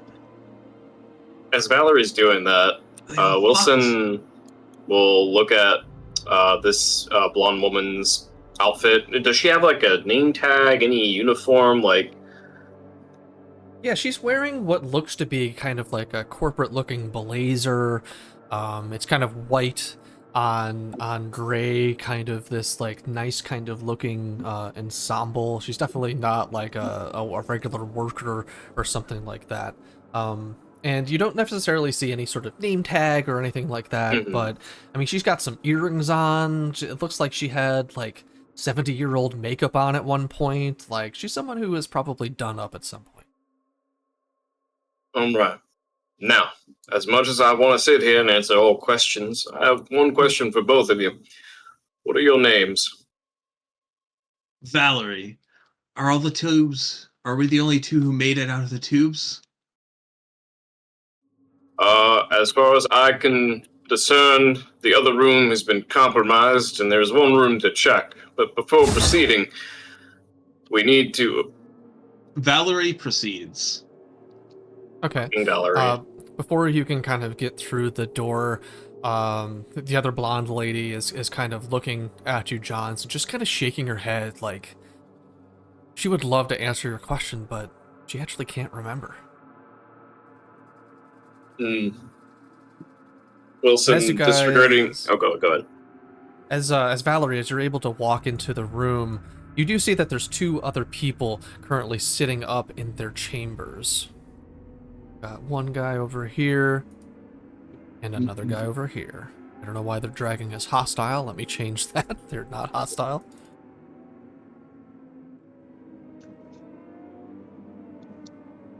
Okay, but same deal. They're kind of sitting over the edge of their cryo tubes. They're both rubbing their heads. It looks like they both are in some sort of pain. One of them is kind of dry heaving a little bit. He like inspects the tubes. Yeah, same thing with the other tubes. You can see that a lot of them were compromised or didn't work correctly. And some of them are empty, like there's just nothing in there. But the ones that do have anybody other than the 2 people you can see, they're dead, almost certainly. Mr. Insomniac, if you would care to follow me and your companion, we should head to the next room. Okay, she says as she kind of grabs the side of her head and kind of walks forward a bit. Be this way.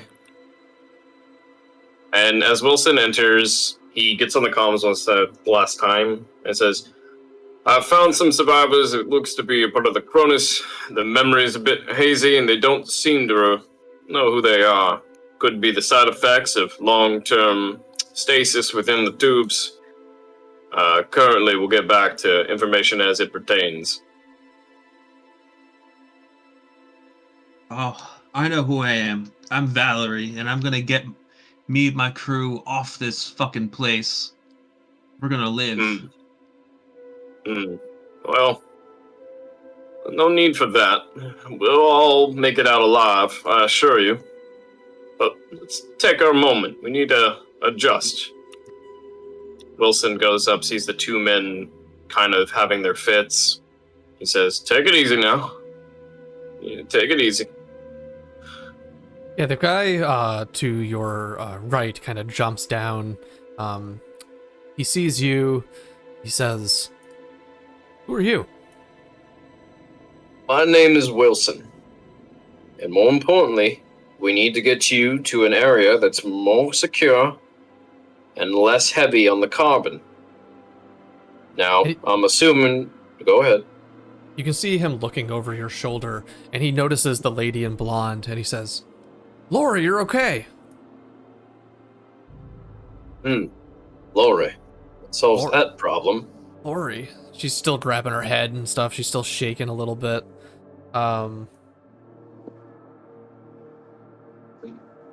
And then this tube opens up a little bit late. It's kind of startles you guys all of a sudden, but another guy seems to be alive up in this cryo tube, which was initially covered kind of in more condensation than normal, but he kind of like kicks it a little bit as he gets out, and he goes, fucking thing, what the... Ooh. Oh. Good morning. Take it easy, sir. You've been woken up from cryostasis. Oh, my head. Oh, what the fuck? It's just side effects. I assure you, it's nothing more than that. We were down fucking 70 years, Danny. See the other gentleman coming off of his thing and having her there, he goes, 70? What? This guy says he's a part of some kind of crew. Didn't say yes to rescue. Let me reiterate. I am from the company, Weyland-Yutani. And I have come here to procure your ship and also grant you safe passage when we head back to Anchor Point Station. You've all been decommissioned for 70 years within cryo as well as your ship. Now, I know it's a bit much, I know it's a lot to take in, but I need you all to remain calm. And please, when I say this, and I say this quite seriously, do not panic. And as you said, Wayland, Lori to your left kind of chirps up suddenly and says, Wayland, wait, the company is still around then? So you know the company. Well, that puts two birds together, Miss Laurie. You must be the company agent for this ship. Well, I now that it's coming back a little bit. Yes, I worked for Wayland. I don't know about Wayland Yutani. That's different, but Oh, I see. My apologies. Let me illuminate a little bit more for you. The Wayland you work for still exists. A merger occurred prior your, well, not prior, but during your time of sleep. No worries, though. It's still the same company. Just a merger. No more, no less. amazing. She's like shaking her head kind of in disbelief, like, wow, I can't believe that a company like Wayland would, okay, yeah. And the other guy kind of across from her, the one who is sort of exclaimed, he kind of looks at you and says, well, this ship was under commission by Wayland. We were on a sanctioned mission now that I'm starting to recall. I can't see. believe that was 70 years ago. And he's like grabbing his forehead like in disbelief. Holy shit. Now, 70, maybe the monsters died off. monsters. Everybody looks at you as you say that, Valerie. The crew of the Kronos especially is like looking like, oh shit, right. No. Let me ask you this. When you say monsters, describe them to me. Is this like little balls of goo, and when you touch it, it kills you, and then you come back. John's eye. Oh, go. Sorry. Continue. You come back like a monster, bigger, stronger.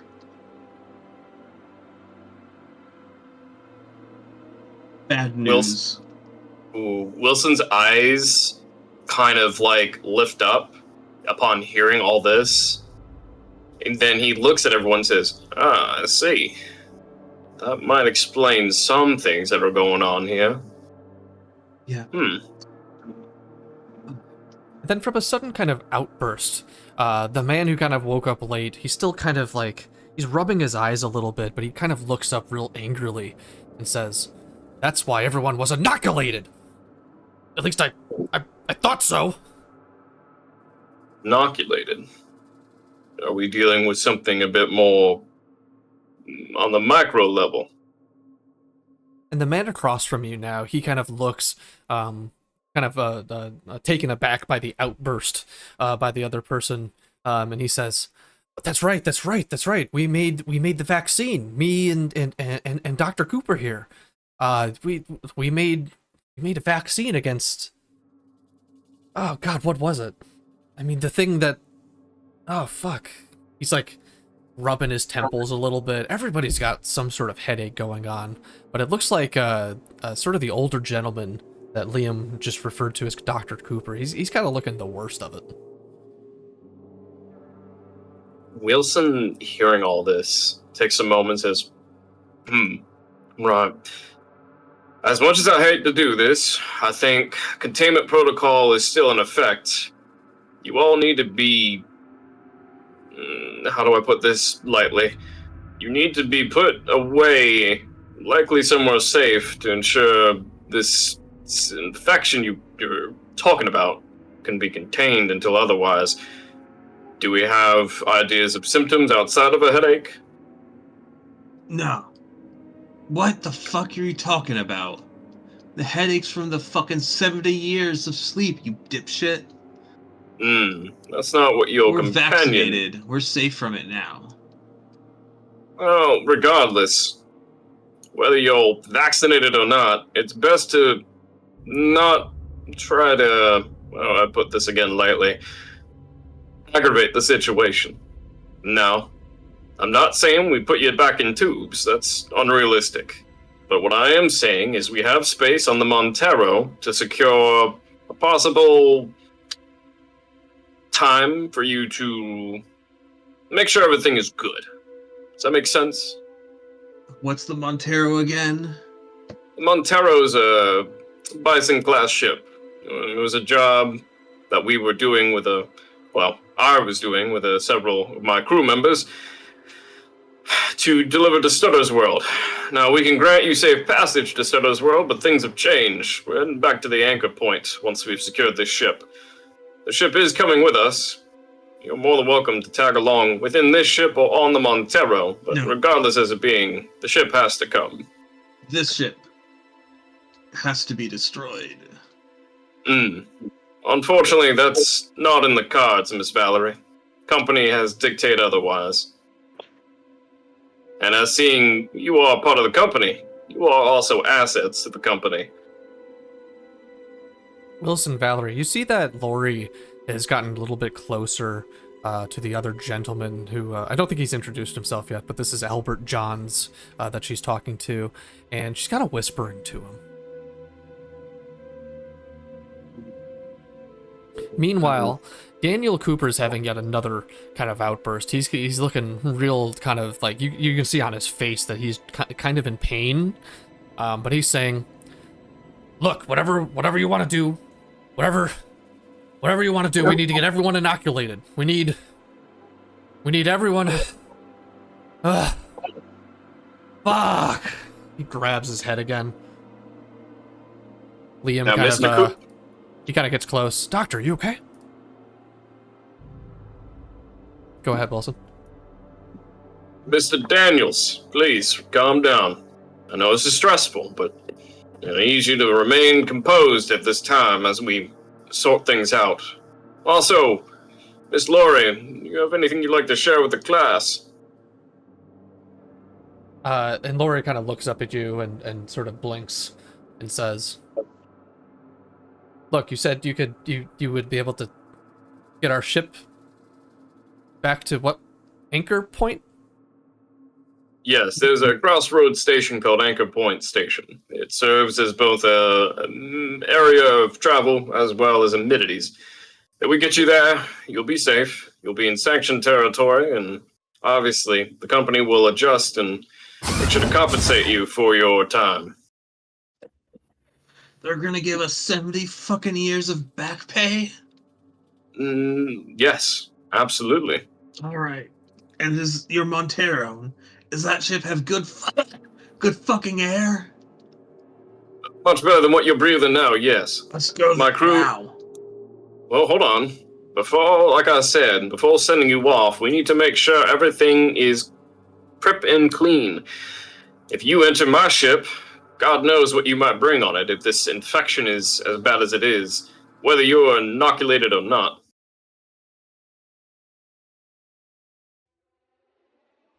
There's no infection. It's not like a germs. Well, we don't know that. You don't know shit, apparently. And you don't know how to listen either to someone who does. The man Listen, kind of steps forward a bit and he says, well, I'm sorry, I'm feeling a little out of it, but I'm remembering now. I'm Captain Albert Johns. I'm captain of the Cronus, and yeah, we can get things operated again. Is Mother online? What do we need to do? Yes, Mother is operational as we speak, and I have procured some things to assist in the aid of getting you rehabilitated as well as stable. Now, but first, we need to convene on the bridge of this ship with my crew once they're done. Before we go into the Montero, we don't need to compromise the Montero unless we have everything in order. Does that make sense? Yeah, no, that makes. And as Alberts is responding to you, Daniel Cooper interrupts. No! First, we have to get the inoculation. Everybody needs the needs, and he starts having a seizure at this point. Blood starts seeping out of Cooper's nose and ears. Bloody eyes kind of roll over white as the scientist convulses and writhes against the floor as he drops down. Liam goes to his assistance. He tries to kind of hold him down. Holy and shit! Trying to stop him, but busy trying to help the scientist. He doesn't ask why. In the depths of the seizure now, Cooper flails about everyone and everything. With a sickening sort of pop and a bloody kind of splash, his eyeball launches from his face and smacks right into your into the helmet that you're wearing, Wilson. It gonna bounces go out of against the stress. floor, and it's like rolls under a cryo tube kind of nearby. You're trying to process exactly what you're seeing right now. There's this slender, gore-covered arm that is pushing its way out of Cooper's empty eye socket. It reaches around him and tugs at his distended mouth. As Holy the shit. spindly white fingers yank his teeth back, Cooper does not scream. It's I'm going clear to he's not in his take my head gun anymore. and shoot him in the head with it at like point blank. Okay. Yeah, as you hear flesh tear and tendons start to snap from inside of his skull as whatever's inside of it begins to pull back out of his jawline, you see this like there's this gurgling sound that's kind of coming from his head before it's kind of ripped open as somebody yells, "Kill it now! Kill it now!" As you're kind of raising up your what is it? You've got a Magnum, a 357 Magnum. Yeah, go ahead and roll ranged combat on that bad boy.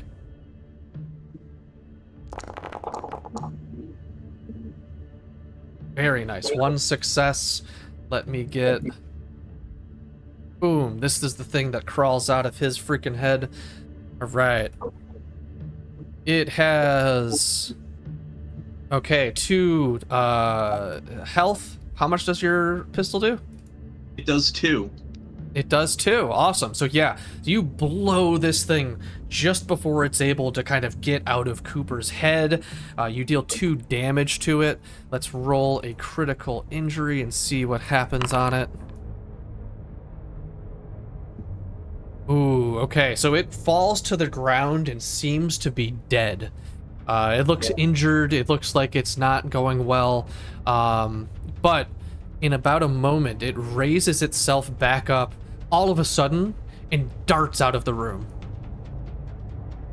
How long of a moment was it down for? Maybe 3 to 4 seconds. All right, yeah, I was gonna double tap it. You want to try firing again? Go for it. Yeah. Roll me another ranged combat. Wait, I'm rolling on Lee. I think. I see you rolling as Valerie. I clicked from Lee's no, yeah, because I had inventory? 3 stress on. Yeah, I was, yeah, because see, I have the wrong amount of stress. Gotcha. On that Okay, one. yeah. So let's redo that roll. Let me take. Oh, excuse me. Let me take away your ownership of Leah Davis. Then you won't have to. Yeah. Misclicked the person. So let's see. You had there we go. Boom. Okay. Yeah. So you double tap it again. So actually, it's back here, and let me roll another. Because it would have gained another health. Yeah, I get extra damage by like the extra success. That's okay. It's already broken, so it's already Yeah. at the lowest amount that it can be. So okay, it's critical injury. The alien is mortally wounded and contorts wildly. On its next initiative, it'll try and kill the nearest victim when the beast dies. If it's wounded again before then, it dies instantly. So it's lying on the ground currently. Wilson, what do you want to do? As let's say we're in a combat and Valerie has just taken as a surprise attack and has double tapped this thing. What do you want to do? Wilson gets the fuck out of there, because seeing this come out of a man who was just saying inoculate, he realized all these people could be like, this is like something that could be in all of them. Yeah, So this could be real bad. Yeah, he gets out of the room fast, turns around, shuts the door, and then hits a couple keypads to lock it. Okay, yeah. You go ahead, you attempt to lock it with your key access card. It's going to take you a minute or two. It asks you to like push in the commands and scroll your key. You know, there's a whole process to it, but yeah, you're getting to it. Liam Flynn has backed away. He is cowering in a corner, kind of over here. Albert Johns and Lori. Let me double check. Yeah, Albert Johns, he's got his own pistol, and he's also going to fire at this thing. So let's roll his. Oops, if I could. There we go.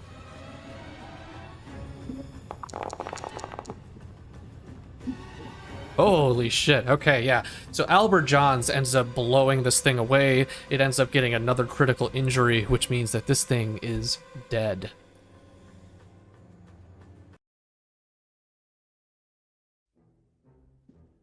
And I'm going to say that this rings out just before you're kind of able to lock the door, Wilson.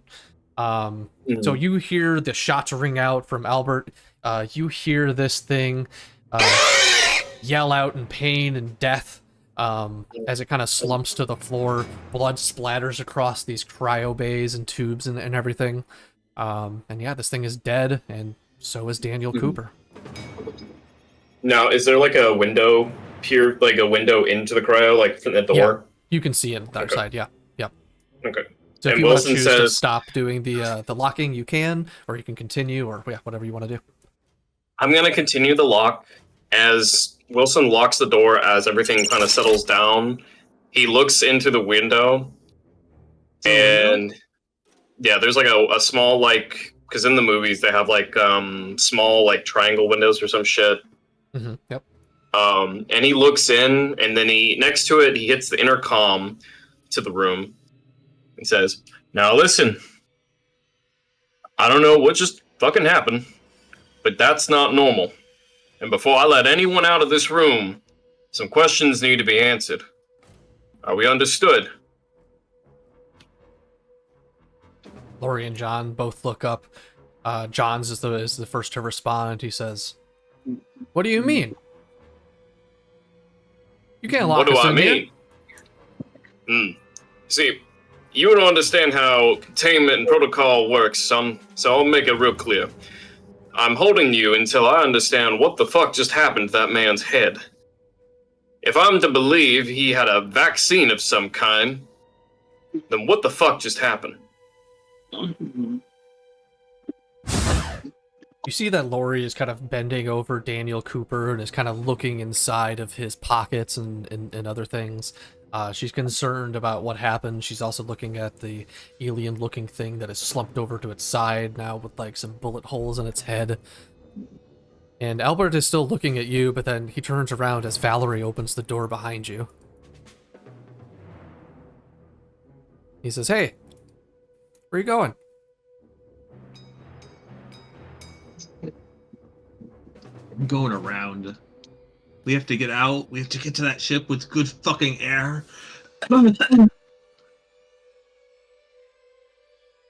And I think if fucking any of us have that shit come out of us, we'll be able to deal with it ourselves.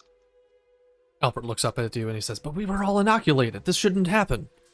Liam, he puts his hand on Liam's shoulder. "Liam, get a grip, man."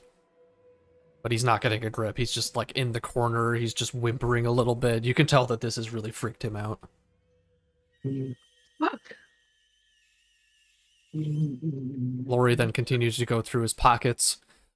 She then turns. She walks up to the comm unit that's inside. And through the window, you can see that she's holding up a vial. And she says, "Look, this is the inoculation. Dr. Cooper didn't seem to take his." I see. I don't Right. know why he wouldn't do that, but he developed it himself. But this has got to be what happened. I mean, we've all taken this, but he clearly didn't. He turns around, looks at him, and just like shakes his head, like shakes her head. I don't know what would. Maybe he thought he was safer in the cryo tube, and they could figure it out later. But I just don't understand. All right. Calm down. I Calm have down. questions for the GM about like the inoculation. Did we all get them like in the same location? Yeah, you guys were kind of all in the medical bay when you guys got your inoculations initially. Where did we get our inoculation? It was developed on the Cronus. I mean, like physically, where in the body did the needle go? Oh, okay, yeah. It's kind of it goes through these auto injectors that can just go into really any vein. So like one of your arms, you could like stab it into your So I thigh. can't like check his body for a hypodermic injection spot or anything. Good question. You could maybe take a look at like his arms to see if he's got anything there. Go ahead and make me an observation roll. All right. I'm gonna like start pulling back clothing if I can't find anything, just to know for sure.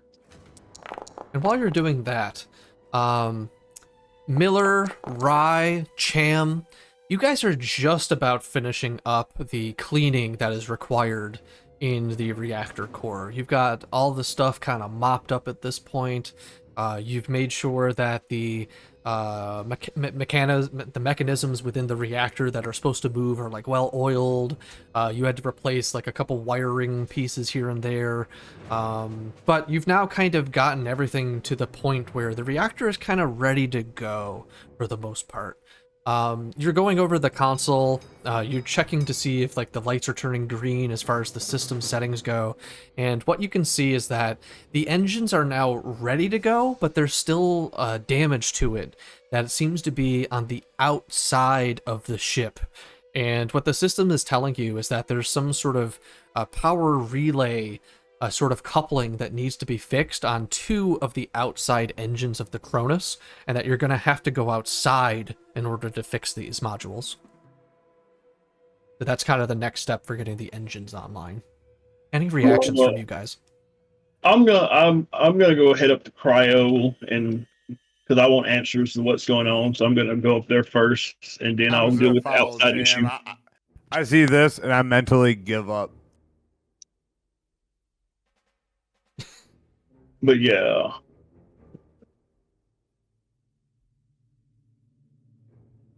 Okay, Captain Miller, anything from you?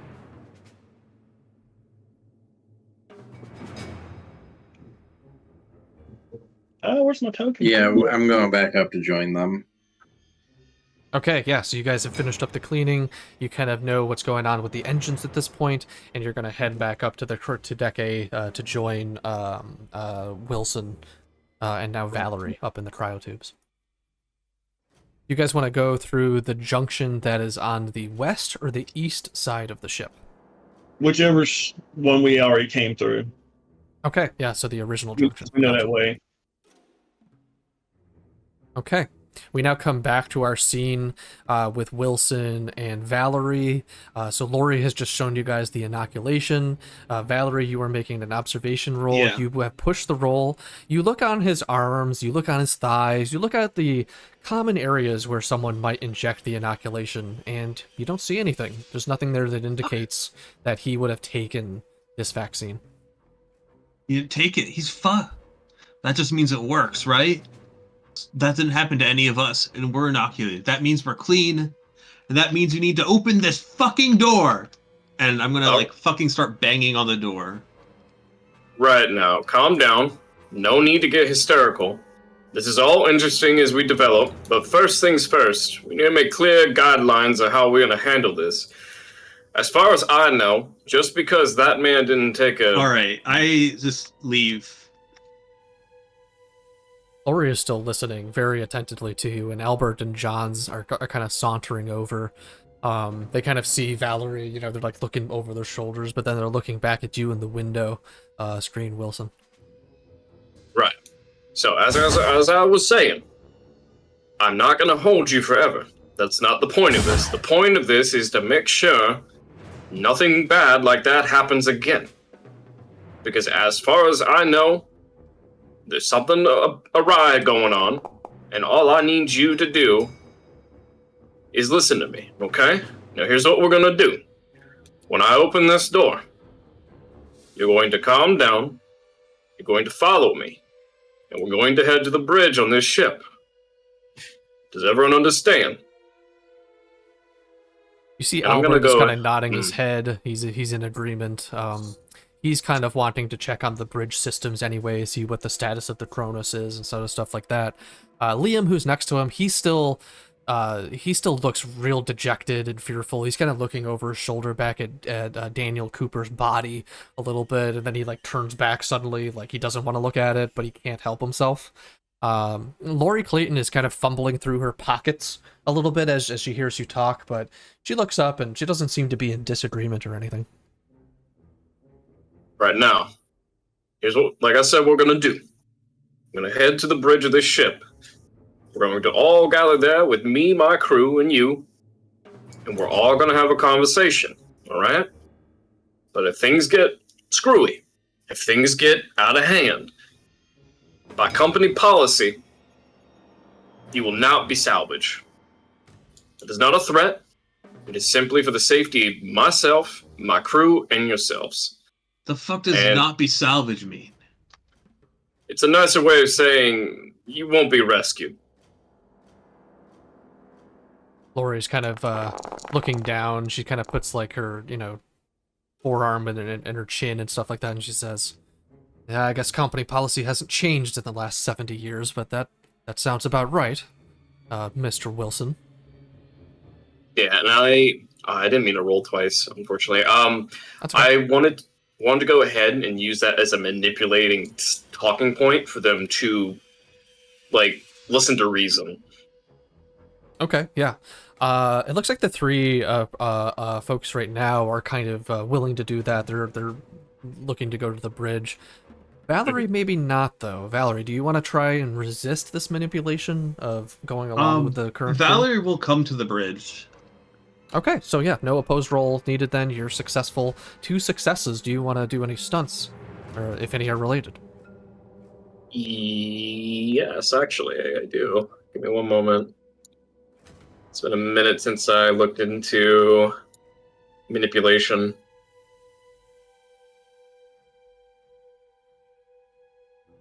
Yeah, so they can't ask you for a favor if they're going along with what they're asking. They can give you more info, you can impress them, or you can convince them to help you out later. I think while info would be super important, I want to have... I'm going to use the help later on this group. Okay, yeah. Go ahead and make a note that you have the ability to demand help, and they will help you at some point later on in the story. Okay. Excellent. Now, as Wilson says all this... Well, let me write this down. As Wilson says this, he's a man of his word. He then says, all right, now I'm going to open this door, and I advise you follow me. And I know while the temptation to go into my ship may seem ideal, I really recommend you don't do it. All right? Are we all in agreement one last time before I open? Everybody's nodding their heads in agreement. Do I need to make a roll to lie to him? No, not necessarily. Okay. If you were resisting some sort of manipulation or something like that, then yeah. But no, you don't need to, yeah. But yeah, you've got your hands behind your back, you've got your fingers twisted, you Yeah. yeah, you're, laying it on thick a little bit. But yes, it's all good. Okay. Now, come on out and follow me. We're going to head that way. Keep your guns near your holsters, but be ready for anything. Yep, they start to follow you. All right, let's head this way. Now, I'm sure you're familiar with your ship, but remember, it could be anything aboard. So let's take it easy. My crew should be meeting with us soon here in the nearby junction. As they're walking, they start coughing a little bit. It's tough for them to move around with the air quality that it is. But they're slowly kind of making their way. They're also like looking around in sort of bewilderment as like they kind of see the status of the current ship. Mm-hmm. Now, I know the air's a bit thick on the carbon side, but if we can pertain any EVA suits you might have, possibly we can get you not to breathe in this nasty gunk. Albert chimes up and says, gosh, we might still have some down on deck B. Well, let's head that way then. Okay. So you guys hear this over comms, Rye, Miller, Cham. You guys also are heading up in kind of the same junction. So I'm going to say that everybody kind of meets on deck B. Well, while we're headed that way, I'm talking like, so let me get this straight here. We have a group of armed strangers he just let out that we got to go deal with now. Yeah, that's what it sounds like. Oh my god, I'm gonna set all fucking 5 of them on fucking fire when I see them. This is fucking ridiculous. That's totally not fucking protocol. What the fuck's Wilson's got fucking going on in his head, but he's not fucking thinking. I think I've got all of you. Who am I missing? Miller, Rye, Jam, everyone. Nope. Okay, we're all here.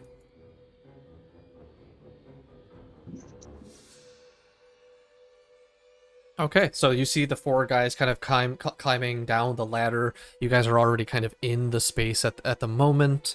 And we do need to take a pause. This is kind of our transition into Act 2 at the moment. But do we all want to go on to the bridge first? Kind of have in there? Yeah, I think that'd be ideal. Anybody else want to do anything different? Wait, what? So everybody's gonna head to the bridge at the moment? I think does so. it- We will. Yeah? Okay. Miller, Cham, Rye, anything different? Nope. Barbecue on the bridge. Got it. I'm getting there first, so I have my gun out pointed at the door. Okay. I So, just yeah. had a person get their head lit up. I'm Yeah, freaked out. I got my gun ready. Yeah, I'm with I'm Ryan. I'm like fucking in the like corner tweaking. in Overwatch, ready to cook everybody who walks through that fucking door who's with our original team. Understood. Understandable as well, given the situation. So, okay. As you guys are walking in, you see that the lights have kind of turned on at this point. There's still a eerie orange kind of glow coming from the main sort of port in the front. You can kind of tell that once this is powered up, that this is going to be the main command station for the Kronos right up there at the front. To the left of that, you see that there is some pilot seats. One of them looks like it is been damaged. You can see sticking out of it that there is a fire axe kind of embedded into the console right here on this one. So that's the first piloting station. The piloting station next to it, which is over on the right, over here. This one looks fine. It looks powered down, but it doesn't look damaged at all. Next to that, you can see that there's like the sensor array and some other stuff. This looks like it has been burned. It looks like somebody took an incinerator unit to this side of the room and that it was burning for quite some time, and that both of those console stations are just completely fucked up and messed up. To the bottom, though, you see the life support monitors. They look to be powered down at the moment.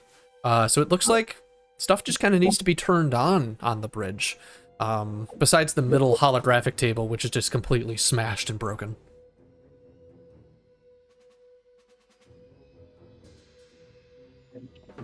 So Albert Johns is going to walk in.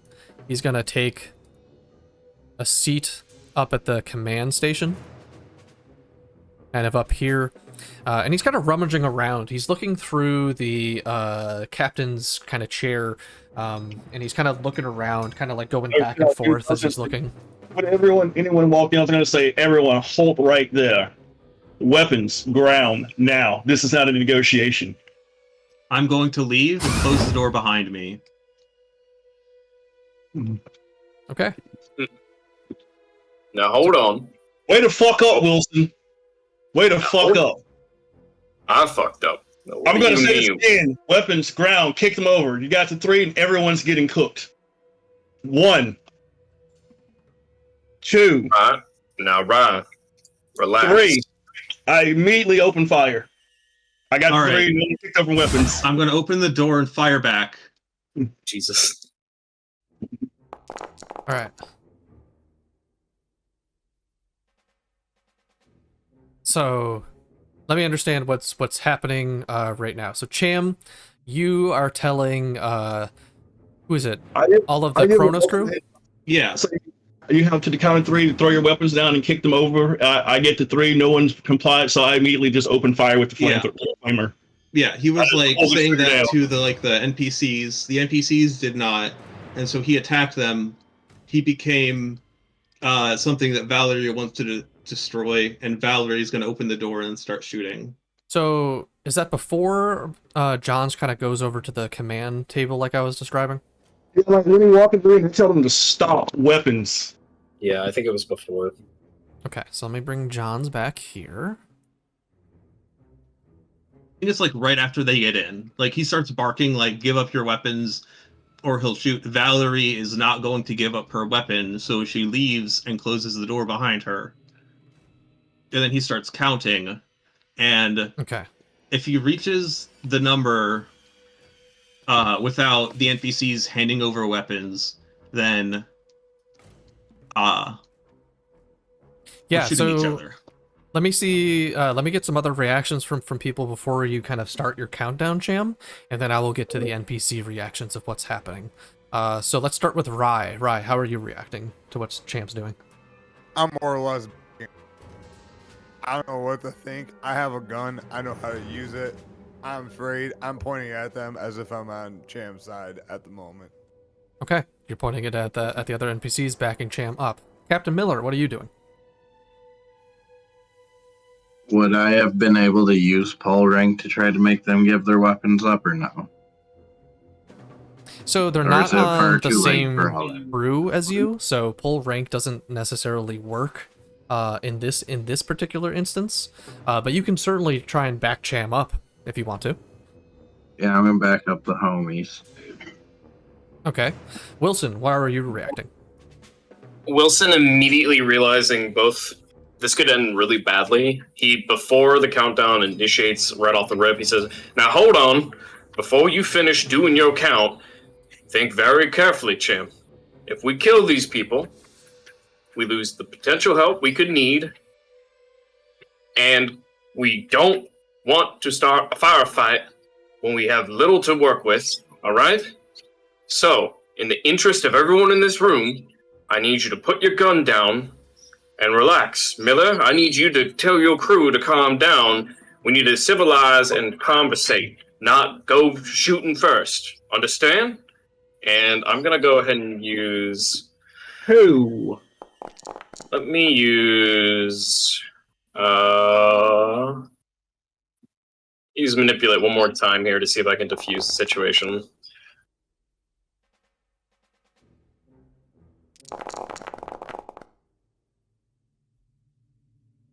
I'm able to do it, but only one success. Yeah, so... managing to keep it together. Okay.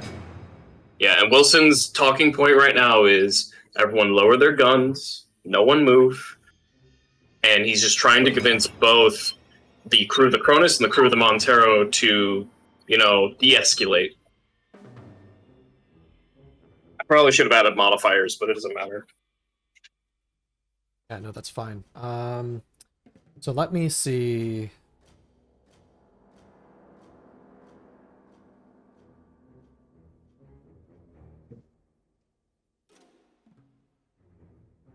Just double checking the manipulation.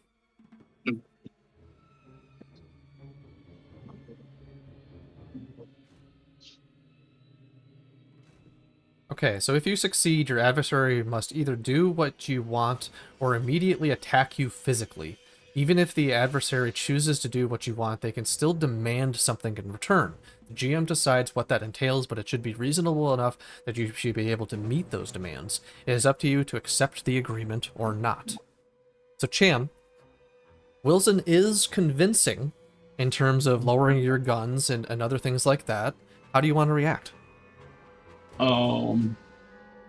Well, I think about how, like, this whole time we've been trying to get Wilson to cooperate with us, and Wilson's just been off doing his own thing. And then I remember Davis is fucking dead because of it. And since I have the option to choose the attack, I just go with the attack option. Okay. Like, this is for Davis. Oh, we're shooting Wilson now? Yeah, this is All right, so if you shoot Wilson, Valerie will also shoot Wilson. What the fuck? So, like, this is for Davis, motherfucker. Okay. So, The mutiny against Wilson. I'm not even the captain. I'm trying to be the peacekeeper. What the hell? Sorry, go ahead, Lurk. Go ahead. no, it's fine. This is quite the situation, and we haven't even transitioned to Act 2 yet. So, which maybe we should do before we get to all this. But let's have this play out. So, okay, NPC reactions from this. Lori Clayton and Albert Johns both draw their pistols and aim at you, Cham. They've already had their pistols out because of the bloodburster thing, so now they are both aiming their weapons up at you as you're kind of demanding this thing, and you're having this back and forth with Wilson. And as you go to physically attack Wilson, let's put everybody into combat state. Let me start an Yeah, I'm gonna have encounter. my shotgun out pointed at those people pointing their guns at him.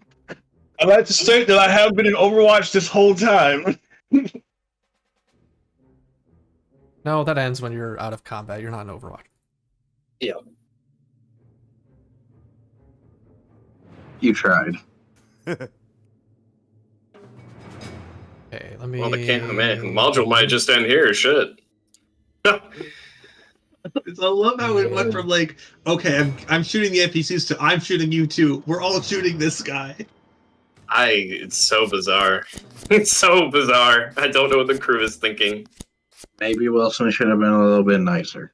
Yeah, Maybe I'm Wilson- I what? pathetic and he's in on all this. And What? yeah, that's what I've come to the conclusion with. That you're synthetic and you're in on all this. I don't think Wilson's been unreasonable at all this entire. I think he's just. He's been fine. I've been enjoying him. That's. I just said that to be a shitstormer. I'm sorry, I didn't mean it. No, you're good. You're good. He is company man. So in Alien, obviously, company men are kind of like seedy fuckers. So I get it. Oh damn, I'm definitely dying.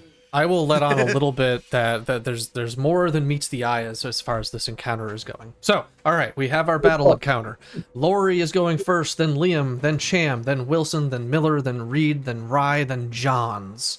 So, Lori, she is pointing her weapon at Cham. She sees that Cham is about to fire, and she's going to aim, and then she's going to fire at you. I'm gonna shoot at her. It's now your turn. Damn it. So let me get her thing. Sorry, I didn't see the combat roll thing. All good? You're good. She gets she's aiming, so she gets the plus. Wait, is it a +1 or a +2? I always forget.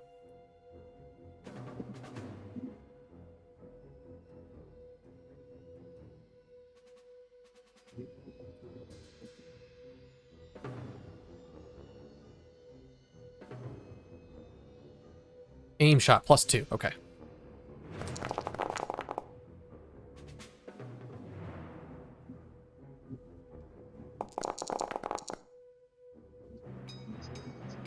Okay, she panicked, but she managed to keep it together, and she fired with 1 success. So, Chan, you have 1 damage coming at you. Go ahead and roll your armor.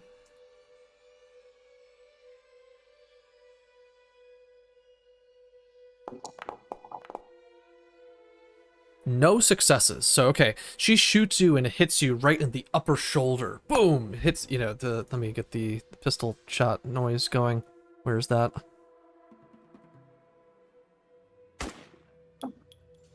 And you hear this ricochet right into your shoulder. You take 1 hit of damage. Oh, let me begin combat. Then that's Lori. Okay. Boom. All right. Now it's Liam Flynn's turn. And Liam Flynn is gonna run away. He's out of here. That's Liam Flynn's turn. Cham, it's your turn. I commence with the fire of Wilson and I guess Lori, since they're both together. Go ahead and make the combat roll. Range combat.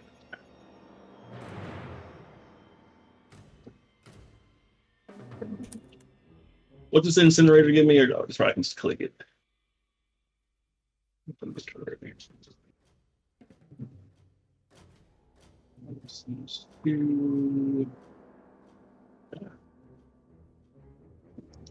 Why isn't it rolling? Do you have it active? I might be. Yeah. Hold on, let me. Yeah, it might not be active.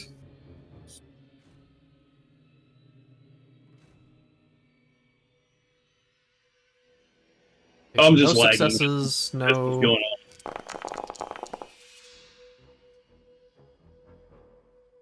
Okay, you push the roll, you get 1 success, you manage to keep it together. So let's see. The incinerator does 2 damage, and then it has a fire intensity of 9.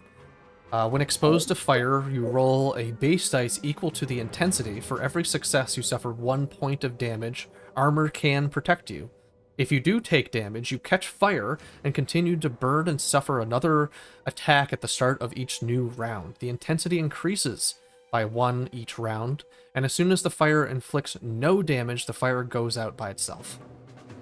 So you guys do get hit by this for 2 damage, but roll your armor. I am going to use personal safety. Yes, go ahead.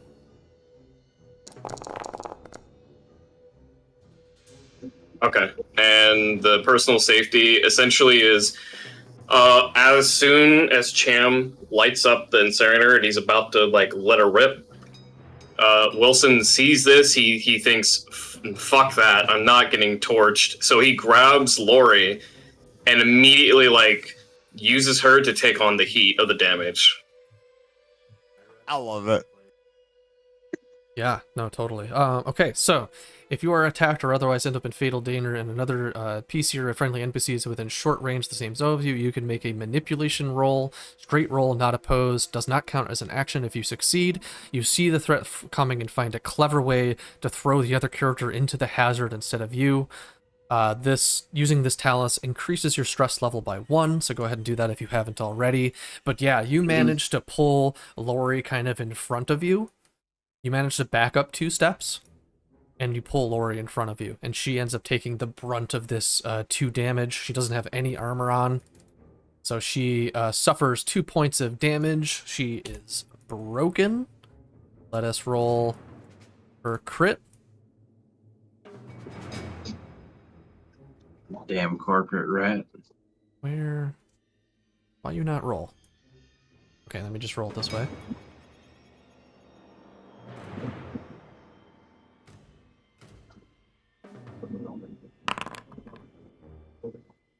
Crushed foot.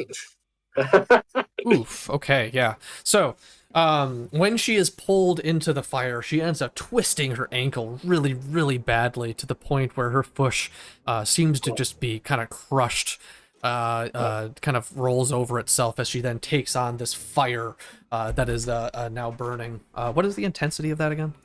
9. 9. Okay, so she's gonna roll.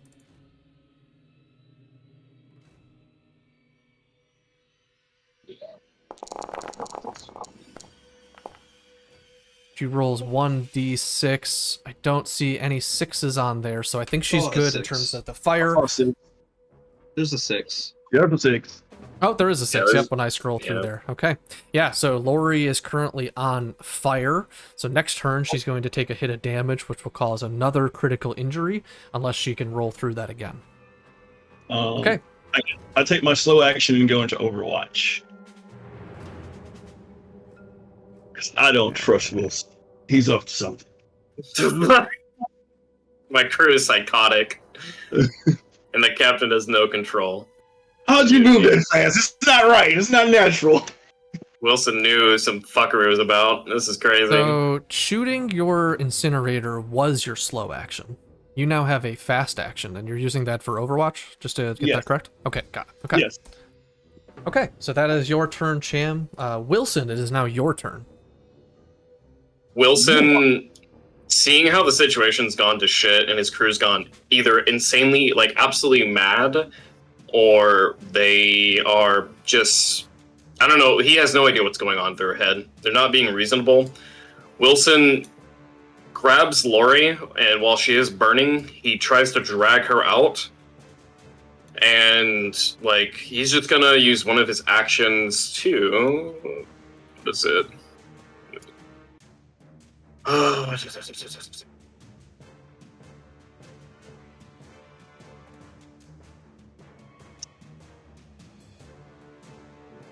Okay. So he's gonna. I don't even know if persuading at this point is gonna do anything because they're just gonna shoot me again. Yeah, no point. Command's not gonna do anything. Okay. I'll use one of my actions on John, and let's see. I will use a persuade. Actually, yeah, I'll use persuade on John. Manipulation here.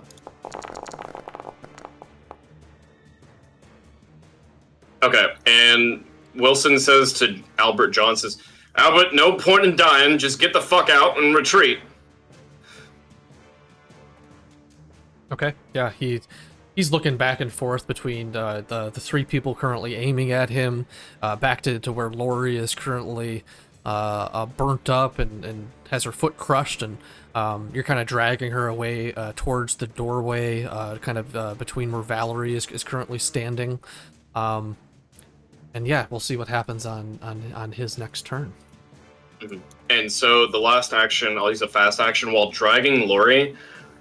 Wilson will drag Lori as he's doing this, like, we're gonna get you a fire extinguisher, just don't panic, as she's kind of like screaming in pain. So Wilson will just drag Lori and run, like, out the door with her in hand. Okay, yeah. I'm gonna say you get to the same court sort of position as Liam is. So I'm gonna drag you over to there, and you drag Lori with you. Okay, He's that on is first name basis with these fuckers. Told you it was a set. Miller. It is now your turn. You see Johns is standing there after Wilson has dragged Lori out. You see that he's looking back and forth. He looks like he's ready to surrender. He's about to put up his hands, but within the next 3 to 5 seconds, what are you doing? Okay, hang on a second. 'Cause I'm trying to indicate that you could blast Johns away, but he might just immediately give up if you tell him to. Okay, yeah, I'm going to ask him to surrender. So it's persuasion. I would have to do a persuasion roll. Yeah, go ahead and do that. Give yourself a +2. Okay, 1 second.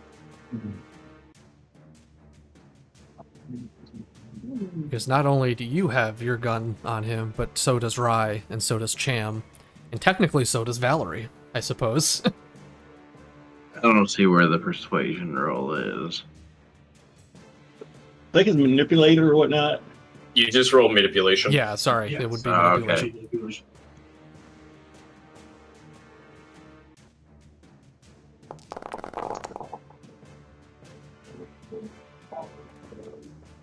Okay, 2 successes, but you freeze up either by fear or stress.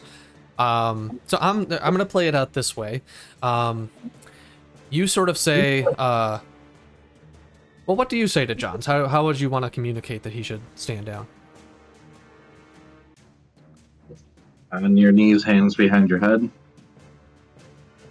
Okay, yeah. He drops to his knees, his gun clatters to the floor as he kind of like drops it, puts his hands up, he kind of gets down and says, okay, chill.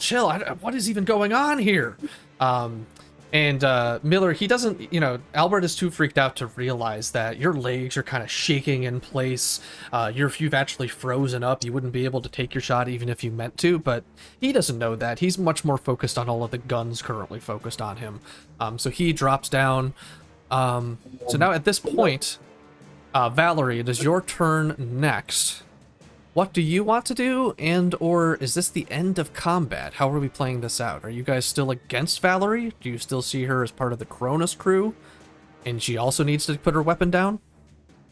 It depends on what she does with this next action is how I'm going to take it personally. Yeah, That's fair enough. honestly, I'm going to it's run all over about, yeah. and try to like put out Lori. Okay, yeah, no, that's totally fair. yeah, you run up, you see where Wilson has kind of dragged Lori kind of like over his shoulder and kind of as quickly as he possibly can kind of make his way kind of over there. You see Liam Flynn is also still darting down the hallway. But as he kind of stops and gets to the floor, you can run over and start to kind of pat Lori Clayton out. Yeah. Is that like... Is extinguish a burning ally by smothering a slow action? Yeah, I would say so. Yeah, you gotta kind of like pat her out. Maybe take off your jacket, start like like pounding her on it and stuff like that. Yeah. I'll also add to his roll by giving him a +1 modifier. As Wilson sees this, he takes off he like looks around. He takes his he has nothing he can find, so he takes his EBS suit and just starts trying to pat with his hands to smother the fire along. So just adding a +1 to Valerie's roll. Yeah, no, totally fine. You still got your spacesuit on, so you've got these big gloves that you can use to kind of do that. And these are really thick gloves, meant to survive the vacuum of space, so they have some flyer retardantness to it. So yeah, you're able to do that. Valerie, go ahead and make me a... Let's see. Let's do a close combat roll and give yourself a +1. Ooh.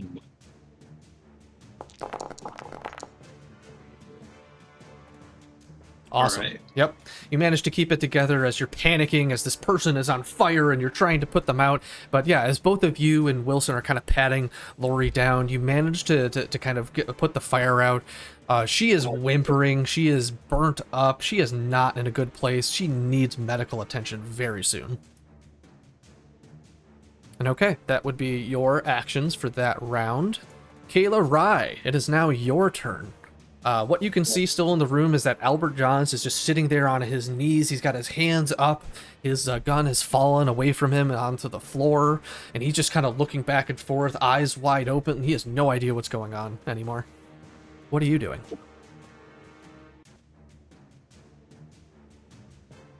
I'm going to move over by the door to try to get a visual. Or actually, yeah, I'm gonna take the weapon on the floor. You're gonna pick up a service pistol, okay. Yeah, I'm gonna say, thank God there's one person with a fucking right mind. You see how you're not burning or anything stupid like that? Was that so fucking hard?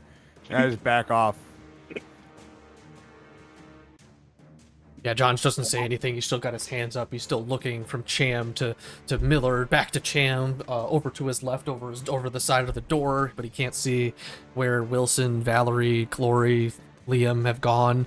And he's just like, oh my God, what the fuck? I also just chime in after that, just be like, you guys held on your weapons. What do you think was going to happen? What, we could just have a friend die and then what? You guys have weapons, it's cool? Nah, we're fucking freaked out. Fuck that, I'm tweaking. My turn's over. Or actually, I go into Overwatch. Is that slow action? You would have taken both of your actions at that point, moving over to him and picking up the gun. So yeah, that's done for you. Yep, forgot picking up. Yep, you're good. So okay.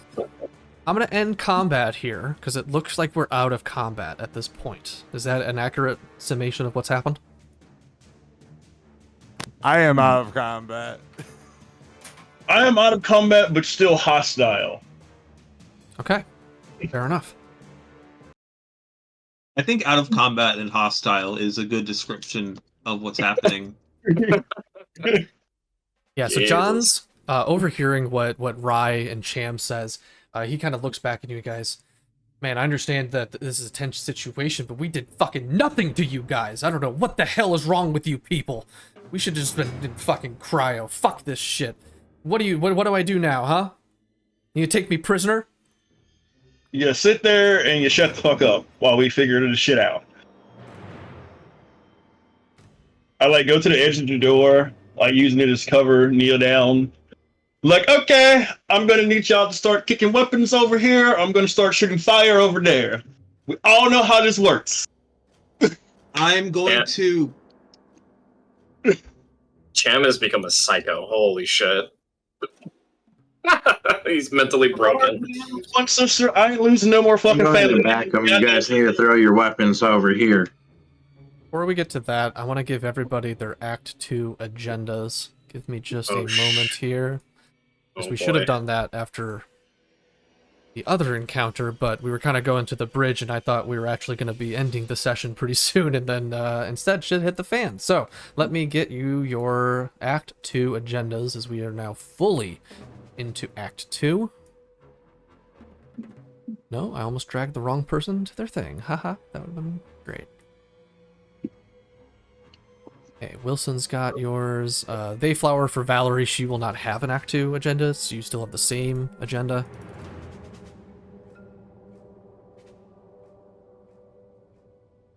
Okay. Miller. Rye.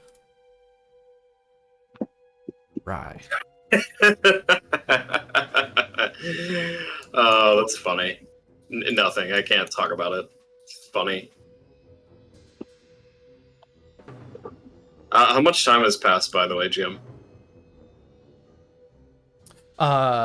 In between the rounds and stuff like that, I would say maybe 3 to 4 minutes has taken No, place, just maybe a turn. Just in general. Oh, like in for the whole thing. Yeah. Let's see. You guys fired at each other. You managed to drag Lori away. John's kind of got to the floor. They had a little bit of a moment. I'm going to say that that's 2 turns, maybe 20 minutes of time total. Oh, okay. Ooh. Yeah. Yeah, because I understand why you're asking about the timing. So, at this point, if you guys did want to move any more in the hallway, because Liam Flynn is certainly running away still, you guys would be able to move down the hallway another 2 zones, give or take. I would say as we're dragging Lori a bit further, I looked at Valerie and said, "Listen, you may not like me, but if you want to fucking survive, we need to get this lady to the med bay right now." I said, all right, let's fucking go. All right, you grab her legs, I'll grab her arms. She can't walk, clearly. And like in tandem, I guess we would both just try to get her to the med bay. Sure. Yep. Yeah, Valerie will help Wilson carry Lori to the med bay. Let me move you guys to where you would be able to get in that amount of time. About there. Liam is just gone at this point.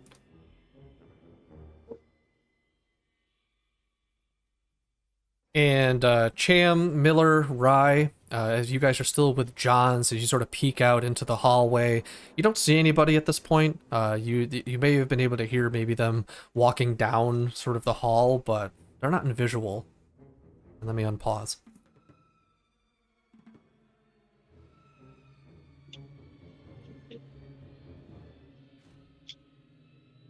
So what are we trying to do? What's everyone doing at this point? Let's go with Cham, Miller, Rye. What are we doing?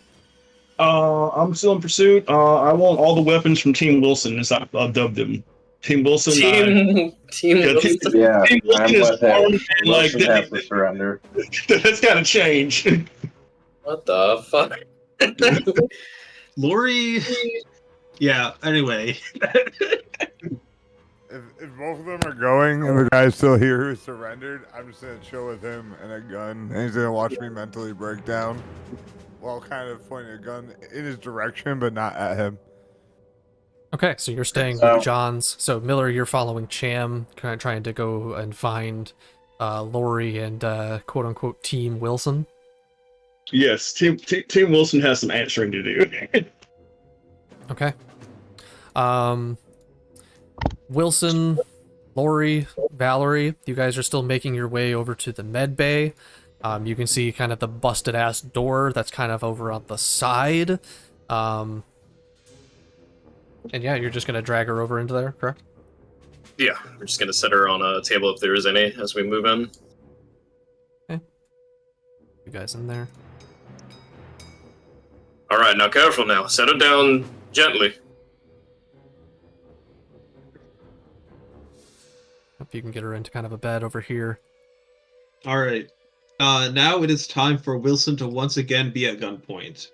Actually, no, Lori's not being healed yet, so we're gonna wait on that. So as you guys, let me get this up real quick.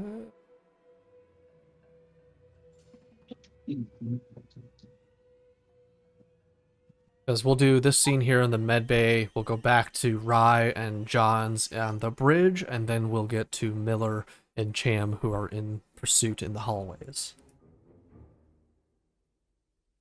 So as you guys are coming into the med room, you can see that it's kind of messed up a little bit. It's clearly been rifled through to an extent.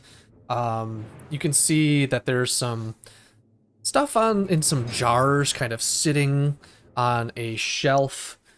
You see that there are some weird looking, like, fungus looking things within one of the jars. And inside two of the other jars, kind of on this table, you see that there's two specimens that look just like the thing that came out of Daniel Cooper's head. They're kind of inside these jars, and it's filled with, like, formaldehyde. They don't seem to be alive or anything like that. In fact, they seem to have, like, pussed up a little bit from being inside of these, like, storage containers and things like that. And then you also see some weird-looking metallic urns kind of sitting on one of the tables. You also see what looks to be like some sort of terminal, and then there's some doors that lead further in to sort of the med bay area. Wilson would make note of it as he comes in, but as much as like his inner desire to procure or like look into what these things could be, he knows that his crew's gone insane for some odd reason, and his life is at risk, so he can't even trust anyone. It goes without saying, Wilson, as they sit down Lori, he turns to Valerie and says, "Now listen, I'm going to close the door. You need to brace it. I'll perform a medical aid on Miss Lori." All right, I'll guard the door. You keep her alive, and you save her. I intend to. Wasn't here to start any problems, but clearly everyone here has gone insane or grief-stricken. And I'll go ahead and do a medical aid, kind of using what's in the room to try to see if I can operate. Okay, yeah. Inside the room, you do find a personal med kit, if you'd like to use that to give yourself a +1 to the medical roll. Okay. Yep, I'll do that. And try to administer it. Oh, and I panic.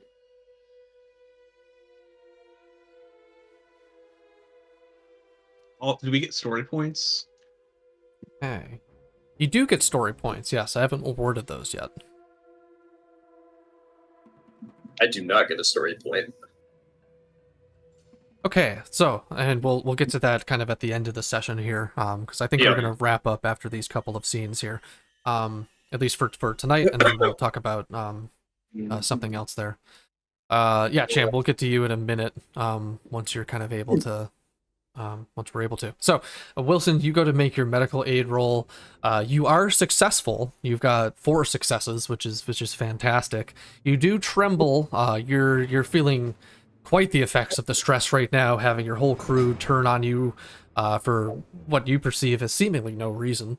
Not sure why they lumped you together with the Cronus crew and stuff like that after you tried to calm them down, but hey, this is where we're at. This is the reality of the situation. So you're trembling, you're annoyed, you're frustrated, but you do manage to apply some medical aid to Miss Lori here. She is able to gain 1 health point. She is still has her foot crushed and things like that, so she can't walk very well.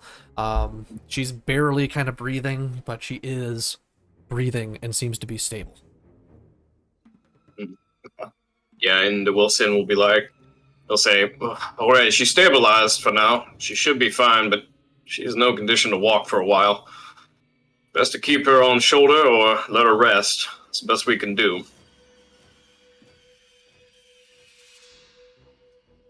Valerie, as you're standing at the door, you begin to hear a sort of noise coming from sort of beyond it. And it sounds like somebody is maybe doing some work on the door on the other side. There isn't like a window on this one as on some of the other doors, so you're not able to see through as far as what's happening, but you can tell that somebody is definitely outside this door making a racket. Hold on, I'm looking at the map to like figure something out. So I would be familiar with this ship. Yes, you would, definitely.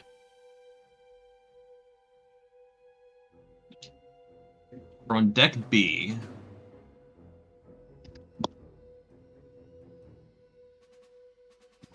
We're past the corporates. Are we in the part that's... We're in MedLab. We're in MedLab? Yeah, you're currently in the med lab, in the first area of it. Yep. Right. I'm gonna like shout through the door, "Who's there?" Just your neighborhood's bug exterminator. I'm here to like start some fires, you guys want to surrender your weapons or How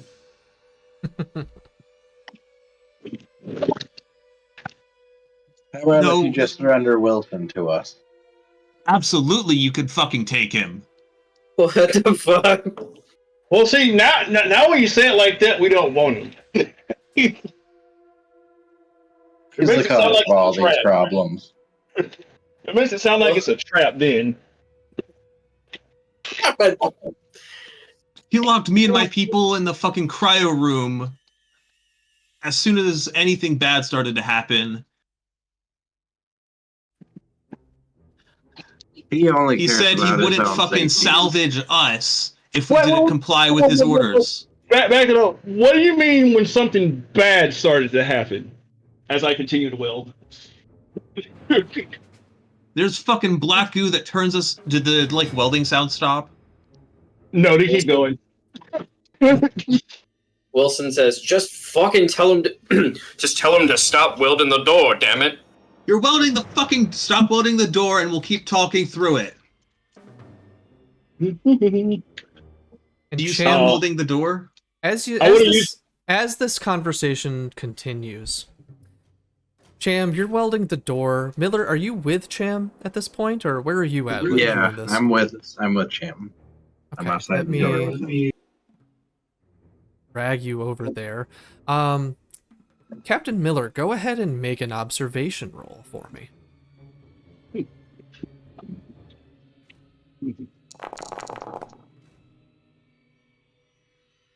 Ooh, not successful, and you panic, and you're running away. You can't do that.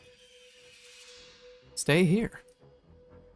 God bless. Karma. I'm going to have you be facing, you're looking at Cham doing this work. You've got maybe your hand over your earpiece as you guys are currently doing some work. And you don't hear from behind you this sickening, drooling type sound that gurgles up from behind you, and you don't, and the last thing that you're going to be able to hear before we transition scenes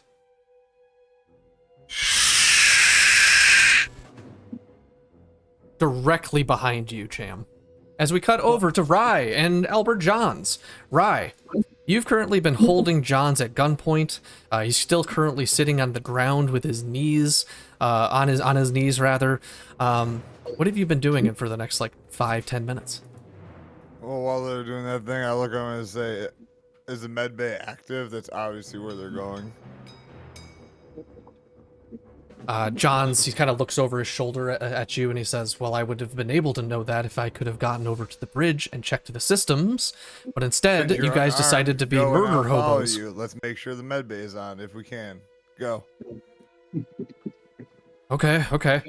He gets up slowly but surely. He's being real tense about this as you've got his pistol, and you guys walk over to the sort of command center. Drag you guys over there. He starts flipping some switches. He starts putting on some buttons as sort of the sort of ship starts to kind of come alive and stuff like that. He's looking over at all of the different screens that are kind of reading out these like different statuses and stuff like that. And you see some stuff that is familiar to you, Rye. There's damage to the air scrubbers that need to be repaired that's being reported. The engines are still offline, although the reactor seems to be working in sort of an optimum order at the moment. You see that the lights are on, the support systems are kind of working. It also notes that the pilot stations are not currently operable, either of them. And you can see that some of the sensors are also still down. There's no comms relay sort of going on. And as Johns is kind of looking over the system, he kind of says, I mean, yeah, everything seems to be in working order over there, but there's a whole bunch of repairs that need to be made on the ship before it's going anywhere. I was asking about the med bay. They're obviously going to go help that girl out. Don't want her to burn to death, so I just want to make sure it's active. He snaps at you and says, I just told you that everything is working. The fuck do you mean is the med... Yeah, the med bay's working. All the life support's on.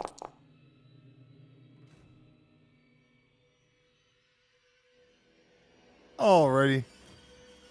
Back up. Let me take a look at it. Yeah, no rolls needed or anything like that. You can see kind of the same things that he saw. There's some statuses that kind of read out either green or red as far as everything goes. And yeah, kind of the same information. The air scrubbers need to be repaired. The engines need to be fixed. The comms relay and sensors could be repaired as well. Excellent. I think we're just going to wait here unless you want to catch up with them. But, like, right here, you're not burning to death and you're not shot. Yeah, sure, I have your gun, but, I mean... I've got a choice now. I've got choices now. Thank you. Thank you so much, my benevolent saviors. I snapped right back out. I was like, I didn't have a choice watching my friend get their head popped in. So what the fuck do you mean? Well, I didn't fucking cause that. Your goddamn crew's going crazy for no fucking reason. We should be helping each other. I just watched somebody I know die. Do I like them? Maybe. Try watching your whole fucking crew die to these things.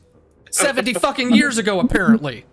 Apparently, acting like what your do you life's mean? in How do you not shambles. know and you're gonna pull out that my crew died, but I don't know if they died on me? The fuck? Well, you didn't see the Calm the dead fuck bodies down. in the hallway and shit like I did last time before we secured ourselves in cryo? I appreciate you surrendering because I don't want to shoot you, and I appreciate you letting each other vent. Let's just calm down and wait to see who burned who over there, and you know what's gonna happen next. Jesus Christ! Johns looks directly in your eyes, Rye, and he says, that guy, Cham, who burned up our company agent, he's fucking crazy, and you know it.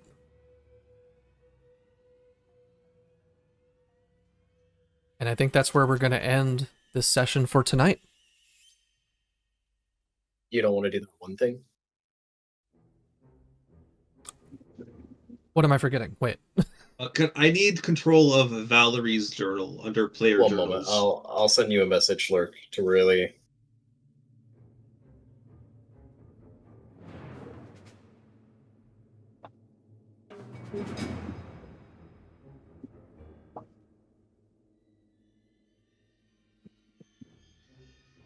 Oh, right. Yes, correct. No, that is 100% where we're going to end.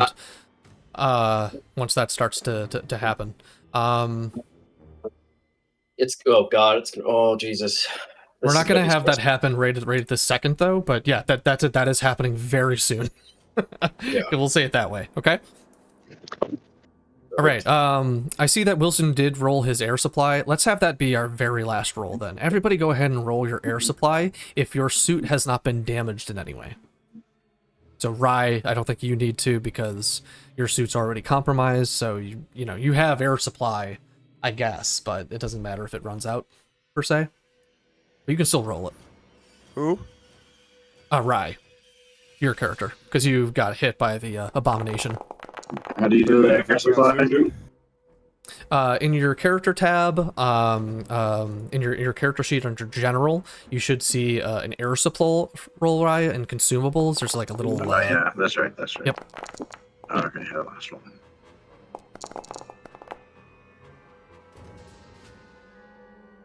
Okay, so Cham, no supply loss. Miller, you lost your one supply. Rye, no supply loss, but doesn't really matter. It actually rolled twice. Okay. So we will call the session here for now. Oh man. Wow. Can I get the diary for my new PC? Or should I just yes, let use me do Davis's journal? You could just use Davis's turn. I'll rename it Alright. for you though, for the for the Alright. immersion. I don't have control over it because I don't have control over Davis. Oh, over Or David, maybe I- that's totally right. No, you're right. I'll fix it up. Oh no, you should still have control over it. Do I not? Do I just not know how? Oh wait, add page. Yeah, you got to add a page to it, and that's how it. Yep.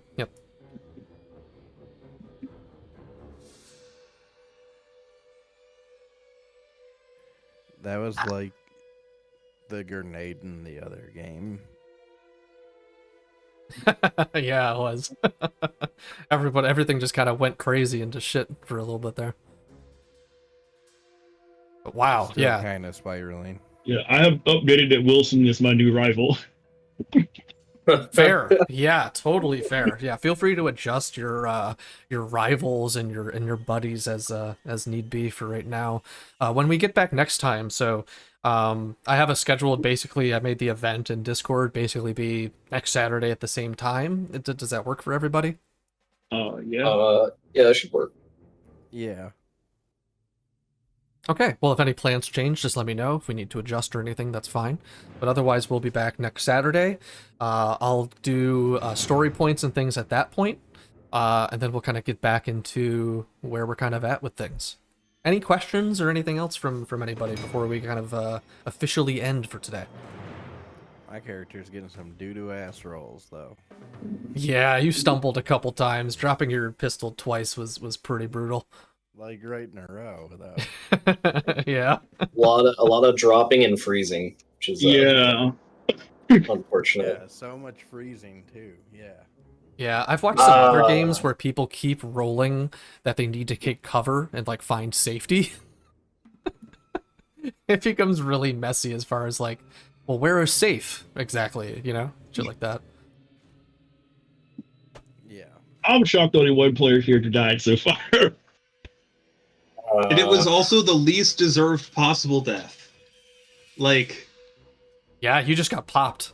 As a reaction. yeah, it's like, oh yeah, I criticaled it. Let's see what the reaction is. I die. Yeah, I didn't expect Davis to die. I honestly, I thought some crazy shit was gonna happen, but I don't block or something, but it just got popped. I don't even know where this is gonna go now. Yeah, things have taken a very left turn for you, Wilson. I think if all of the monsters like didn't exist on the ship, there like we would still have at least half the characters die. Yeah. It's weird because like throughout the game, and no spoilers, of course, but I was like, I'm thinking, because I know like losing Davis was pretty hard on the crew, but holy shit, like to the extreme. I was trying to like mediate. I was like, hold on now, let's talk, But yeah, that I didn't expect it to just go so south because now You just watched him die. I did, but I also was doing other things. But I never got a word in edgewise because as soon as I met my crew, they wanted to kill me, which is weird. It's very strange. Well, we wanted to kill them, then you stood up for them. So like, haha, you are in with them, so you got that. No, hold on. No. That's not what Wilson said. Wilson said, no, okay. First off, no. Wilson told you that it was a good idea to be up there. He even manipulated you to agree, and you agreed because you had to, right? So that was a discussion that was had. Davis dying was not Wilson. Let's clarify that. Wilson watched it and also was terrified. He even said, fuck protocol, be damned, because he just lost somebody. Yeah, Wilson was definitely being reasonable, but you just decided to attack him, so... Because that was the only choice you could make. And the thing is, we didn't even get a word in There were a lot of edgewise. steps at the beginning that rubbed everyone the wrong way. Wait, hold on, what? I'm curious. Like what? So we're just being really anal about following protocol and shit. He's a corporate dude. It's hard to hear you, Iker. I think you need to talk closer to the mic. Rubbed everyone the wrong way. Yeah. Yeah, I can barely. And then talking about how you're Mhm. safe. Iker, you gotta get over closer to pretty your much mic. Everything else. Sorry, Got it. Max No, mic. you're I'm good, not you're used good. to getting this close. No, you're good. You're good. I- And also, I'm just supposed to kind of not like you. No, I know we are not supposed to like each other, but I think the captain has I definitely kind of lost. might have made everyone hate you too much. Yeah, murdering somebody typically is a pretty extreme reaction to someone telling you to follow company policy. But hey, I mean, it is what it is. Cham was really convincing, and you all backed him up. So hey, this is what happened. Yeah, I versus Montero, the company. He's all of a sudden got this company squadron of armed people.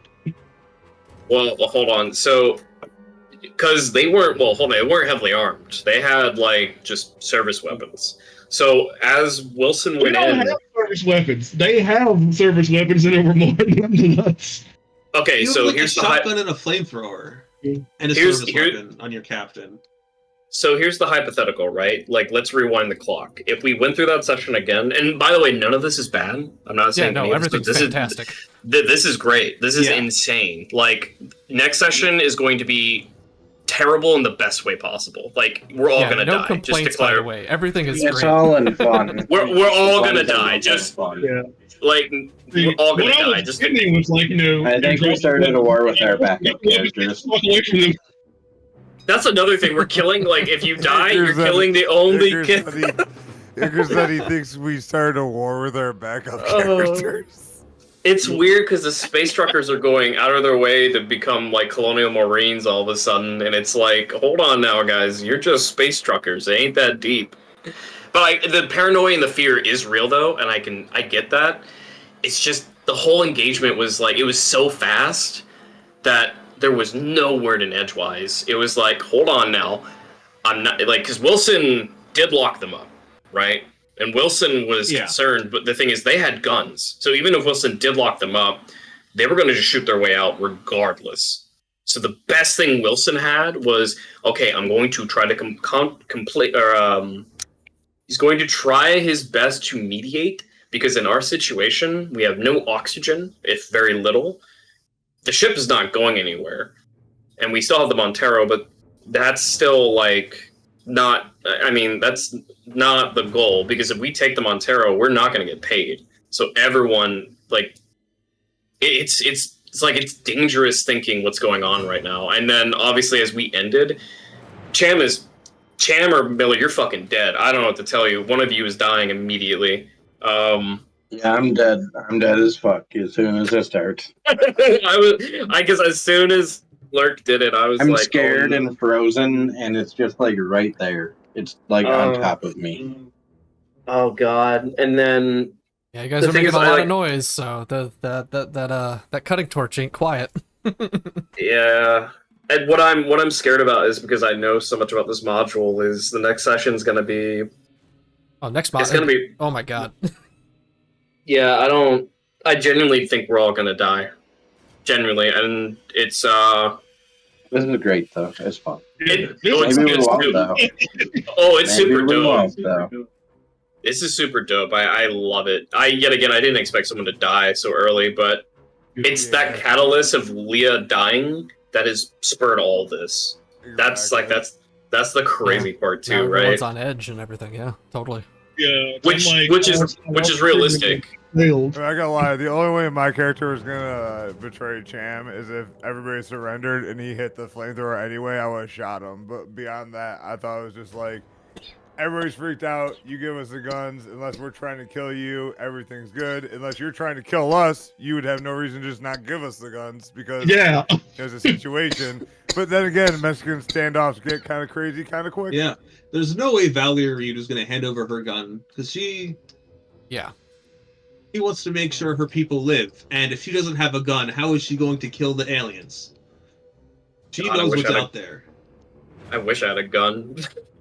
I've got my voice as a weapon. It's we not can working. give you some bullets if you want. Wink, wink. No, bro, we're cooked. That's all. We're cooked literally and figuratively. Yeah, I don't Lori's understand especially. How good of a runner I am. A runner and a hider, alright? I'm gonna be honest. Fire after him, did you? That's kidding. I- Just kidding. I really did not want to use personal safety. I really didn't, because now it's like You used it so man. well, though. I had to because move. I was like, bro, fuck this shit. I'm not dying. Yeah, you know what's funny is that Lori has the exact same skill. Yeah. Could have thrown you in if you front of wouldn't have actually pulled her off, I would have just been like, okay, maybe he's not with them. But then when you pulled her off the table, like, okay, he is with them. I'm actually curious. Hypothetically, you could have also had her. I know it's not an opposed, but in that situation, if you have two characters of personal safety and they both use it, then would it become an opposed to which one gets the advantage? I think it's Hypothetically. whoever's turn it would be at that time when they're using it. I gotcha. That makes sense. Because like it was your turn and you knew that Cham was gonna fire. I don't know. Yeah, it's a bit complicated because I don't think that happens very often. But usually personal safety you can use it at any time, technically, because it just indicates like true. because when you're taking damage or you're fatally gonna die, you can activate it at any point so long as they're within short. It would have been. It would be opposed then. Yeah, it would be then. Yeah. That's because that's my line. Probably like pulled the one guy who surrendered in the way of the fire. He would have gotten cooked. I didn't. Well, I did it based on range, and I wasn't gonna say like because it says short range. Well, and we like go zone pretty much. Who's like a friendly NPC or PC? His range is ridiculous. Yeah. It's a great thing. Yeah, well, that's the thing too, right? I could make the argument, right, is I could pull one of you guys, but that wouldn't make any sense, right? Because in that position, it's like, how do I? Like, yes, in range it makes sense because it's not engaged, but it's like that wouldn't make a lot. Like Wilson uses his Mr. Fantastic arm to pull fucking Miller to eat the fire for him. So I was like, no, that doesn't make any fucking sense, even if it's short range. So I did. So I was like, I hate to do it, but I'm gonna use Lori. Which, damn. I mean, at least I saved her, at least, so. Yeah, she's still alive, just barely. Yeah, she's got a crunch foot and 3rd-degree burns, so. What? That's so funny. Honestly, maybe I shouldn't have saved her. Maybe just let her go. But at this point, get her out of this shit. She like, get me out of here, man. This is going awry. No, that's really good, though. Like I said, though, I think next session, if no one dies next session, If my first action next section doesn't get me killed, I'll be shocked. If next session not a single souls, whether it's NPCs or PCs, die, I will genuinely give myself a panic roll next session. Just because that would blow me away. No, I'll do something. I don't know. I'll run out of oxygen or something. I'll by choice because that's insane. Yeah, that'll be. But it's gonna be exciting because I'm about to die off. Rip on the next one. Yeah, I don't know. One of the two of you. We'll have to see how that plays out. Yeah, like either I'm about to die or I'm about to be like maybe I'm the monster here. All right. So, before we end and everything like that, any pros and cons, feedback, stuff that you guys like, stuff that you guys disliked? Right? No, we do that at the end of the like all of the total session, basically. Oh, okay. So yeah, don't need to do that right at the moment. But yeah, any feedback, stuff like that. Why don't we start at the top of Discord that I can see with Stan? Any feedback? I thought it went great. I was shocked it ended the way it did. I thought it was going to go a different route. Didn't I was like, well, fuck it, I'm all in. Yeah, totally. Here are my cards. Right, Our Man, any feedback? No, I had fun. It was nice. I think things got a little crazy, but in my opinion, I'm a big fan of no matter how much damage is done, it's fun to yap through it. Yeah, I agree. We had a nice little yelling match right there between Johns and Rye. That was great. Not only that, but like the big heated Mexican standoff that could have ended the game, got one person burned and everybody just went like chaotic. I find that to be a lot of enjoyable content. Awesome, great. Iker, Captain Miller, feedback from you. I think things are going Well, I would have liked to see what your face looked like when he decided to use that flamethrower. Yeah, when I get the local recording up, my exclamation will probably come through. Oh, Yeah, did I make this was fun. good item? Since I don't have one anymore. What happened to our cat? Cat's still on the Montero, as far as you're aware. It was still sleeping on the console when you guys got into your umbilical. Freeloader. We should have picked the Freeloader. dog. We should have threw him down the something. fucking thing. Yeah, we'll have to see what happens with Cheese next session, perhaps. You gotta steal our ship. Literally see him in the driver's seat driving away.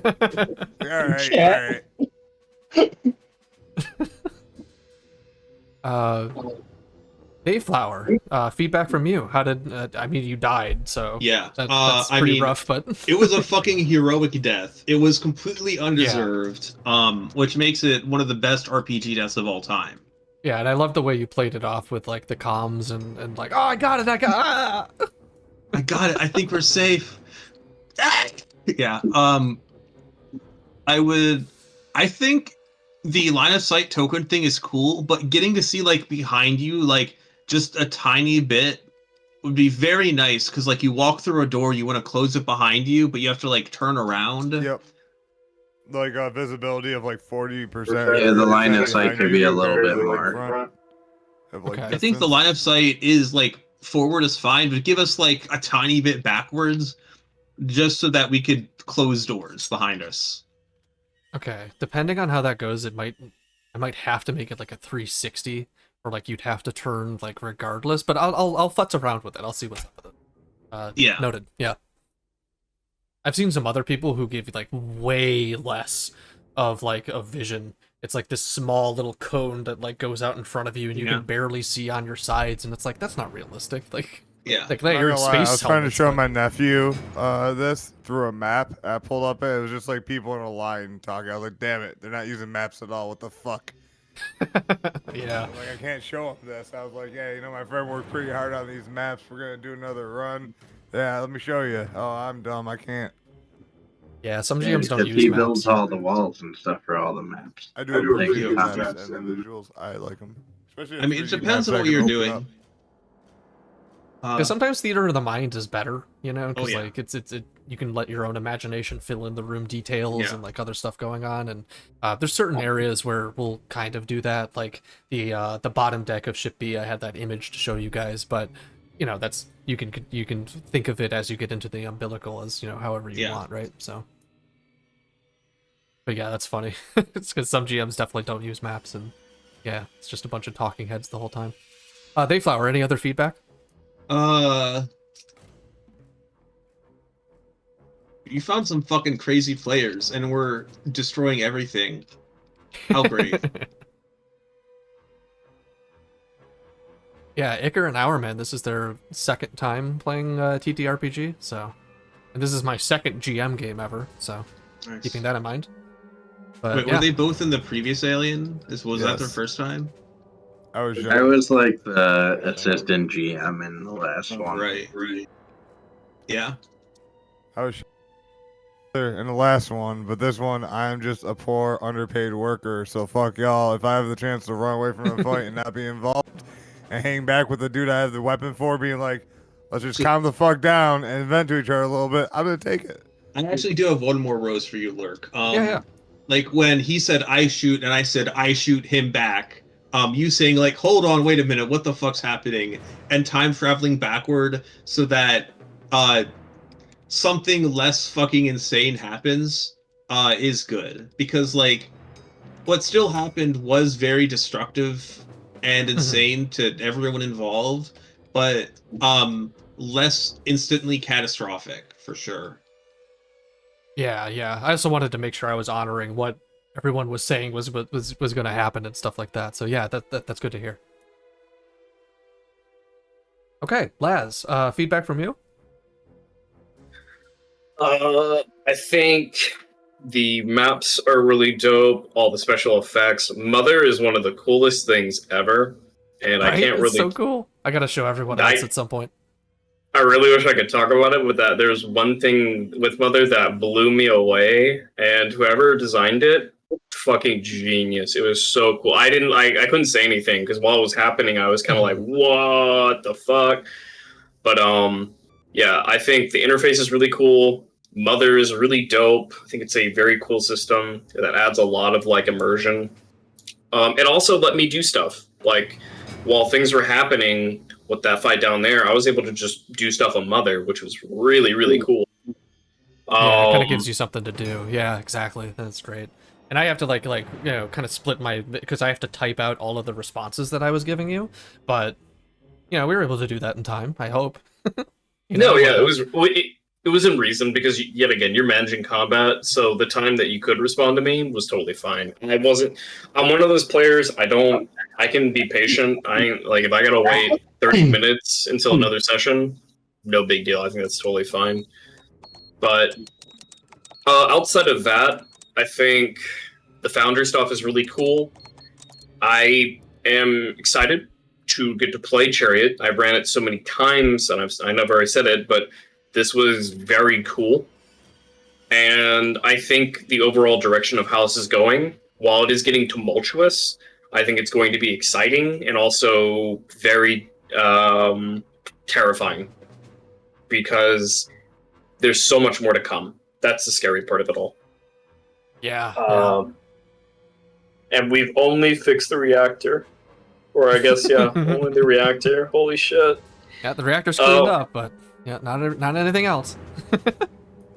It was cool to see a player die, although a bit, you know, it can be kind of disheartening, but it was really, you know, Dayflower's death was still very insane because typically people don't. The Beluga, man. Yeah, it was just crazy. The rolls were insane. As far as negatives went, I